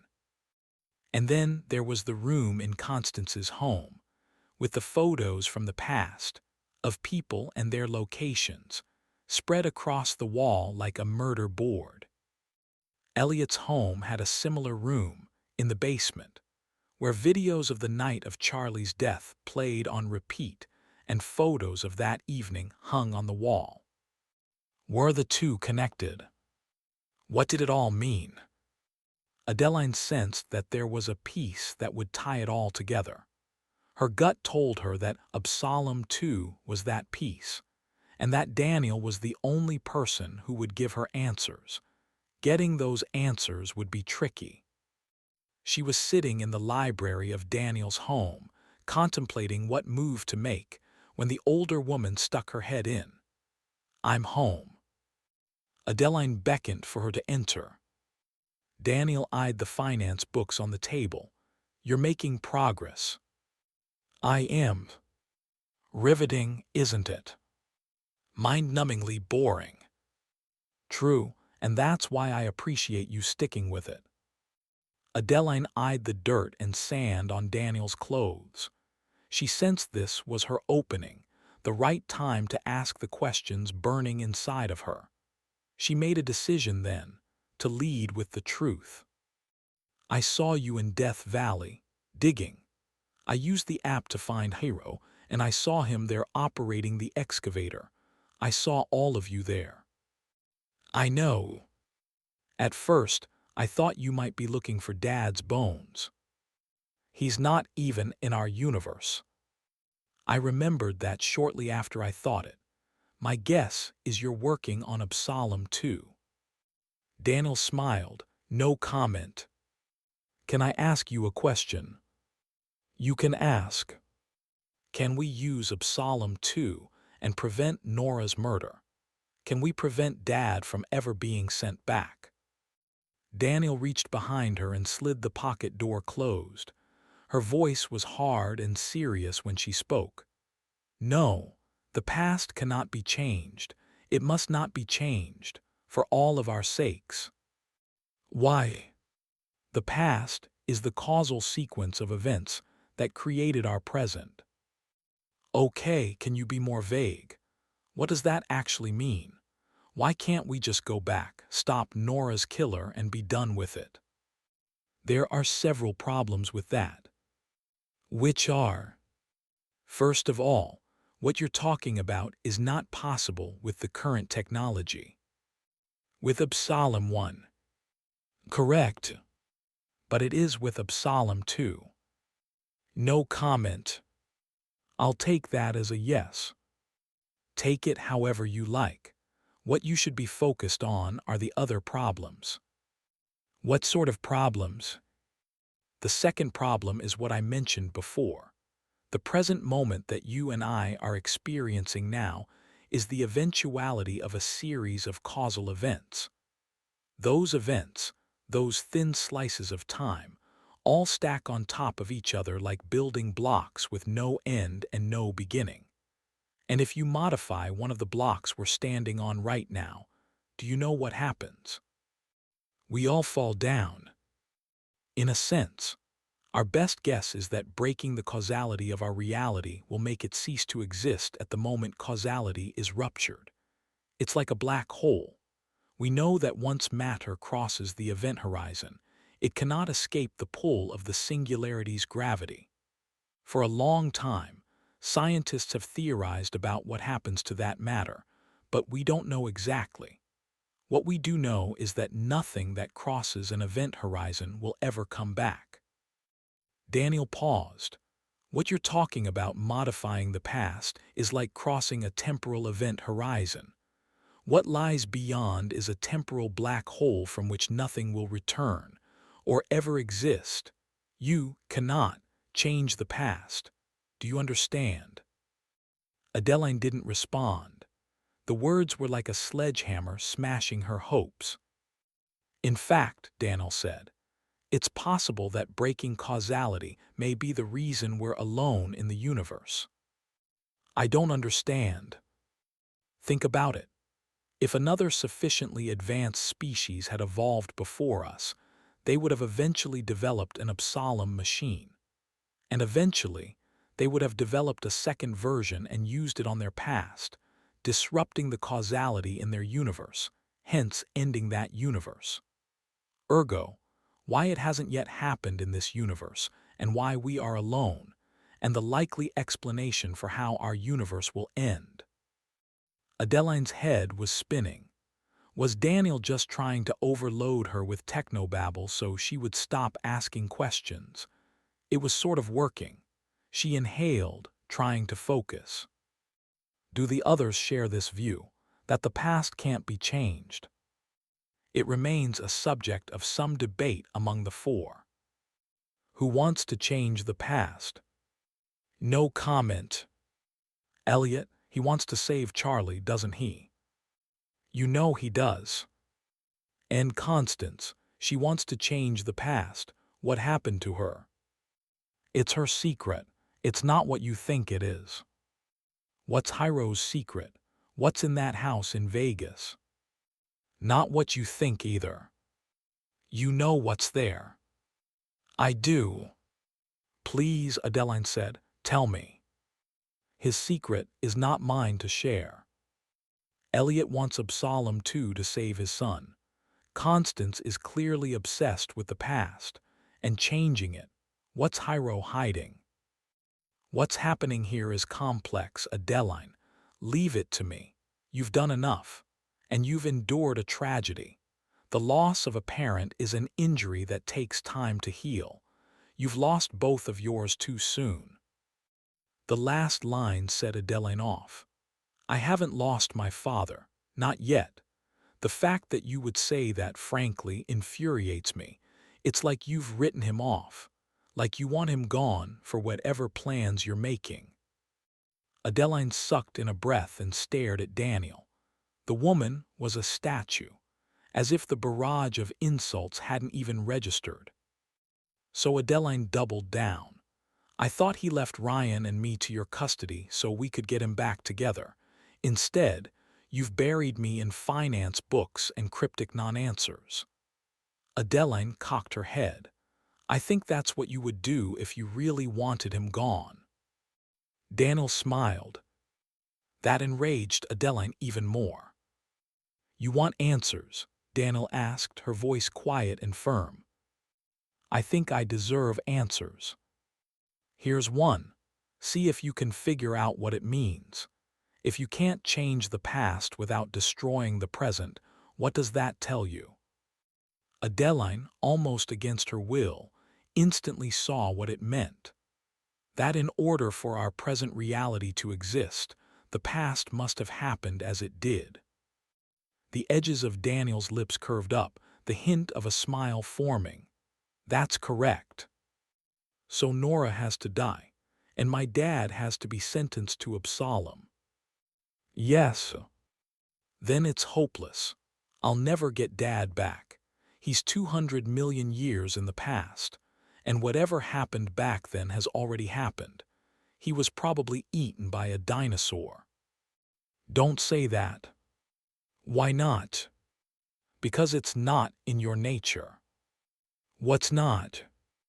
Defeatism. People like you never give up, Adeline. They find a way. People like you made the world we live in. Now think hard. You've made one very important oversight.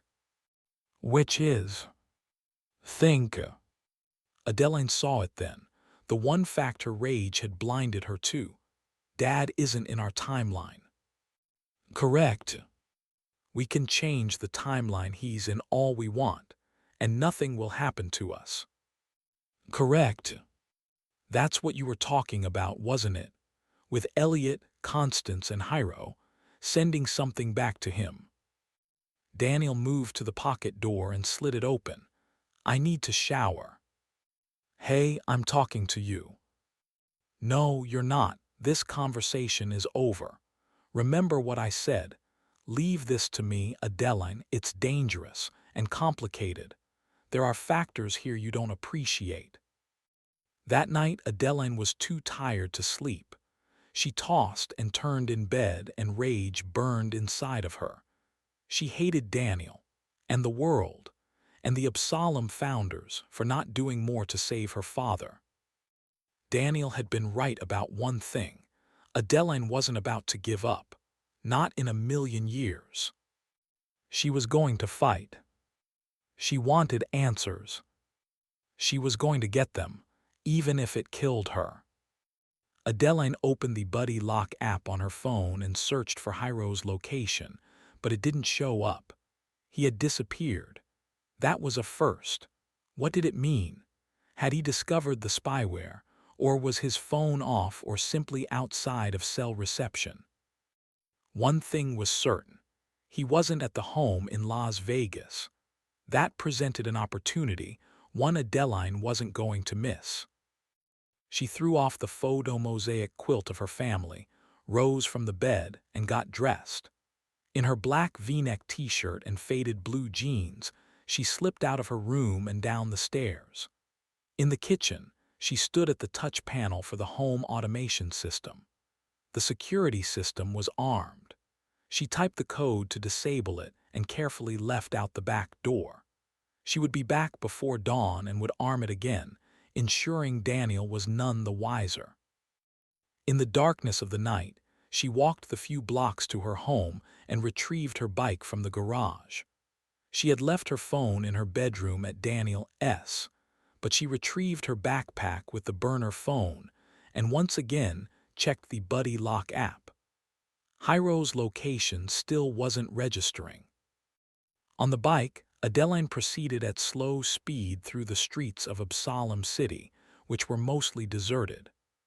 On the highway to Las Vegas, she opened the bike up. It had a governor, but it still hummed in the night, the wind the only noise, hissing by her as she carved into the darkness. She realized then that the feeling of movement was its own kind of progress. Moving from one place to another felt like an accomplishment. Was that hardwired into the human brain? A learned trait from thousands of years of tribes trekking across unknown land to find fields and forests with less competition? Probably so. On the horizon, the bright lights of Las Vegas loomed, an oasis in the night calling.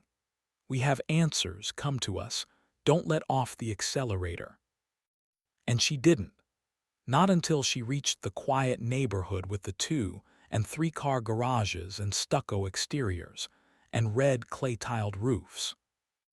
Adeline parked the bike 3 doors down from Hyro's house and hung her helmet on the handlebar. She checked the Buddy Lock app and still didn't see Hyro's phone on the map. She casually strode down the sidewalk, the street lamps buzzing above her, glancing at Hyro's house. It was dark inside, and the curtains were drawn. There was no car in the driveway. In front of the home, Adeline bent over, studying the facade as she took a thin Ziploc plastic bag from her pocket and reached down into the grass, as if picking up dog poop her pet had dropped earlier during a walk. It was the best cover she could come up with on short notice. The bags had been in Daniel's pantry. There was no movement inside the home. Adeline walked around to the side, looking, listening. It was utterly still. In the home next door, someone was either playing a video game or watching a movie. The window flashed like a strobe light through the thin curtain. The lot lines were tight, but wide enough for her to make her way to the back, where a pool lay in the middle of beige stone decking. Adeline moved quickly to the door that led to the living room. Locked. The door to the breakfast nook, overlooking the backyard, was locked too. At the closest window, she put her palms on the glass and pushed up. It didn't budge. She tried the next one. It was locked as well. Adeline's heart rattled in her chest. She was heaving now, the nerves and exertion overtaking her. She planted her feet and pushed up on the window again. Her palms slid across the glass, screeching. She dried them on her pants and pushed again. This time, she heard a pop, like plastic snapping. The window shot up, jamming her fingers into the small crack where the double-hung sashes met. She was in. She let the window down and quickly examined her fingers. The nail under her middle finger was already filling with blood, turning purple, almost black. It throbbed with pain all the way into her hand. The other fingers hurt, but they were only red. She lifted the window again and high-stepped into the home, her foot landing on marble tile. What she saw shocked her. Nothing. The home was completely empty. No furniture, no paintings or pictures. The floor and walls and counters were bare, like a house waiting to be sold.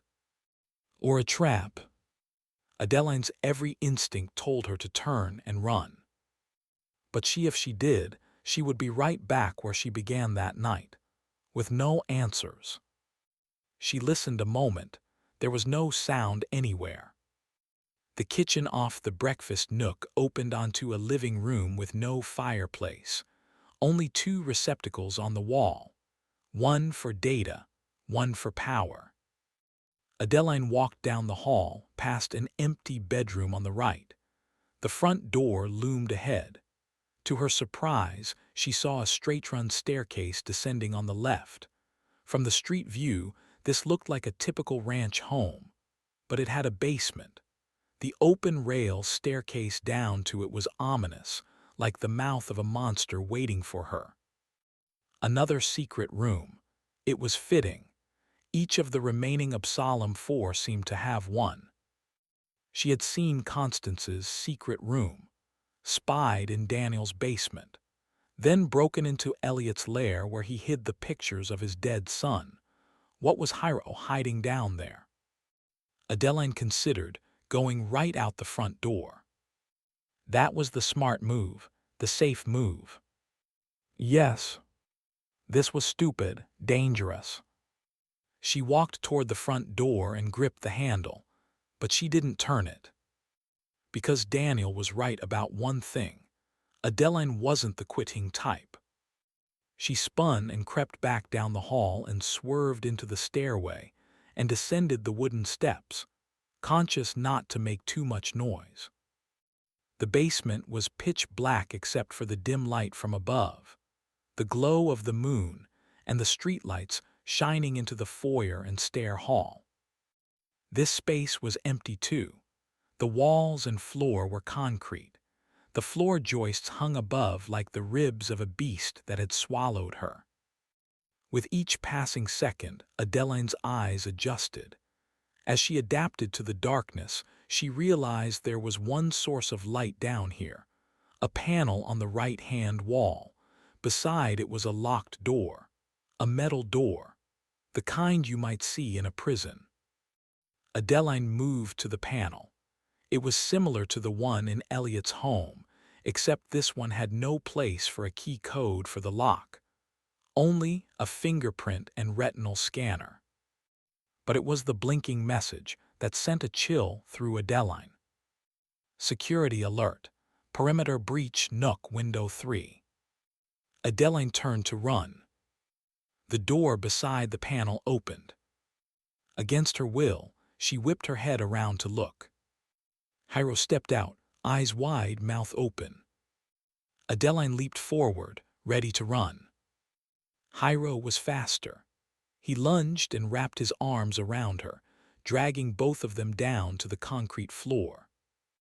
35. Sam reached the tree line a few seconds before the herd of charging dinosaurs and large reptiles reached him. There was no question what he had to do: climb a tree. It was his only chance of surviving. He jumped up on a fallen tree and walked up it, arms held out to balance, the torch still in one hand, flame dancing as he went. At the trunk it was leaning against, Sam put the bone torch in his mouth and climbed, wincing when the wind carried the fire close to his face. He considered dropping the torch, but it was too valuable. If he had to return to the ground, it was his only defense against the herd. Below, the animals pounded the forest floor, shaking the tree and the limbs. The screeching was ear-splitting. Around him, other trees wobbled. The skinnier ones fell. Smaller animals were trampled by larger beasts as the herd passed below like a prehistoric cattle drive, the strong grinding the weak into the ground. The carnage was breathtaking. The smell gagged him, But Sam held tight to the grilled fish he had eaten at lunch.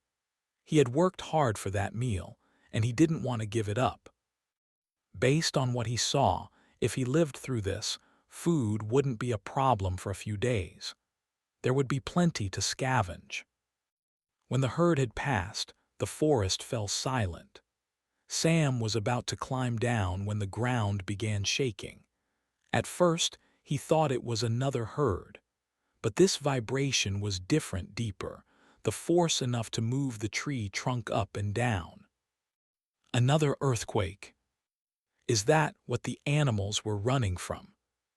Sam began shimmying down the tree. He got about halfway before the shockwave hit. The trunk slammed Sam in the face. The last thing he saw was the torch wink out like a bedside lamp being turned off. Sam woke in a bed of twigs and flesh. His nose was filled with the smell of sulfur. The forest was full of smoke.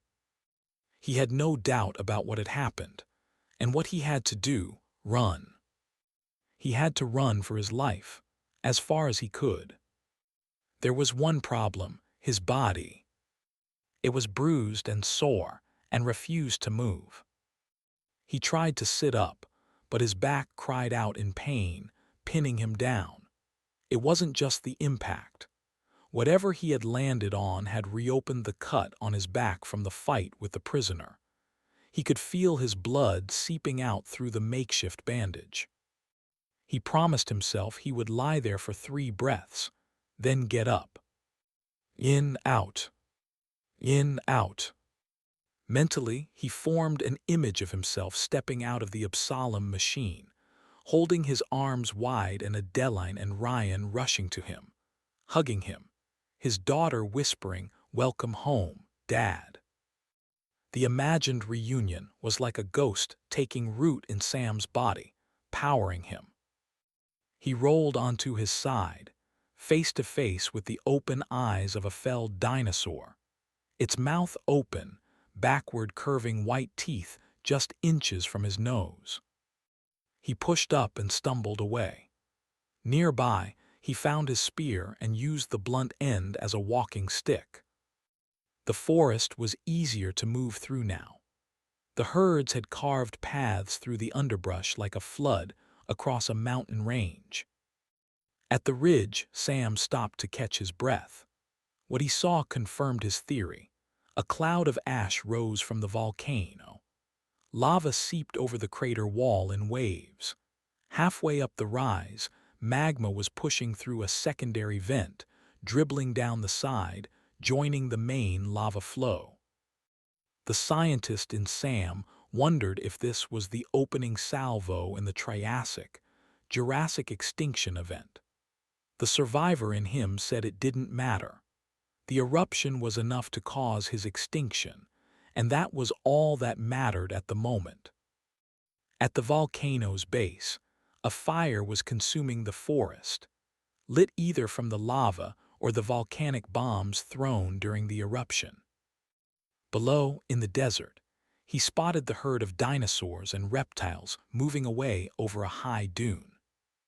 He had hoped to avoid the desert, but the fire made his choice for him. Sam began hiking down the ridge. His body ached, but he pushed through. With each step, the smoke from the forest fire grew thicker, joining the volcanic cloud of ash spreading out, slowly blotting out the sun.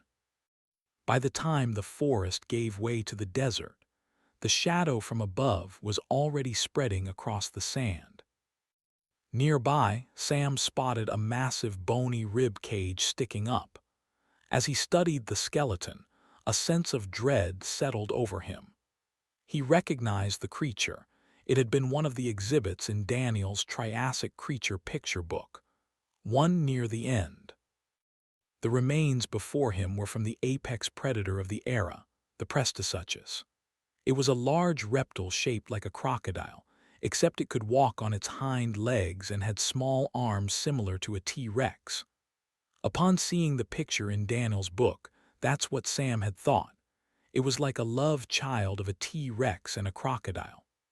Mentally, he decided to simply call it a giant croc, because, well, Prestisuchus was a mouthful, even to think. Archaeologists had found giant croc skeletons up to 25 feet long. This one was the same shape, but it was larger, at least 40 feet, if Sam had to guess. There was no doubt that this was the biggest carnivore he had seen since arriving in the Triassic. The giant crocs would be hard to deal with, if they were still around. His gaze moved over to the swamp where the trees were swaying. Sam realized then that the bones sticking up were what had made the black shadows in the desert that he had previously seen from the ridge. There were more of them across the sand, a lot more. Beyond the skeleton, he spotted another oddity, the twinkle of metal. The last rays of sunlight peeking through the cloud of smoke and ash danced across the small object, reflecting as though it was a diamond half buried. Sam trudged across the sand, feet sinking as he went. As he approached, he realized the metal was attached to another human skeleton, to the femur, just like the man who had attacked him. The object was the same, too, 3 pins with an Absalom Sciences serial number. These bones were pitted and older, though he had no idea how much older. Hundreds of years, thousands.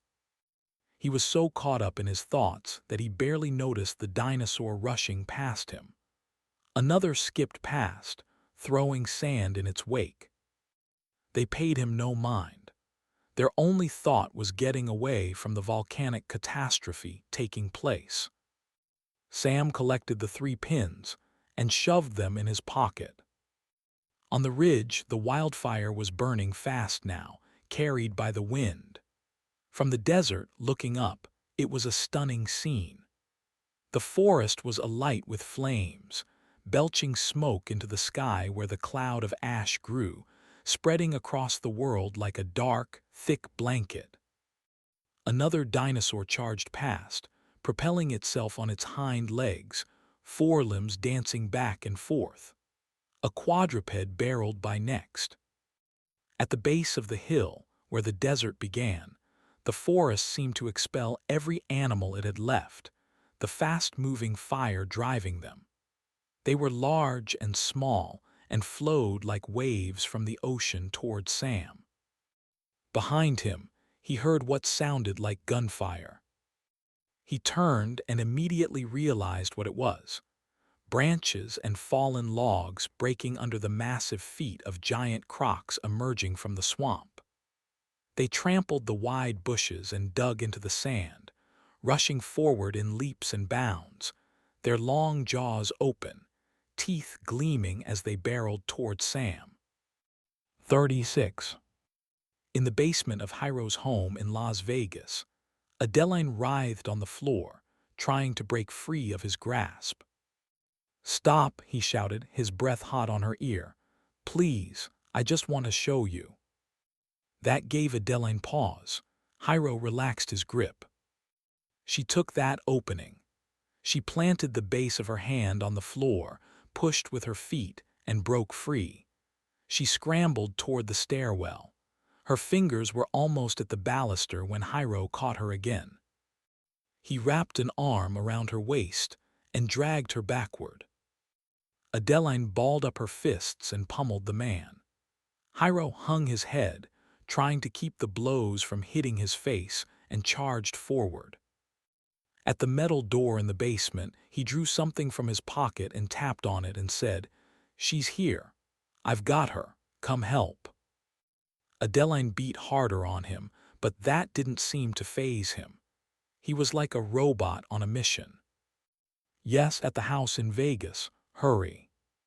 He dropped the phone, the glass and plastic clattering on the hard floor, and charged through the doorway, dragging Adeline with him.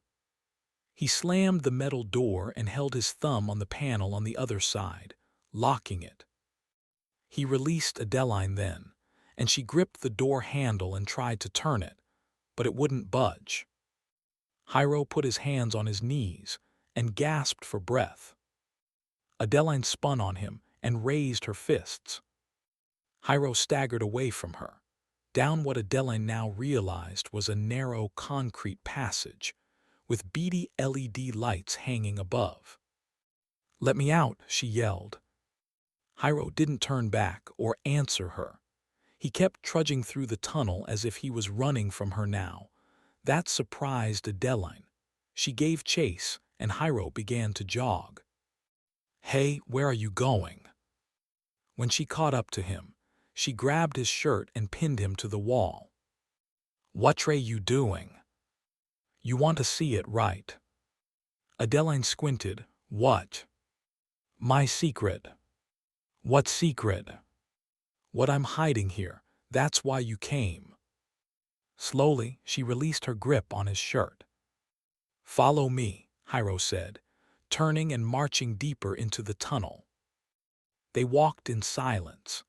Adeline took out the burner phone, but there was no reception in the tunnel, which explained why Hiro had disappeared from the Buddy Lock app. As they walked, Adeline wished she had left a note for Daniel, or sent an email to herself, revealing where she was. No one knew she was here. What if this was some sort of dungeon where Hiro was going to imprison her? But his body language told her that he wasn't a threat. It was almost like he was afraid of her now. Or maybe he was scared of whatever was waiting at the end of the tunnel. Up ahead, Adeline spotted a metal door, much like the one in the basement of the home where they had entered the tunnel. There was a panel too, the same type as at the other end. Hiro pressed his thumb to the glass, and the door lock clicked. Hiro opened it, revealing an oval room with 3 metal doors like the one they had come through. In the center, on the far wall, was a wide wooden door. Sitting in front of it was a muscle-clad man perched on a small stool.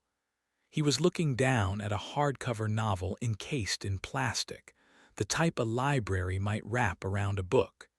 He closed the tome and slid off the stool with a creak. "Dr. Sato," he said, "forget something." "No, let us in." The burly man eyed Adeline. "She's a bit young." Hiro's silent stare was like the sun. The muscle man, a bouncer, Adeline assumed, was like a stick of butter. With every second he melted. Finally, he reached back and opened the door and held out his hand. Adeline stood rooted on the spot, taking in the scene.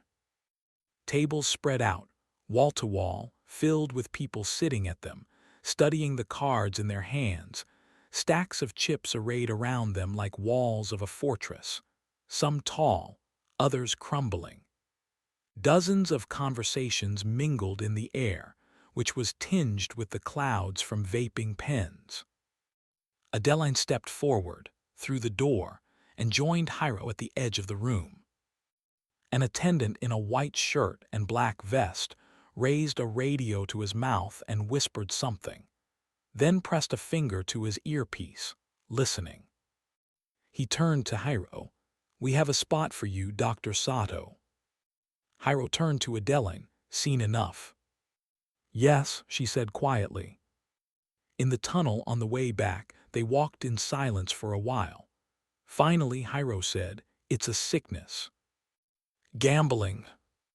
I wish I could go back and never place that first bet, never experience the rush from that first win." Adeline wasn't sure what to say to that. Hiro looked back at her. "Daniel didn't tell you." "About the gambling? No, she knows." "Of course, she helped me. She holds my shares in Absalom in a trust. 90% of the dividends go to charity. I gamble with the rest. That feeds the hunger." He said it like a fact, but Adeline could hear the shame in his voice. "As I said, it's a sickness. That's why you needed to work on Absalom, for gambling debts back then." "Yes." At the door, Hiro pressed his thumb to the panel. When the metal slab swung open, another figure was standing in the dark basement. Elliot. So that's who Hiro had called. His face was grim, but as he stared at Adeline, a small smile began to form. It was unwise to come here, and very brave. You're a lot like your father, courageous to a fault.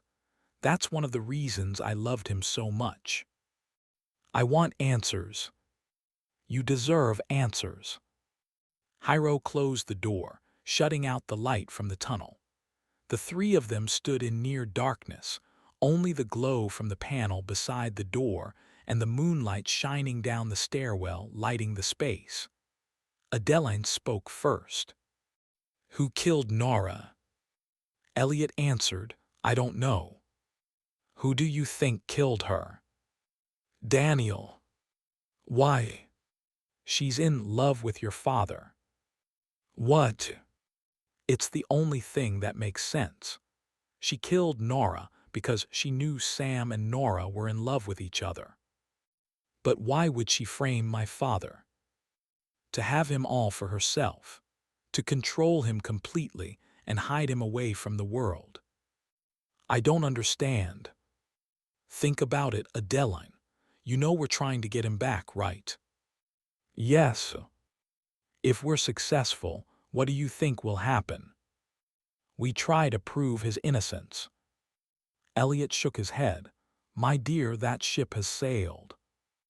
Adeline swallowed, the words like a final judgment on the dream she had held onto. Okay, she said slowly. What happens when we get him back? Did you know Daniel bought an island in the Pacific? No. She's working on treaties with governments around the world to make it a sovereign nation. She's even begun seasteading to expand it.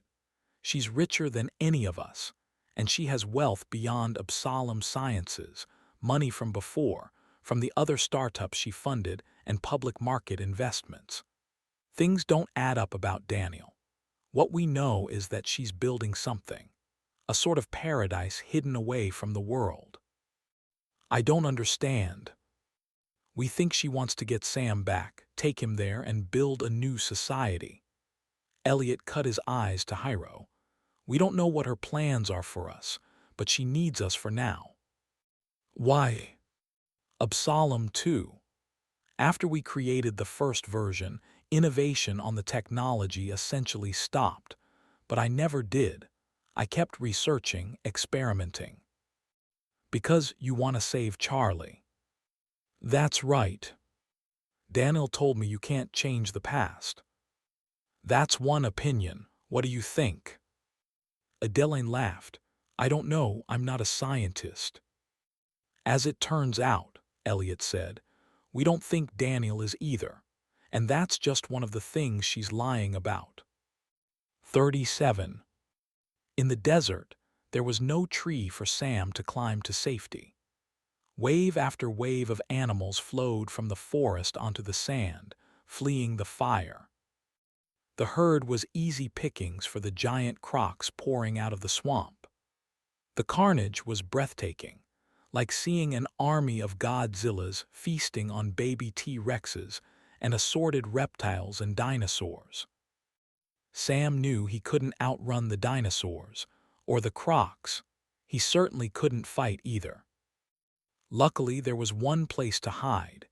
He rushed toward the croc skeleton. The ribs sticking out of the sand weren't as wide as Sam, but if he turned, they almost entirely hid him. He hoped it would be enough.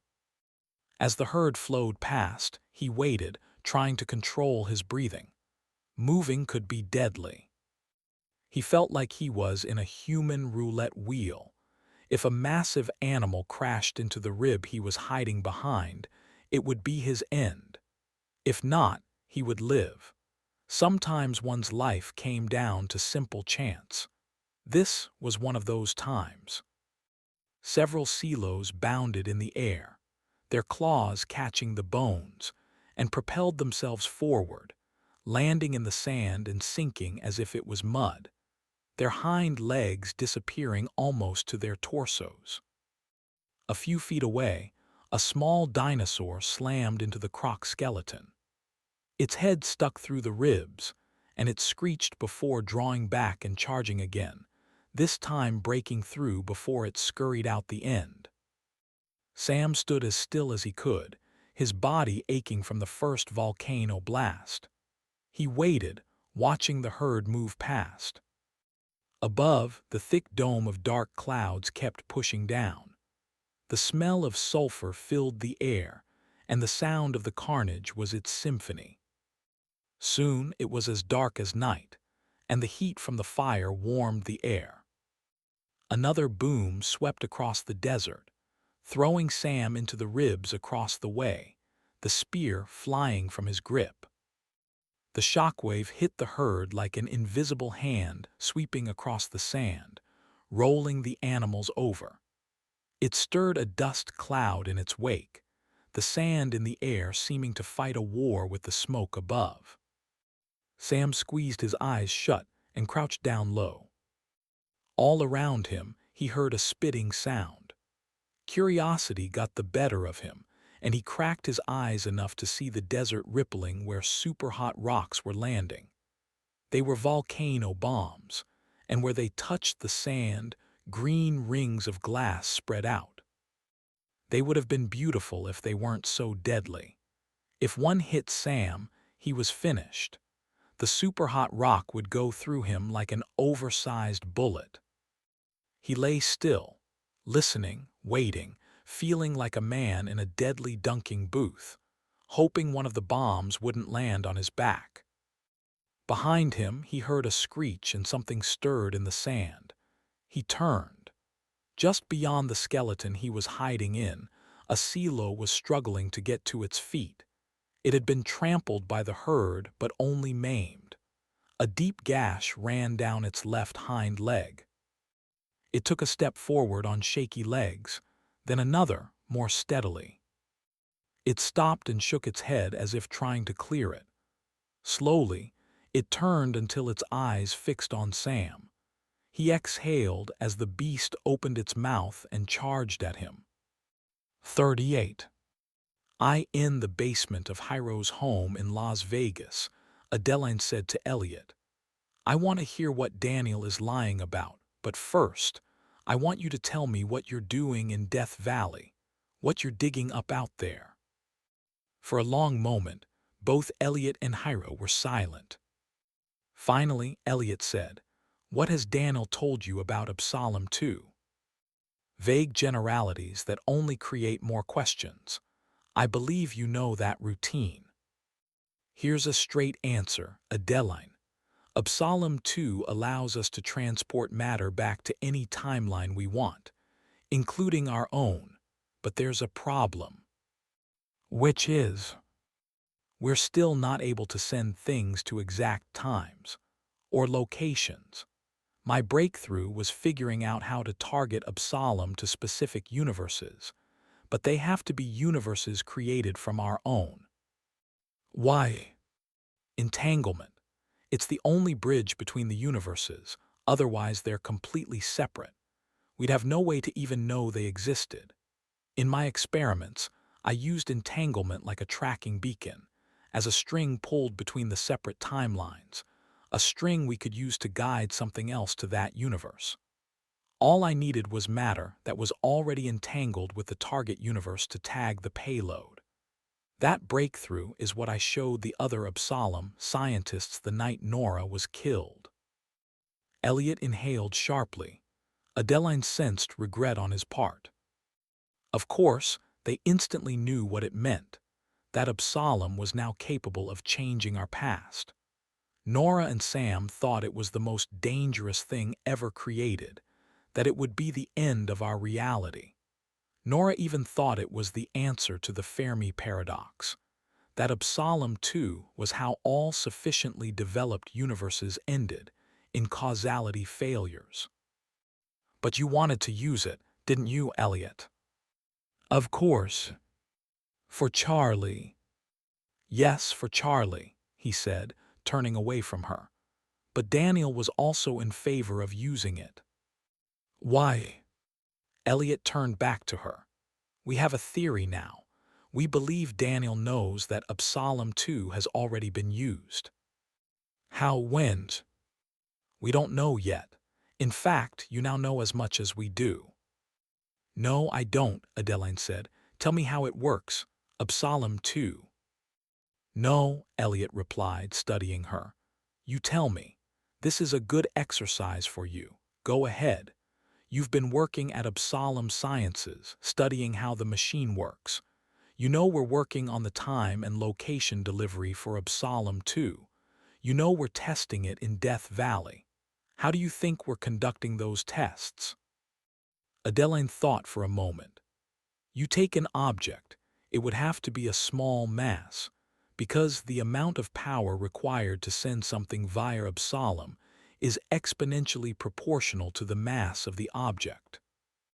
Good so far. You'd want an object that contained some isotope that decayed over time, so that you could measure how far back it went via radiometric dating. That would be your accuracy check. You target a time, then you find it and determine how old it is. Very good. But finding it would be difficult, because, again, it's small and the world is large. But I guess you guys have figured that out, to a certain degree. You map the movements of the continents over time, and you know if you deposit something in a certain area in the past where it would be today. That's right.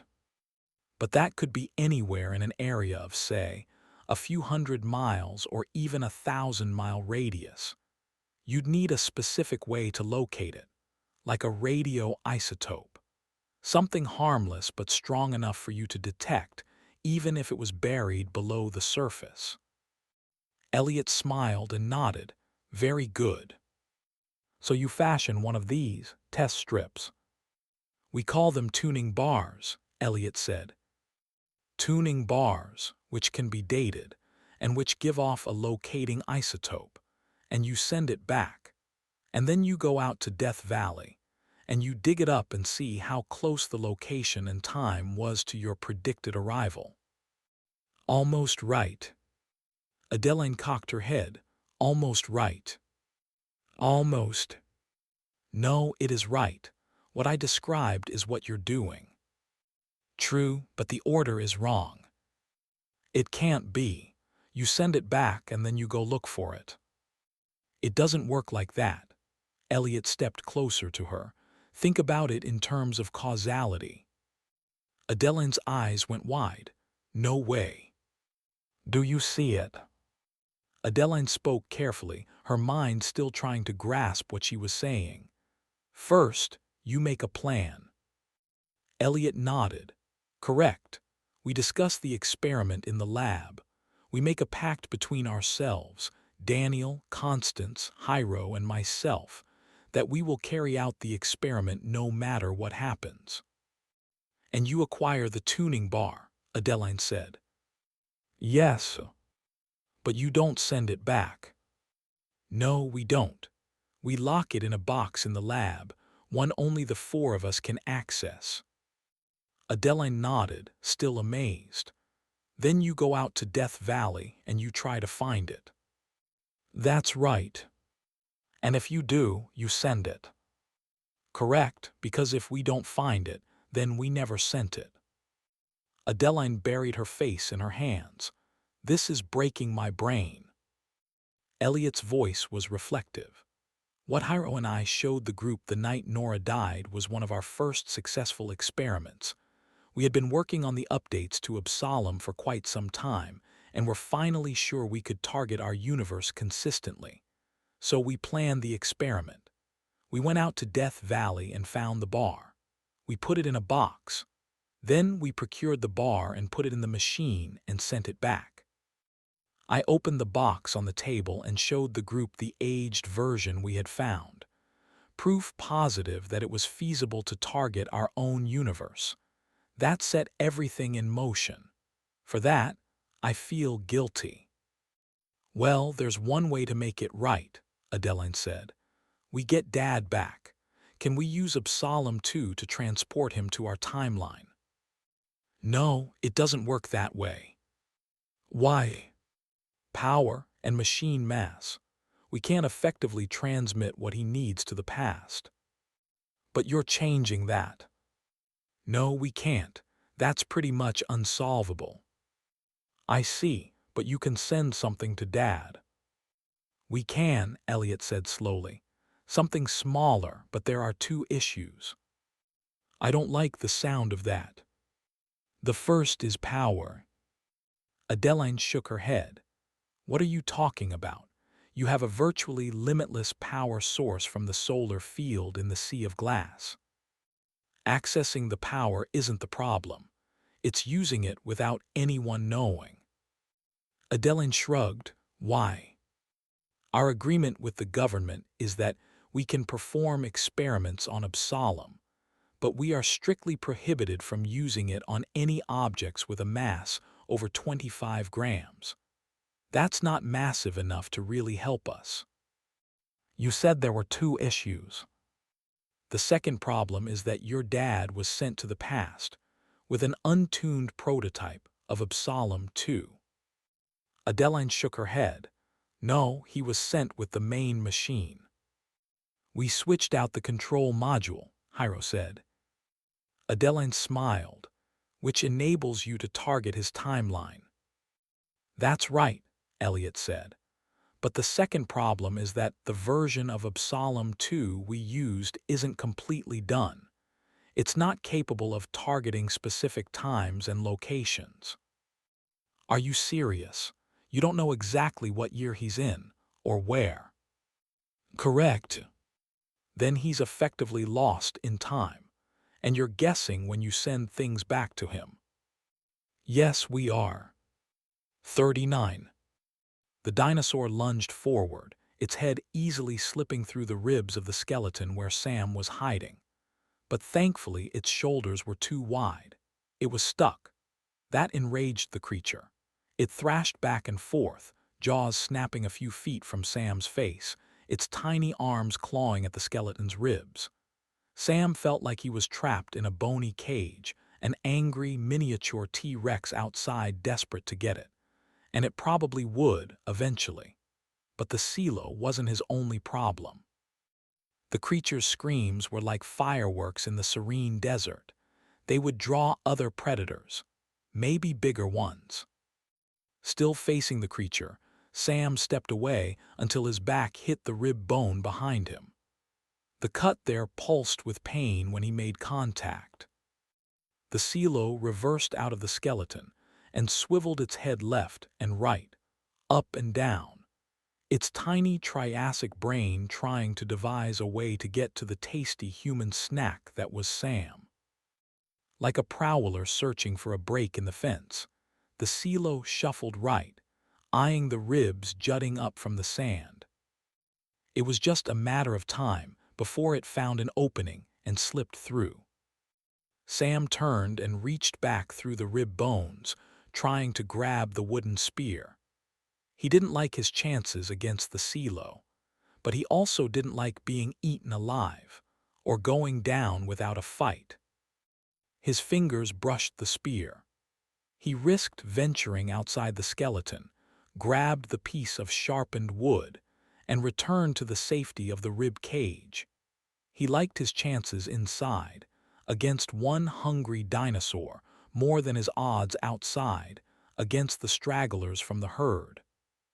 The silo finally found a break in the rib cage and burst through, instantly turning to Sam, mouth open. Instead of jabbing with the pointy end, Sam brought the stick down from overhead, holding it with both hands, swinging like a sledgehammer. The blow connected midway down the beast's long head, between the eyes and nose. The creature reeled back and screeched. Sam swung the stick sideways, like a baseball bat, connecting again. He wasn't going to kill the beast this way, but it was buying him time. And maybe it would convince the dinosaur that he wasn't easy prey. He was so consumed with the fight that he didn't hear the rhythmic pattering to his right, the sound of strong hind legs digging in the sand, as another theropod galloped across the desert. Sam looked up just in time to see the dinosaur. It had the same body type as the silo attacking him, but it was over twice as large. When it reached the skeleton, it slowed, bent, mouth open, and reached down through the opening where the ribs ended and sank its teeth into the silo's back. It lifted the smaller dinosaur in the air and thrashed left and right, its sharp teeth tearing into its victim. Sam staggered back and fell to the ground, watching in horror as blood soaked the sand, and the two creatures clawed and bit at each other. The picture of the larger beast in Daniel's book hadn't been completely accurate. The head was different, but this was definitely a Chindosaurus, and it had just saved Sam's life. For now. But would he be next? Yes, he would. Sam got to his feet, grabbed the spear and backed away, keeping his eyes on the fight, or bloodbath more accurately. He retreated to the end of the skeleton, where the ribs were shorter and deeper in the sand, the clearance so low he couldn't even stand. That was good. Standing up and making noise was deadly out here. On his hands and knees, he sank his fingers into the sand and began to dig. The silo was dead now. The Chindosaurus was ripping long strips of meat off of it, eating in the dark desert under a cloud of ash. A monster enjoying a prehistoric afternoon picnic in the shadow of a volcanic eruption that might be the opening act in an extinction event. Sam kept digging. A dark cloud drifted past, and behind it, a giant croc emerged, as if conjured by magic, its footsteps silenced by the sand. The Chindosaurus barely had time to turn its head before it was ripped off by the massive jaws of the croc. The prey didn't even have time to scream. The croc tossed the severed head aside, scooped the body up with its mouth, and slipped back into the black clouds. Sam's heart skipped a beat. For a long moment, he didn't move. He simply stared at the place where the giant croc had disappeared. In a world where giant creatures battled to the death, it was good to be small. Sam resumed digging until the shallow pit was deep enough for him to lie down in. He reached back and covered his legs and lower body in the sand. The gash on his back hurt like crazy, but there was nothing he could do about it. He sensed that it was infected. It needed to be addressed soon. Like so many small problems in life, it would fester and become a real issue. Maybe he could find some sort of natural antiseptic, perhaps some sap from the large trees in the forest. He could certainly cauterize the wound, but that all assumed he didn't get eaten in the desert. It was a big assumption. For a long while, Sam lay in his sand pit, only his arms and head exposed, waiting, watching the desert. With each passing minute, the cloud of smoke and ash pushed down to the ground, filling the air. Sam pulled his tank top up to cover his mouth, but his body still wanted to cough. He resisted. That small sound would paint a target on him, bringing predators across the haze. In the dense smoke, he heard the volcano belching out more eruptions, far smaller than the first two. In the seconds after each one, Sam heard the pattering of rocks landing in the sand. Every eruption stirred a few of the dinosaurs and reptiles, inciting them to move across the sand, perhaps back to the forest or the swamp, where they thought they might find safety. It made sense. If death was falling from the sky, getting to shelter was wise. But the motion was their downfall. Through the cloud of smoke, Sam heard screeches as the animals fought each other or were caught by the giant crocs. The brutal killings were hidden in the darkness, and Sam was thankful for that. There was something about the smoke around him and being buried in the sand that made Sam reflect on his life. Or maybe it was facing death, but for whatever reason, he saw his life then as it truly was. To him, there were two clearly defined epochs. The time before, when he and Sarah were young and hopeful with two kids and their life ahead of them, and the time after she passed. after Absalom was invented. In those long years, it had felt as though the universe tilted and he couldn't get his footing. In those years, he felt buried by the events of his life, shrouded in smoke from the wreckage of the loss, waiting for the next eruption, for a burning hot rock to fall on him, or life's next monster to maul him out of earthly existence. Lying there in the sand in this prehistoric time, he finally did what he couldn't do in his own time. He faced the fact that he had been mentally stuck. In a way, even before Absalom sent him to this place, he had been lost in time. He knew that now. He had been trapped in the past, never moving forward with his life. That was the reason he could never really commit to Nora. In the after epoch, he had sort of floated through life, reacting, trying not to get hurt again. Even before Absalom, he had been a prisoner of time. He vowed that if he ever got home, he would start a third era of his existence. He would love again with his whole heart. He would engage with friends and family, knowing life was full of pain, and that was simply the way it was. He had heard of people going out into the wilderness to search for the meaning of life. Before that moment, he had thought that was nonsense. Now he saw it. There was no single meaning of life. There was only the meaning of your life. For Sam, that meaning came from understanding the past and how it impacted his thinking and mastering it. That was the key to his future. And he sensed that, in a practical way, he held the key to getting back to that future in his pocket. The pins. They were made by Absalom Sciences, sent here for some reason.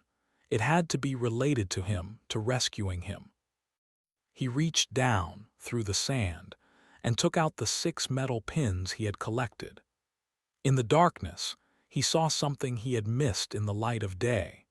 A red LED that glowed at the end of each pin.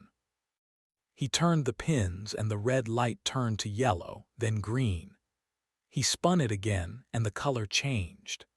Slowly he twisted them, watching the colors change. They were more than just quantum entanglement trackers. They were some kind of locator device, pointing him to something in the forest, or where the forest had been before the fire. Sam looked around at the smoke, and a plan formed in his mind. 40. Adeline paced in the dark basement, turning over what Elliot had told her. Since the moment she had seen her father disappear inside the Absalom chamber, she had hoped that they would simply be able to return him home, to reach out and beam him back to this timeline. But that wasn't going to be possible. "Then what's the plan?" she asked Elliot. "We have to send your father a device that allows Absalom to lock on and pull back. We call it a recall ring. At Daniel's house, when the 4 of you met in the basement, you were talking about miniaturizing it." She looked at Hiro. "That was your job." He squinted at her. "You heard." "I was eavesdropping." "Good for you," Elliot said quietly. "Yes, that is the plan.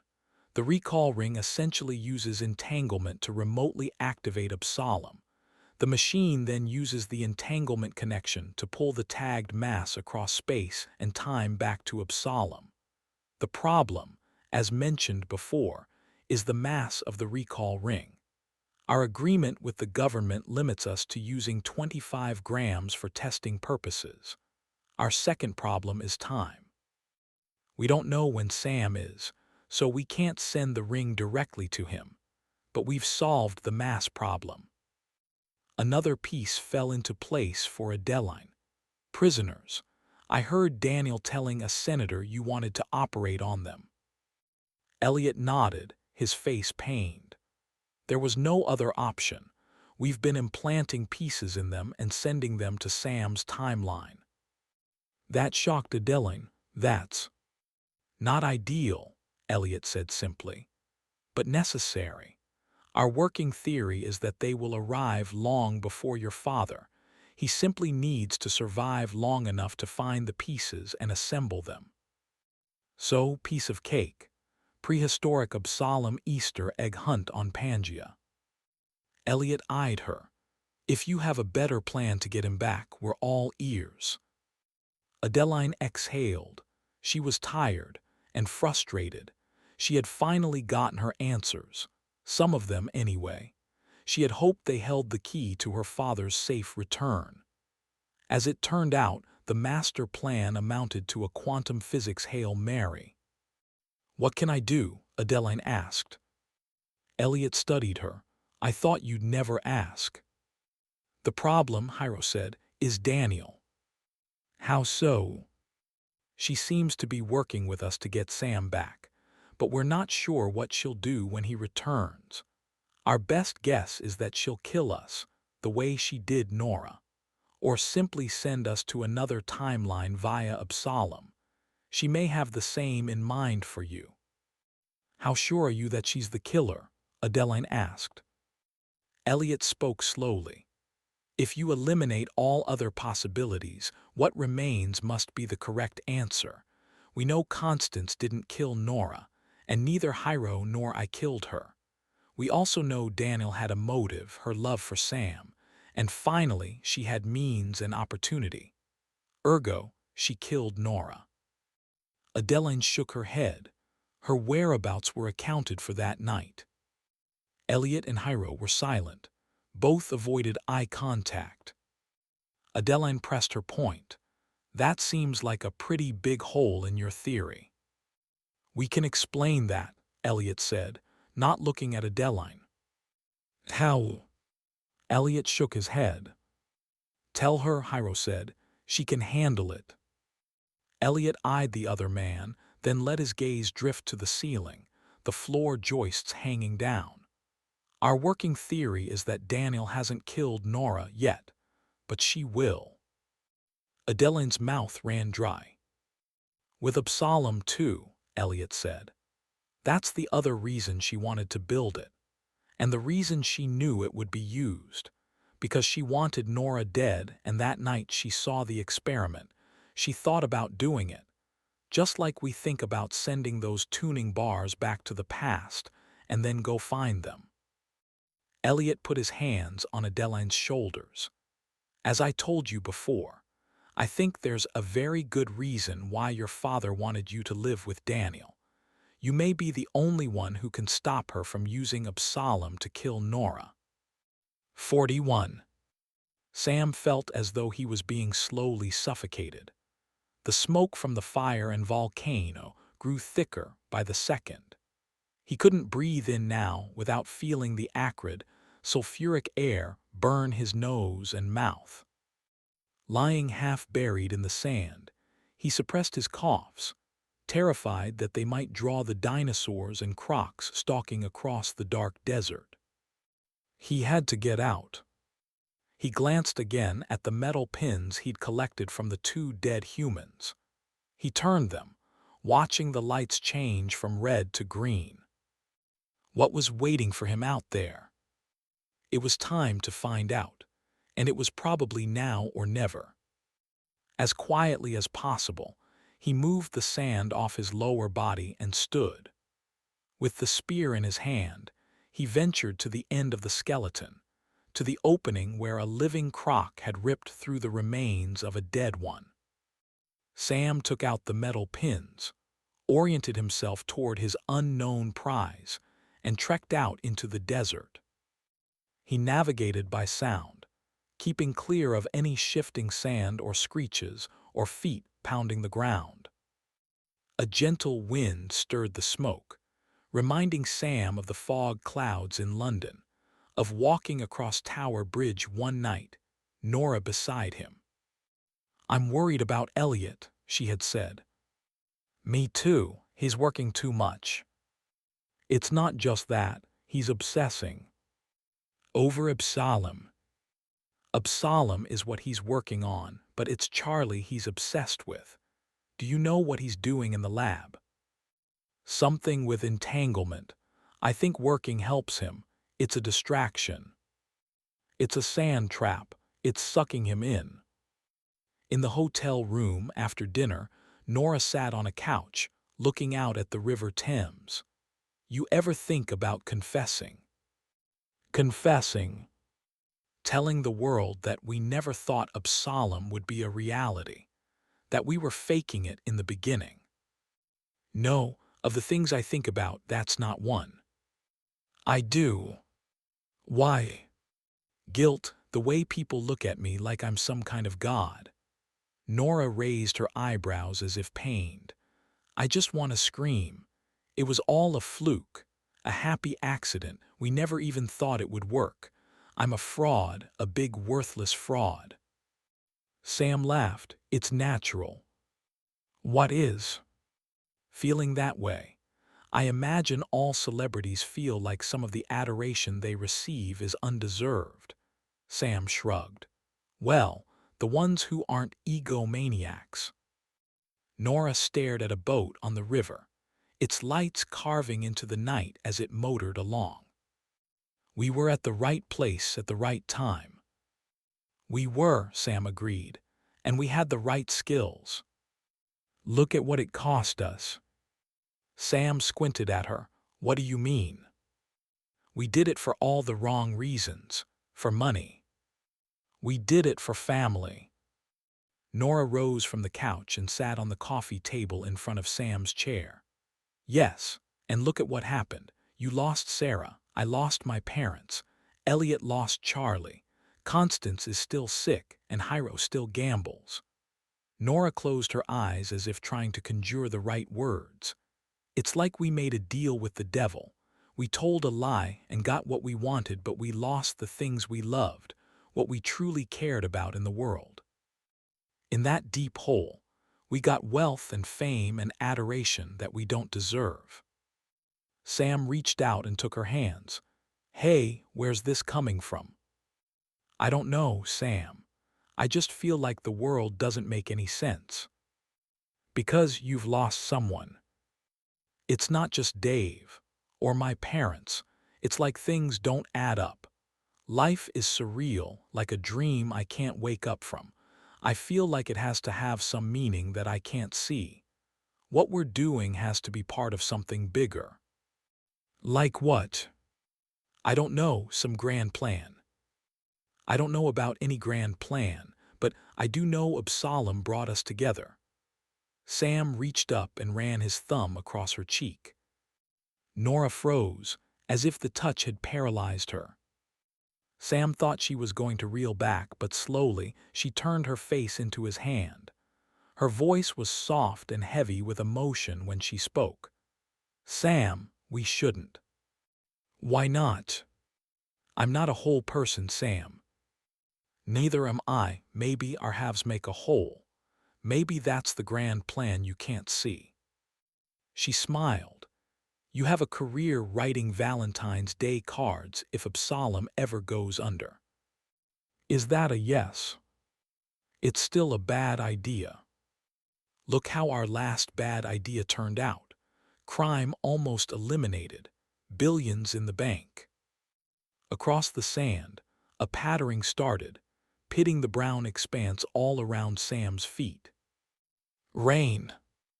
The late afternoon storm had come like clockwork, and with it, the wind. It took Sam a moment to realize how dangerous that was. Like a curtain being jerked back, the thick cloud lifted from the desert and rolled deeper into the interior of Pangaea.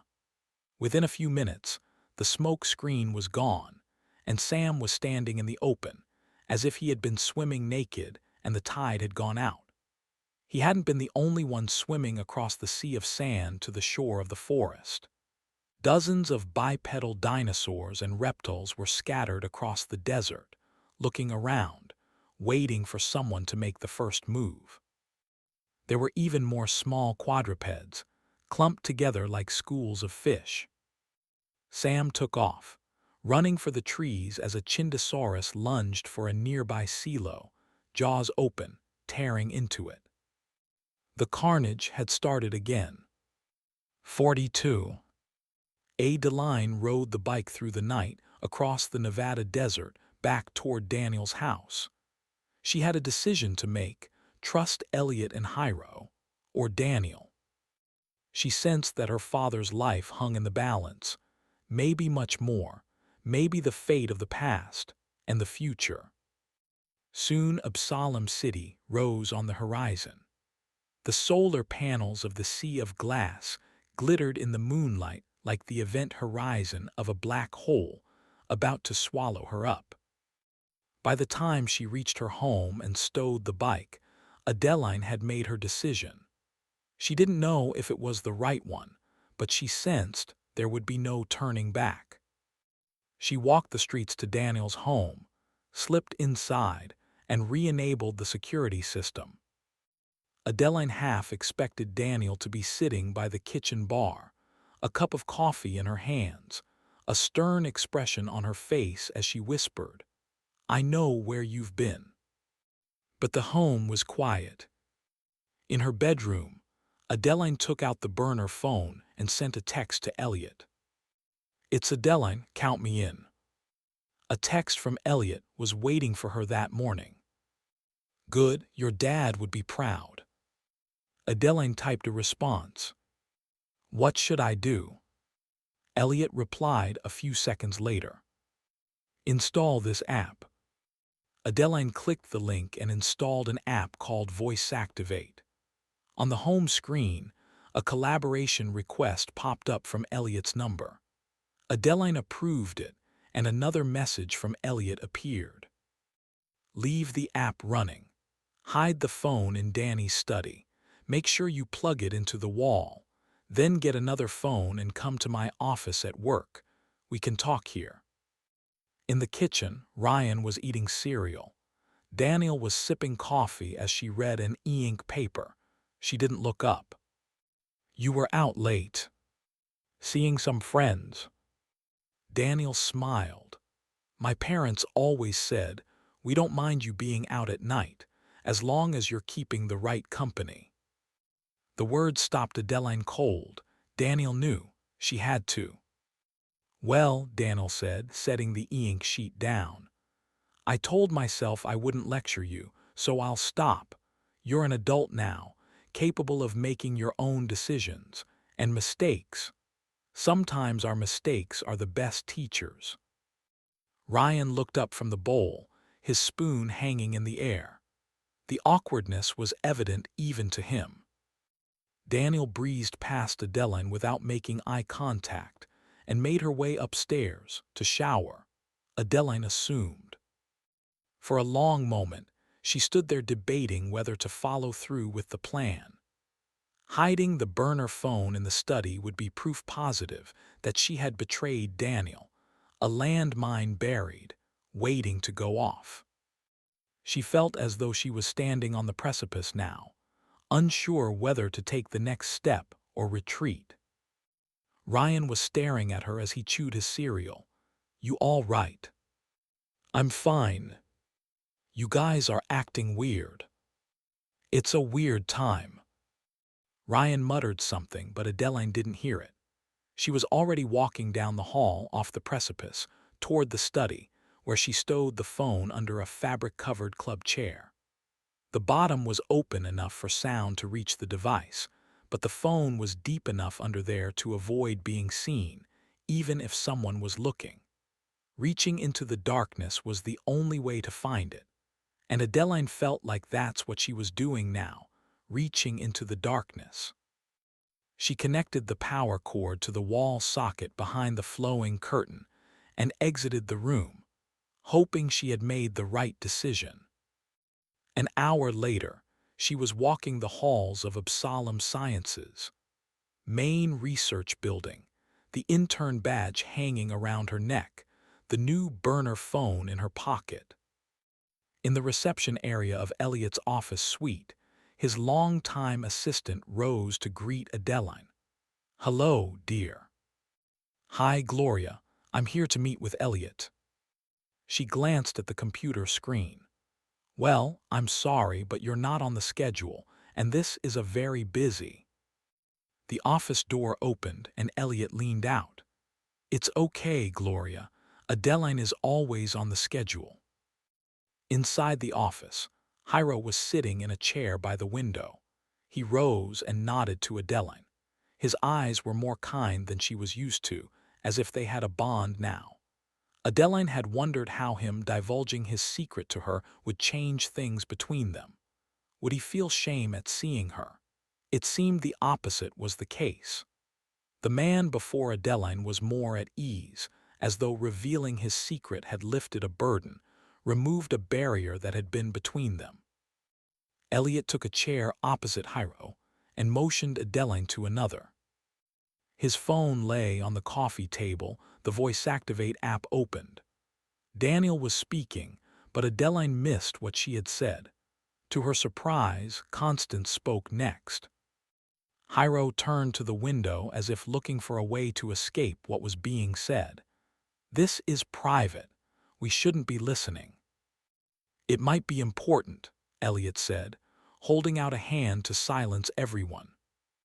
"They've found another one," Constance said. Her voice was faint, but the phone speaker was turned up enough to hear it. "Where?" Daniel asked. "In Germany. I'm leaving today to go meet with him." "Are you nervous?" "Very." "You'll do fine. Your body is weak, but your mind is strong." They made small talk then, but there was never any mention of Absalom or Adeline or her father or anything that might be of interest. Silence followed for about 15 minutes. Elliot took the break to order sandwiches for them. 30 minutes later, Hiro wiped a glob of mayonnaise off the corner of his mouth and said, "We're supposed to meet in the valley in 2 hours. Maybe she's done at home for the day." But as he said it, Daniel's voice called out through the speaker. It was far off. Adeline estimated that Daniel was in the foyer. Another voice joined hers, a woman's voice, but Adeline couldn't make out what they were saying. The voice drew closer, very close, as if one of them was sitting in the chair where the phone was hidden. Adeline realized then that they were not speaking English. Elliot pointed to Hiro, but the scientist shook his head. "They're speaking Korean, not Japanese." He waited, listening, then drew out his phone. "What?" Elliot said, moving to the chair to stare over his shoulder. "They've mentioned a non-Korean word a few times. Sintran. It's a Korean company." "It's one of Danny's investments," Elliot said. "One San Andreas funded. What do they do?" "Synthetic organs. They grow them for transplant." Elliot exhaled. "It's just some update from a portfolio company." That afternoon, Adeline sat in a seminar entitled Entanglement, the quantum tie that binds. Halfway through the lecture, the lights dimmed.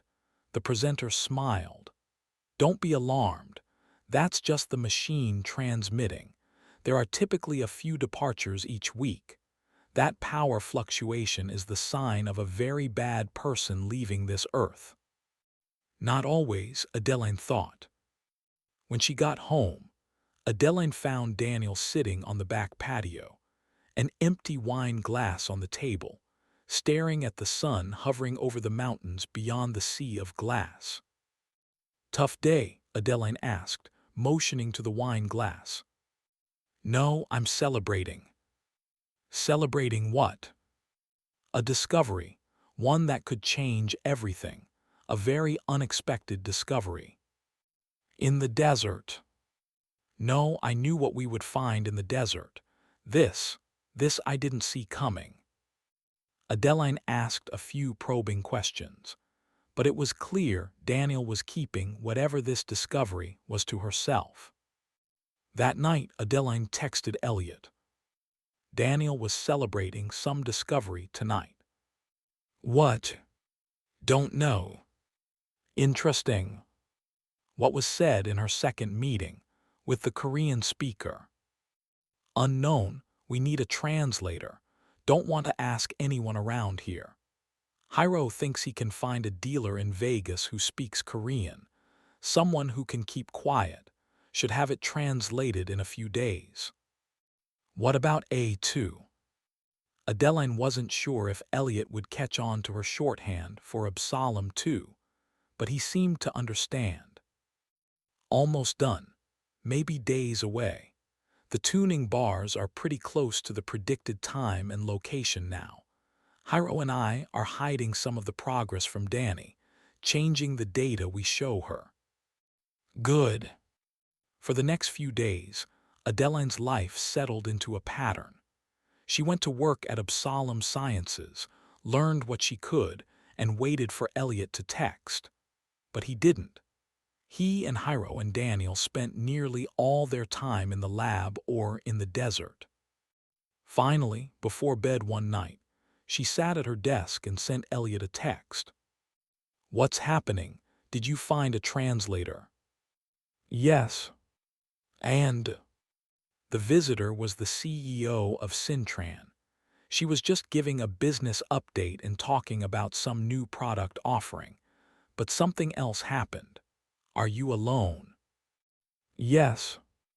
"Put your headphones on." She pushed her earbuds in and typed a reply. "Ready." Elliot's next message was a link to a video taken on a phone. It was shaky, as if the phone was in someone's shirt pocket and the person was walking around. They were in some kind of medical lab. No, it was a morgue. Through a wide window, Adeline saw 3 metal tables. One had a dead body on it, and Daniel was standing over it. The person walked to the window, giving the camera a better look at the body. It was Nora. The video stopped, and Adeline stared at it for a long time. Then she typed the 3-letter response running through her mind. WTF. Danny ordered Nora's body exhumed. Why? Isn't it obvious? So she could study how she died, to get the wounds in the right place when she uses Absalom 2 to kill her.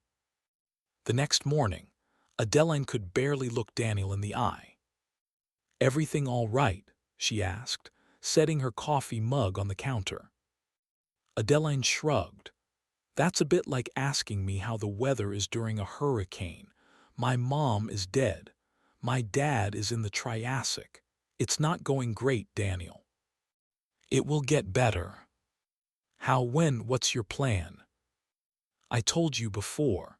I'm going to get your dad back." "How?" "As soon as Absalom 2 is finished, when it's accurate enough, I'll use it, before Elliot. That's important. The past can't be changed, Adeline, and he can't be reasoned with. Do you understand?" Adeline swallowed and nodded. "Is there anything you want to tell me?" "No." When Adeline got home, a delivery company was unloading a massive box into Daniel's garage. "What's that?" Adeline asked. "It's for a trip I'll be taking." "Trip where?" "It's none of your concern." Adeline glanced away to the street where 2 black SUVs were parked. They were unmarked, with dark-tinted windows. Daniel spoke before Adeline could ask about them. "I've hired some additional security for the house and the office." "Private security?" "Yes, I needed people who only answer to me." Ryan was at a friend's house, and Adeline was sitting at the outdoor dining table with Daniel when she felt the burner phone buzz with a text message. Before she could check it, Daniel reached into her purse, drew out a small box, and pushed it across the table. "I got you a small gift." Adeline didn't want a small gift. She wanted to get up and leave and go check the text message. Instead, she smiled and took the box and quickly began removing the wrapper. "What's the occasion?" Daniel smiled. "New beginnings. I feel like we got off on the wrong foot." Adeline opened the box. It was a pair of diamond stud earrings. The stones were massive. "They're beautiful," she said, wincing when she heard how hasty she sounded. Someone very special gave them to me. Someone who's no longer in my life. She set the box down beside her plate. Sorry, I need to. Daniel rose. Please try them on. Hastily, Adeline attached them to her ears and forced a smile. Daniel leaned forward, fingers interlocked. They're perfect. Adeline didn't reply. She rose, marched directly to the hall bathroom and took out her phone. The text message from Elliot read. Are you with Daniel? Yes. Where? Home. Keep her there. Why? A2 is almost done. We're going to use it. The power might fluctuate. She'll know it's us because there's no departure scheduled. How do I keep her here? Figure it out, just do it. Adeline waited, but no other messages appeared. The thought of physically restraining Daniel made her nervous. She could already feel her palms beginning to sweat. She deleted the text message chain and tried to form a plan. The basement was the key. If she could get Daniel down there without her phone and lock her in a room, it wouldn't matter if she screamed. But how? She would have to lure her down there. She would tell her she had something she wanted to talk about and was worried someone was listening. Then she would run out of the room and jam the door somehow or tie it closed. That part of the plan needed work. She would have to go to the garage and see what was there to work with. Then she'd have to get past the security team outside. Maybe they wouldn't even stop her. Adeline opened the bathroom door and stepped out into the hall. She barely saw the figure to her right before the person lunged and pressed a cold device to her neck. There was a pop and a pinch against her skin, as if a rubber band had been snapped. Adeline whirled around, ready to fight, holding her fists out. But they felt heavy, as though she was holding weights that were growing larger by the second. In the glow of the moonlight through the glass in the front door, Adeline saw Daniel staring at her. There was an injector in her right hand. Adeline opened her mouth to ask why, but the words wouldn't come. She pitched forward. Her arms were too heavy to raise to break her fall, but Daniel caught her. Adeline woke groggy and stiff and sore. She was lying on the floor of the machine that had ripped her life apart. Absalom. The inside of this version wasn't painted and polished like the production model. It was silver and raw, with an unpainted door that lay open. This was Absalom too, and it was still in the lab. The room beyond the Absalom chamber seemed empty, but someone was shouting, banging on the door to the lab. Daniel, I'm calling the police, Elliot yelled. Adeline tried to push up, but her arms failed her. She slammed into the porcelain floor like a bag of meat on a butcher counter. Daniel appeared at the door.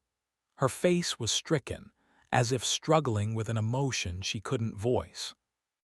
Adeline opened her mouth, but couldn't form words. Daniel gripped the Absalom door. Sorry. She slammed it shut. Adeline pushed up and peered out through the small window. A large black bag lay on the floor of the lab. It looked like a body bag. Around her, the machine began to vibrate and hum. Adeline blinked, and her world disappeared. 43. The desert was a battlefield. Dead animals lay in heaps. Blood stained the sand. Dark holes dotted the deadly landscape like gunshot wounds where the volcano bombs had punched through the sand, heating it, turning it to green glass as they sank and cooled. It was breathtaking, but the thing taking Sam's breath even more was his sprint across the sand, away from the dinosaurs and large reptiles barreling out of the desert, away from the giant crocs that stalked across the open plain, mouths open, stooping to rip into their prey with their long jaws. Ahead, the forest loomed. The rain was pelting the wildfire, which hissed and belched steam and smoke as the flames died. The rain was producing steam and smoke from the volcano, too, the plumes joining those from the fire, forming a massive cloud that was rolling down the hill to the desert. It was Sam's salvation, cover if he could reach it. Behind him, he heard a screech and a beast fall to the sand, thrashing and screaming. There was nothing like hearing another runner get mauled to give one that extra bit of motivation to push harder. Sam ran faster. His battered body ached. The cut in his upper back pulsed with pain, but he pushed through it. He imagined the smell of his blood being a homing beacon for the carnivores on the desert plain. He pumped his legs, knowing his life depended upon it, until he reached the tree line. The dark cloud there engulfed him like a fortress welcoming a refugee within its walls. In the smoke, he was nearly invisible. At the same time, he could barely see 10 feet in front of him. He moved slower through the shrubs and small trees, using the worn paths carved through the forest when the herds had fled to the desert. Tides are associated with the sea, but Sam realized then that they existed here on land too, the flow of life in response to the forces of nature. The foothills felt like dunes after a strong tide, rutted and mangled, the foliage matted but still retaining the same general shape. He walked until it was quiet around him. At the base of a massive tree, he sank down and let his body rest, careful to keep the cut on his back from making contact with the trunk. It was incredibly tender to the touch, probably infected. He'd deal with that if he didn't get eaten. And at that moment, he realized that he hadn't eaten in quite some time. With the adrenaline fading, his hunger was reasserting itself. A handful of earthworms would hit the spot about now. There's something Sam never thought he'd look forward to. A grilled fish would be better, but he didn't see himself building a fire tonight, and the cloud of smoke reduced his visibility too much. The smell of that tasty meal would draw predators, especially if they couldn't see the fire. It was too much trouble. Still sitting, Sam took the metal pins from his pocket. The light on the end was green and blinking. He was pointed in the right direction. When he was rested, he rose and trekked into the woods, the pins like a compass guiding his way. He sensed that whatever was waiting for him might save him, or end everything for good. He was hoping it was better than being eaten by a dinosaur, because sooner or later, that was likely his fate here in the Triassic. At the top of the ridge, he checked the pins again. The lights were blinking faster now. He was close. Near the valley, the lights went solid green. He turned the pins slightly, and they began to fade from green to white. He kept walking, head down, careful to avoid the charred, fallen trees and limbs. Finally, the small lights on the pins turned solid white. He kept walking, and when he did, the green tinge began to return. He backed up until the white was solid. It was here. Sam looked around. There was nothing on the ground except for 2 trampled ferns, the thick velvety fronds hanging in ripped, broken pieces, and soggy dirt and rocks at his feet. Sam dug his foot in, making a mark in the ground, and stalked off into the forest, searching. He found what he needed a few minutes later. Based on the size, the skeleton was from a Chindosaurus, if he had to guess. He snapped off the top of the T-Rex-like skull, careful to avoid the sharp teeth. Back at the mark he had made, he got down on his hands and knees and began digging with the skull, throwing the dark, spongy dirt aside. Somewhere along the way, the rain stopped, and Sam was thankful for that.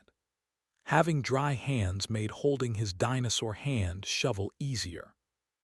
Soon he spotted a small speck of white protruding through the earth.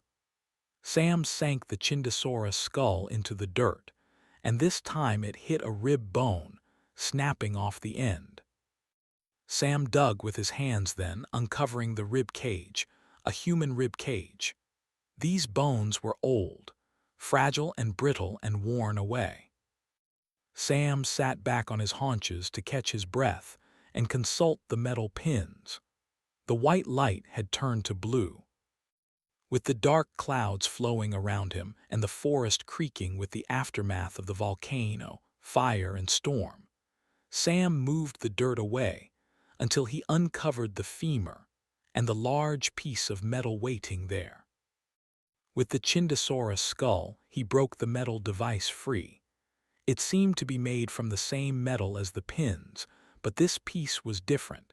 It was larger and round, reminding Sam of the face of Watch. In the center of the device was a dial with a single switch. At the bottom was an O, at the top was an I or a 1. Off and on. At the top of the piece, there was what looked like a small port. Another port sat at the bottom. Sam plugged a pin in the top port. On the round metal piece, a blue light came on. Sam joined another pin to the first and repeated until the last pin connected to the bottom port. The blue light on the dial turned golden. It was like a watch. The pins formed a sort of band. Was he supposed to wear it, to put it on his wrist? Nearby, through the fog, he heard branches snapping under the foot of something very large. The snapping grew closer. Sam disconnected the last pin, slipped the device around his left wrist, and fumbled to get the pin back into the port. It had been far easier to connect with two hands. The cloud parted. A Chindosaurus stepped through the opening. Its head tilted to the left, as if confused by what it saw. Sam sitting in a shallow pit, a dinosaur skull beside him. The deadly creature stepped forward, nostrils flared, sniffing the air.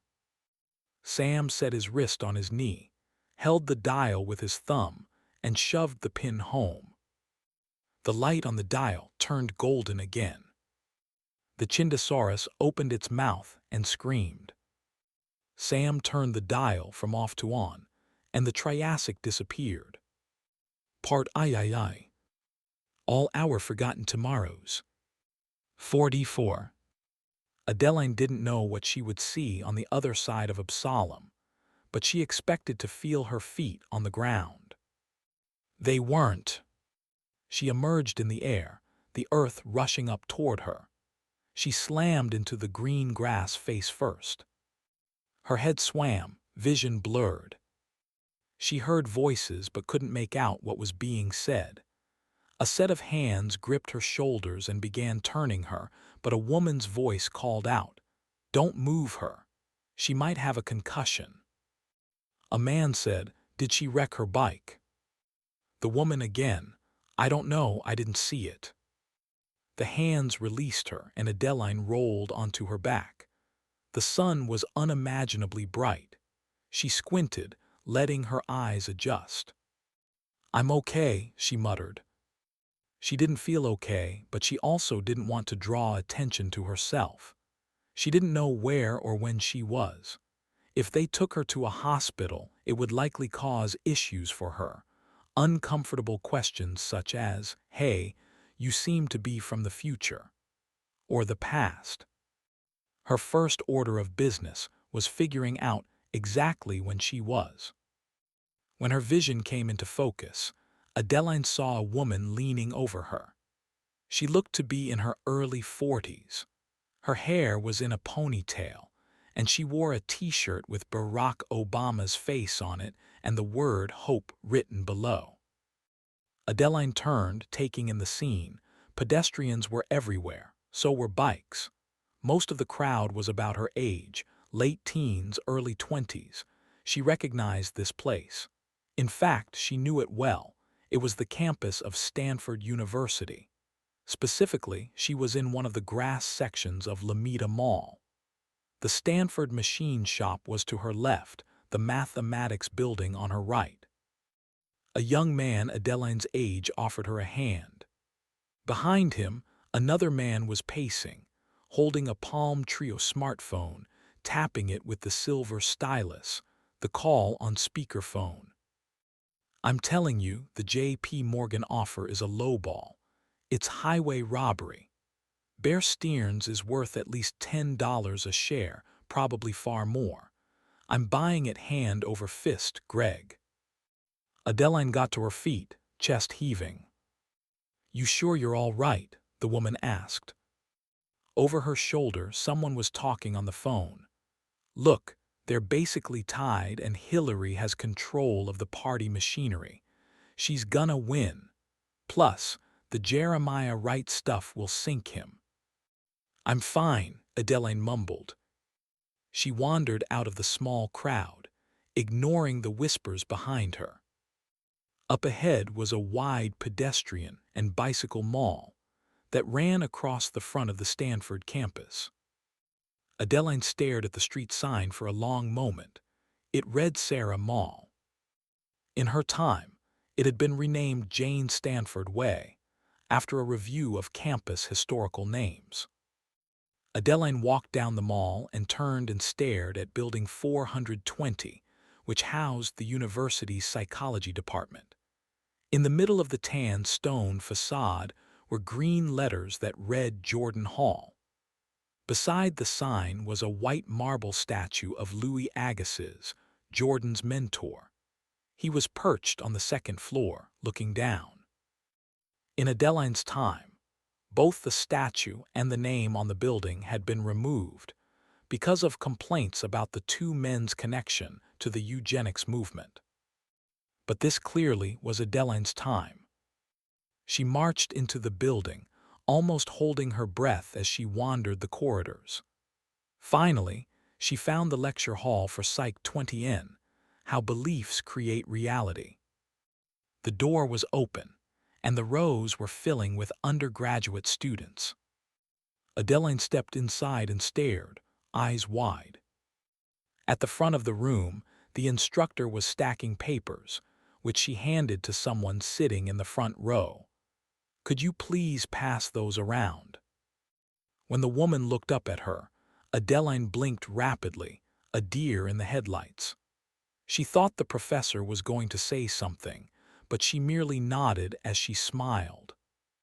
Adeline staggered over to a desk and slipped behind it. At the long table, the professor tapped the keyboard on her laptop, and a slide appeared on the screen behind her. "We've been talking about how our beliefs and expectations shape our perception of reality.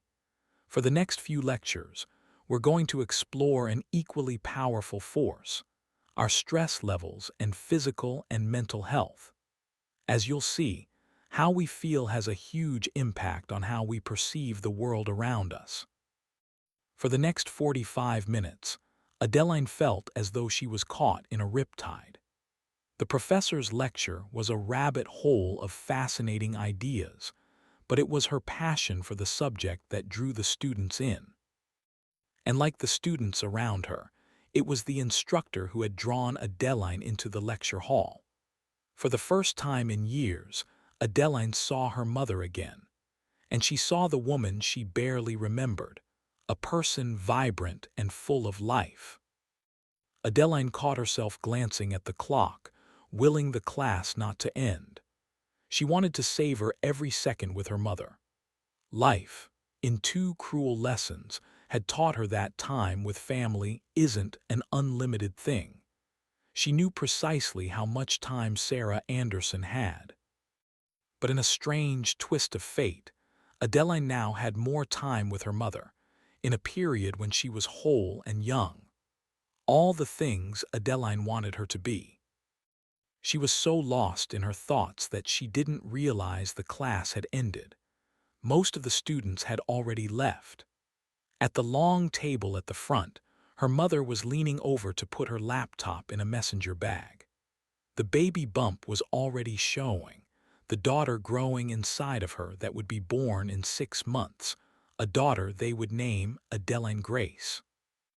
Her mother looked up and eyed Adeline, the kind smile returning.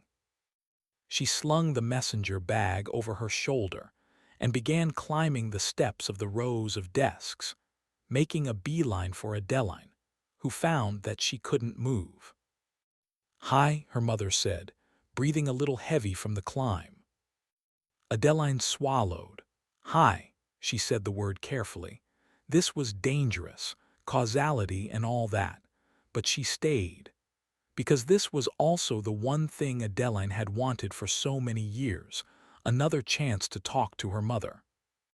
"It's too late to add the class, I'm afraid." Adeline nodded.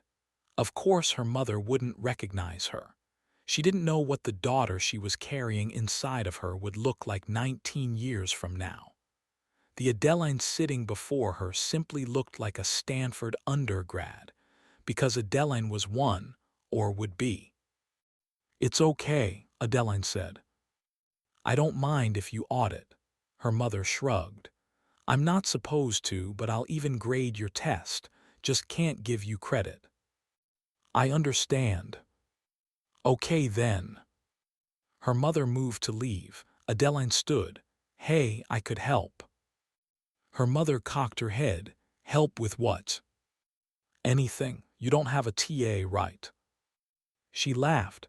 "Not this semester or the last few." "I'd be happy to volunteer." "What's your name?" "Adeline." Her mother considered that a moment and smiled. "That's a pretty name." Adeline nodded. She swallowed, emotion overtaking her, not trusting her voice to speak.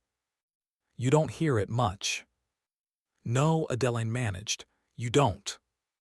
"Well, the truth is, I'd love some help." Adeline nodded again. She couldn't remember being this happy in a long time. Her mother moved to the door and paused there and looked. "See you Wednesday, Adeline. I typically get to class about 20 minutes early." "I'll be here." 45. When she left Jordan Hall, Adeline walked down Sarah Mall to the bus stop and rode into Palo Alto. At this point, she needed what every time traveler eventually needs: money, in the local currency. Daniel, when she had knocked Adeline out and placed her in the Absalom machine, had seen fit to remove her electronic devices and credit cards, not that they would work here anyway. She had, however, left her something very valuable that she could trade, and those two items were hanging from Adeline's ears. She contemplated that mystery and others as she stood in the jewelry store on University Avenue, waiting as the jeweler eyed the diamond earrings with a loop. Why had Daniel sent her here? To Stanford, her own university, a place she knew well. And why now Monday, March 17, 2008? It was St. Patrick's Day. That much was clear from the signs in the windows of the bars along the bus route. The upcoming weekend was Easter. That was clear from the signs in front of the churches. The country was still nominating its candidates for a presidential election that would have the biggest turnout in 40 years. It would be the first time in 56 years that a sitting president or vice president wasn't on the ticket. In the background was an event very few realized the significance of: a brewing global financial crisis that would roil markets. Fortunes would be lost and made. "I'll give you 8,000, the jeweler said, setting the earrings down. 12. Can I see your ID? Adeline stared at him. "You can't actually." "Why?" Adeline opted for the truth, or a small part of it that fit the situation. "I don't have it on me." The man squinted at her, then picked up the stone again. "May I ask why you're selling such a lovely piece?" "Financial need. I recently lost my parents." Adeline was surprised at how easily the half-truth came, how comfortable she was with deception. The man shifted the stone. "There's something written here." "What?" "I think it's a series of numbers, but I can't read them. The letters are too small." The man set the earrings down again and motioned to the corner, where a woman was working on a microscope. "It's broken." Adeline wondered if this was some kind of trap, something Daniel had set up. Perhaps some way to land her in jail, or worse, get her killed. Maybe the stones were from some dead mobster's wife who was robbed and killed, and now the entire criminal organization was looking for the assassin to exact revenge. Adeline closed her eyes and rubbed her eyelids. She really had to get control of her imagination. The engraving was probably a serial number of some kind.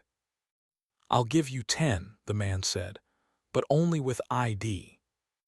It turned out all the reputable jewelers around Stanford University wanted to see a government ID before purchasing $10,000 diamond earrings. Adeline knew that because she had been to all of them. She was walking down Alma Street contemplating going to a non-reputable jeweler when the skies opened and rain poured down. She was so lost in her thoughts, she barely felt herself getting drenched.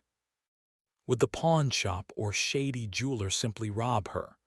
They'd certainly lowball her. And there weren't any pawn shops in walking distance that she knew of in her time. Maybe not here in 2008 either. Assuming she found one, maybe they'd pay and have someone jump her outside in an alley or at the bus stop, taking the money back. She had to get her hands on an ID. That was the long and short of it. But how?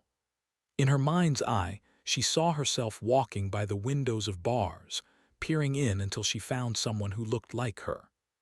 She would go inside and hop on the stool beside the girl, waiting for her to go to the bathroom, and then slip her hand inside a backpack or purse and snatch the ID and make a run for it. That would never work. She'd probably get caught red-handed. The bartender would likely stop her, or another patron. She was becoming a liar, but she wasn't a pickpocket yet. Hopefully, it wouldn't come to that. And besides, how many people would be out drinking in the afternoon? And even if they were, the odds of finding someone who looked like her were remote. She had to play the odds now. Time was running out. What did that leave? The dorms. She would stalk the dorms on campus. Somebody's room would be open. She'd slip inside and find an ID lying on a desk, waiting for her. Or the library. Yes, that was an even better idea. Find someone who looked like her, sitting at a study carrel or long table, and plop down beside them with a stack of magazines. Wait until they went to the bathroom and grab their ID. Adeline was a little shocked at herself, that her mind could adapt to crime and deception so easily. But this was survival. She was alone in a strange land with no one to call, no help, and no money. If she let herself think about it, it was terrifying. But she wasn't going to think about it. She was going to focus on the task in front of her and do it. "Dear, are you okay?" Adeline looked up to find an older woman with a large umbrella and a small white dog pulling at the end of a pink leash. With the hand holding the umbrella, she pointed to Adeline's chest. "Are you bleeding?" Adeline looked down and saw black and red splotches spreading out on her white dress just above her left breast. She reached a hand up and felt a plastic sleeve there, the one that held her intern badge from Absalom Sciences. It hung from the lanyard, which was Absalom blue but had no words on it. Adeline had planned to shred the plastic ID when she got the chance. She certainly couldn't take it out here. Absalom Sciences didn't exist yet. Adeline shrugged. "I'm fine, just a cheap ink pen." The woman nodded slowly, taking in Adeline's drenched form and soaking hair. "Do you need some help?" "I'm okay, thanks." Adeline marched away, turned onto Hamilton Avenue, and sought refuge under a wide red umbrella outside a cafe.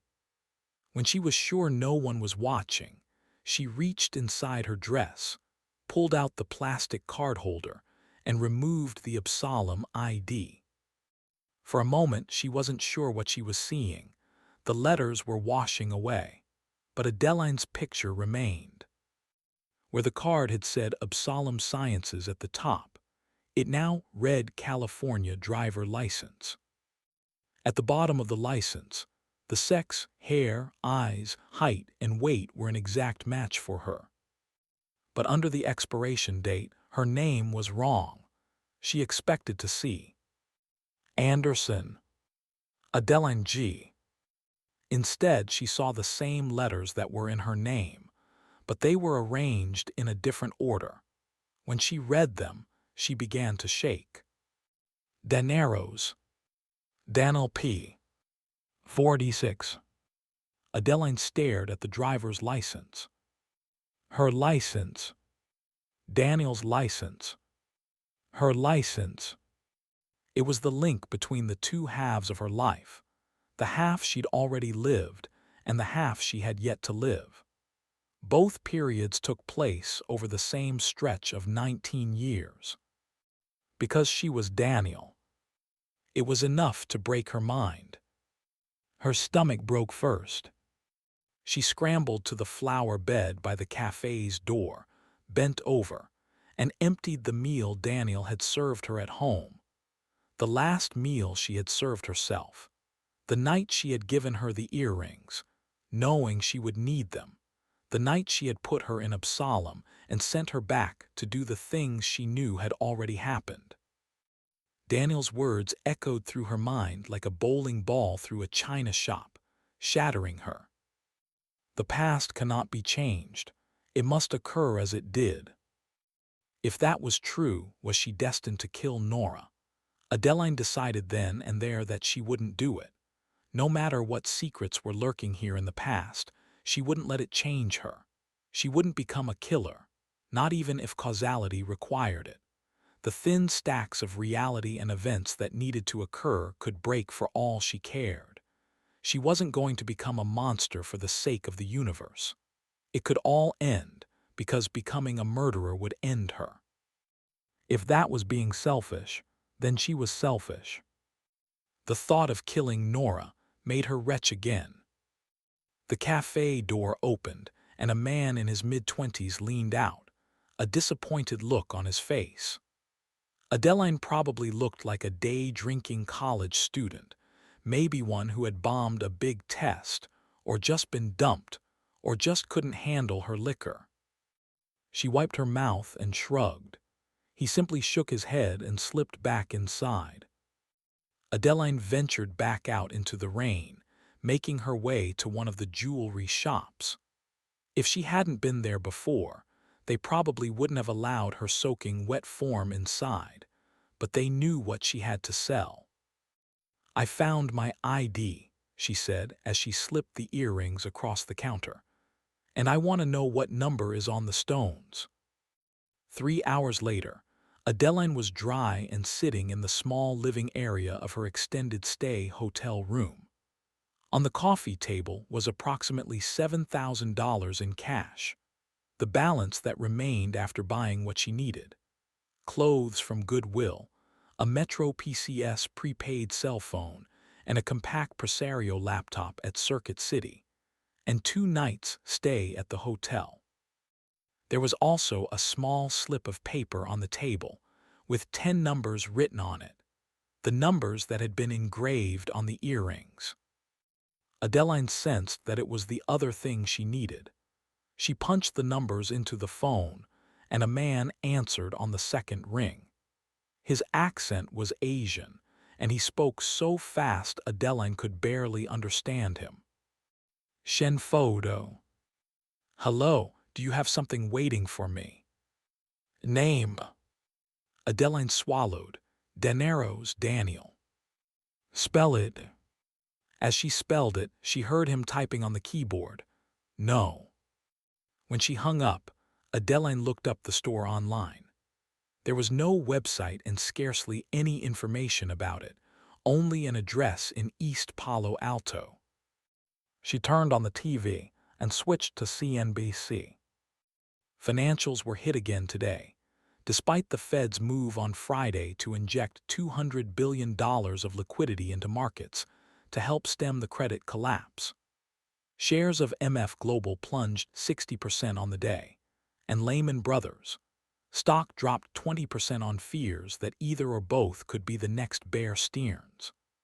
Government-supported housing lenders were also in the crosshairs of sellers as Fannie Mae and Freddie Mac rushed to the exit.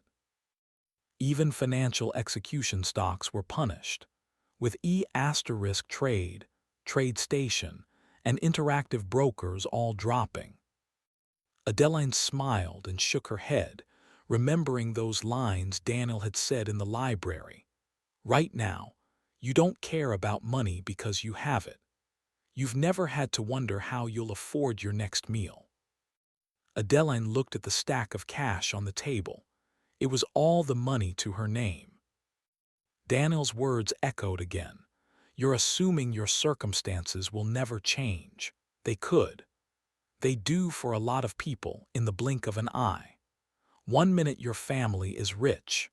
The next, you're carrying every dollar to your name in your pocket, you have no home, and you don't know where you're going to sleep that night. At the rate she was expending cash on the hotel room and food, she would be broke shortly. She glanced back to the muted television. The financial education Daniel had imparted had indeed been